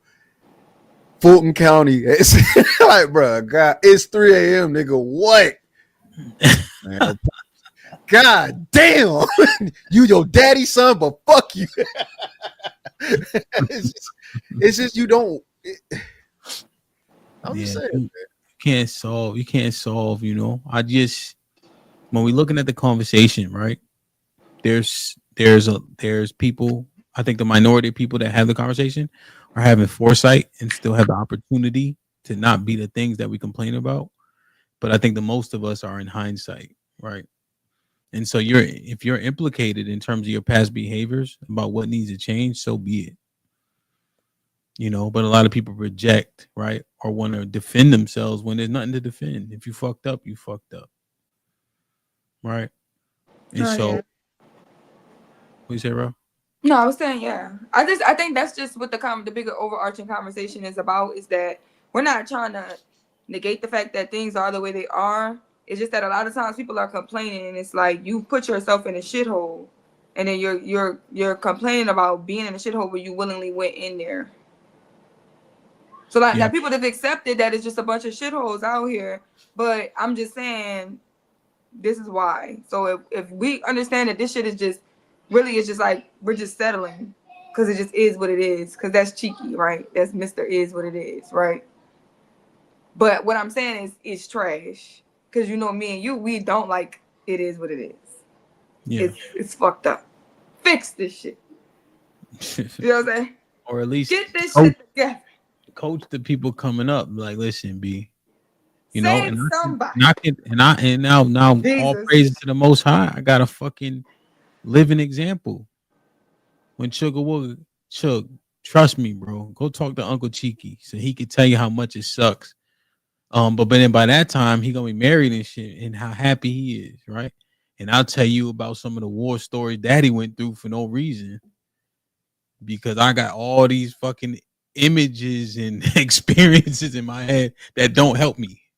You know what I'm saying? Like, it just a lot, you know, like because that's all you can do is pay it forward. Emphasis on pay, right? Don't project. Don't use your trauma and say, you'll be all right, nigga, I was. You know, there's a whole lot of that. So it's interesting, man. God damn, boy. Right, man. You know, this nigga Big Chug was running yesterday. He's slow as hell for one. But his hair, the wind was blowing, his hair blowing, and the dog blowing. Looked like a movie.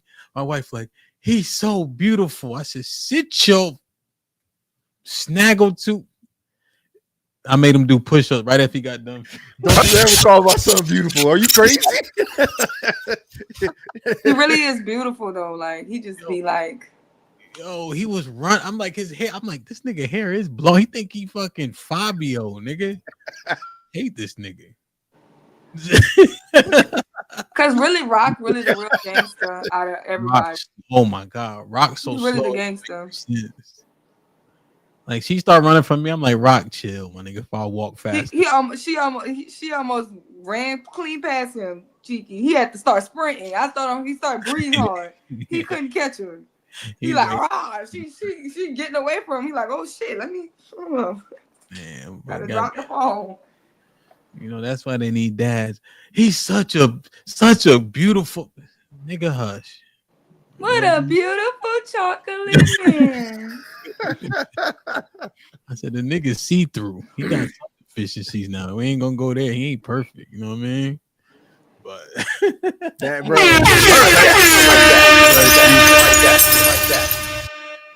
Oh, yo, look at this. She dead ass said this, Aaron. She said, I ain't want to say nothing because you're gonna cut his hair.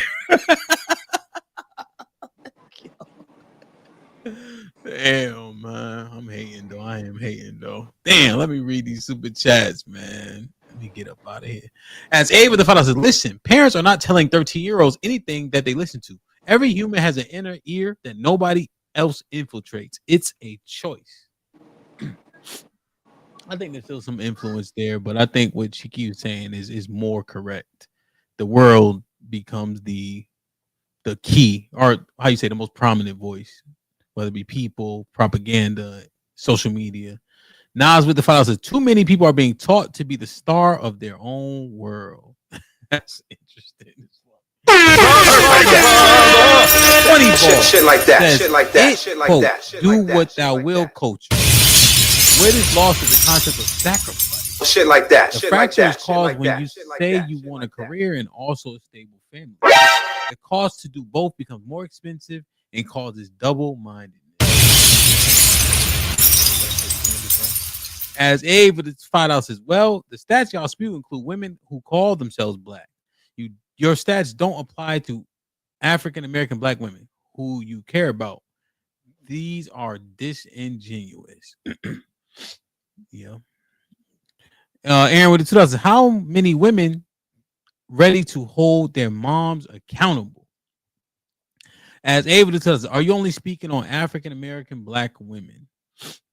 Aaron with the $2 says, I would love to see as Ave came up. You read these. Shit, I read them. Yeah, man, it's interesting, man. I guess that's the point where mixed kids, quote unquote, are included in the African American population. You know, there was a thing, and this is a totally separate subject and show, to be honest. But a lot of the Native Americans that did not move during the Trail of Tears, as an example, the ones that stayed, they reclassified them as black. If you guys read up on those different tribes and things of that nature, and a lot of them obviously were black too, so it's a lot that goes into that. You got the three, the what's that shit from New Orleans, octoroon and all that other stuff. Don't all that shit come down for? I'm not even being facetious. I'm being dead ass. Yeah, octoroon just means you're 1/8. Yeah, whatever that, so all that shit kind of come from. So it's just some truth to that, right? People who can pass with both, you usually, if you got black and you black, I think that's how the world still sees it, right? For the most part. Yeah. Octoroon, quadroon. It just means like you got a grandpa, grandma somewhere. Yeah. That's the name. But it's interesting, man. I think I'm gonna go first this time. I think that there's definitely valid points made in terms of there's several things that have fractured us, but I think the value of our bodies is at an all-time low. It's normal, to accept unbecoming behavior. Right? I'm gonna do a pre-record on this, but niggas, stop fucking lying. All the Neanderthal antiquated men that say they don't want another nigga to touch their woman, they want her to have all their experiences with him, right? If you been to Roof Chris with another nigga, I don't want to fucking go, bro. So all you niggas that saying you don't care about that shit, stop lying, nigga. Oh, HAMP brought me here. Let us say that. Woke ass nigga. Let us say that. Babe, you want to go to Del Frisco's? Oh, yeah, I went there last year. Huh? But instead, I'm going to say with who, he going to say, oh, same thing. Same thing. All right, we get there's a lot of shit we have to accept, but we don't fucking like it. And I'm speaking for all men. All of them. All of them. Woke, I don't give a fuck. Shut up, nigga. Stupid nigga. I know you want the draws that bad, but stop doing it. All right. That nigga hates all the men you dated before him. Facts. All he needs is the opportunity to punch one of them cocksuckers in their mouth. I'm tired of y'all shit.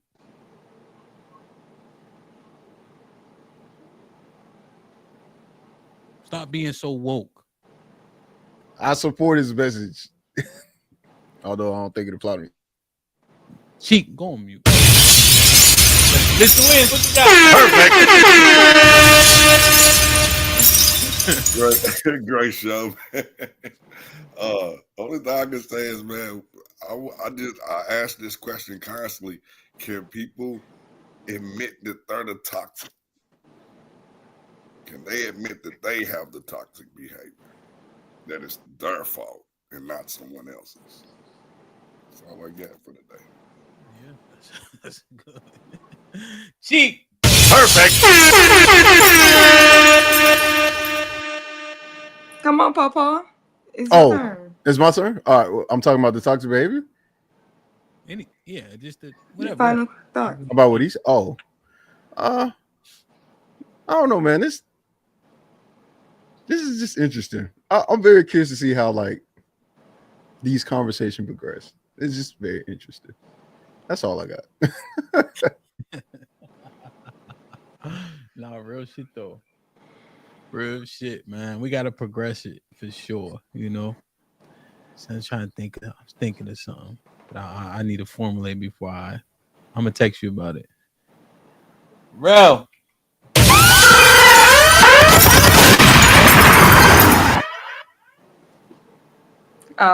Hey, thank you, HAMP. Thank you for everybody who's in the chat, all the super chats, everybody who joined the panel. Appreciate you, HAMP.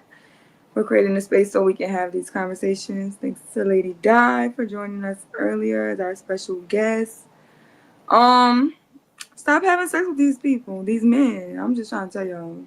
Because I mean, like, for real, like, fucking on these losers is gonna make you a loser. Damn. If you having sex with people who don't value you, it just makes it seem like you don't value yourself. Like it's just starting to correlate within that way.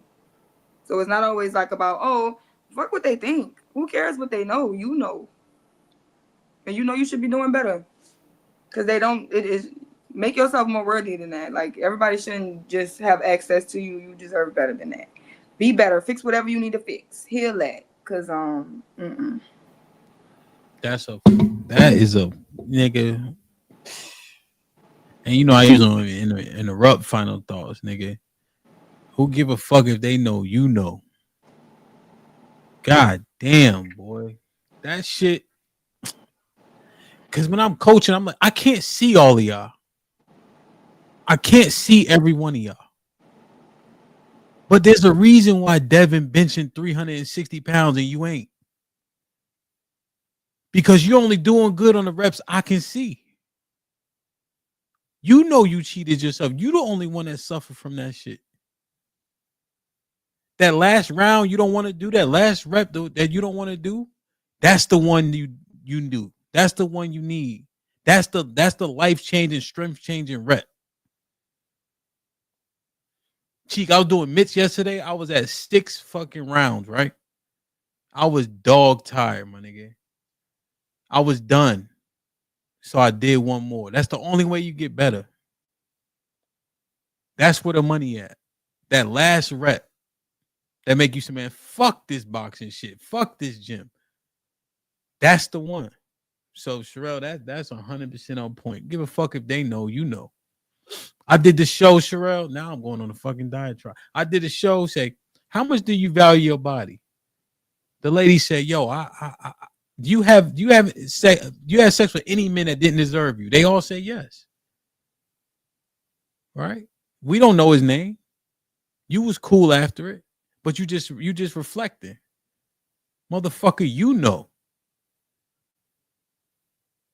Post nut clarity. If we getting up saying, man, what the fuck was I doing? Nigga, you still gotta live with that scutterbug under your belt, nigga. Like a barilla, nigga. Nut wasn't worth it. Popped your penis through your boxers. Now you acting like you, nigga, you knew that's the reason why you popped your penis through your boxers, nigga. the men was just in there talking about how they was taking one for the team and going soft. Real shit. So but if yo, y'all really, can think that pop the penis through the boxers mean you soon as it's over, you dressed. You dressed, bro. I literally got the but coat just on. imagine being the woman on the opposite side of that. How does that make you feel? Glad to be there. That does not matter.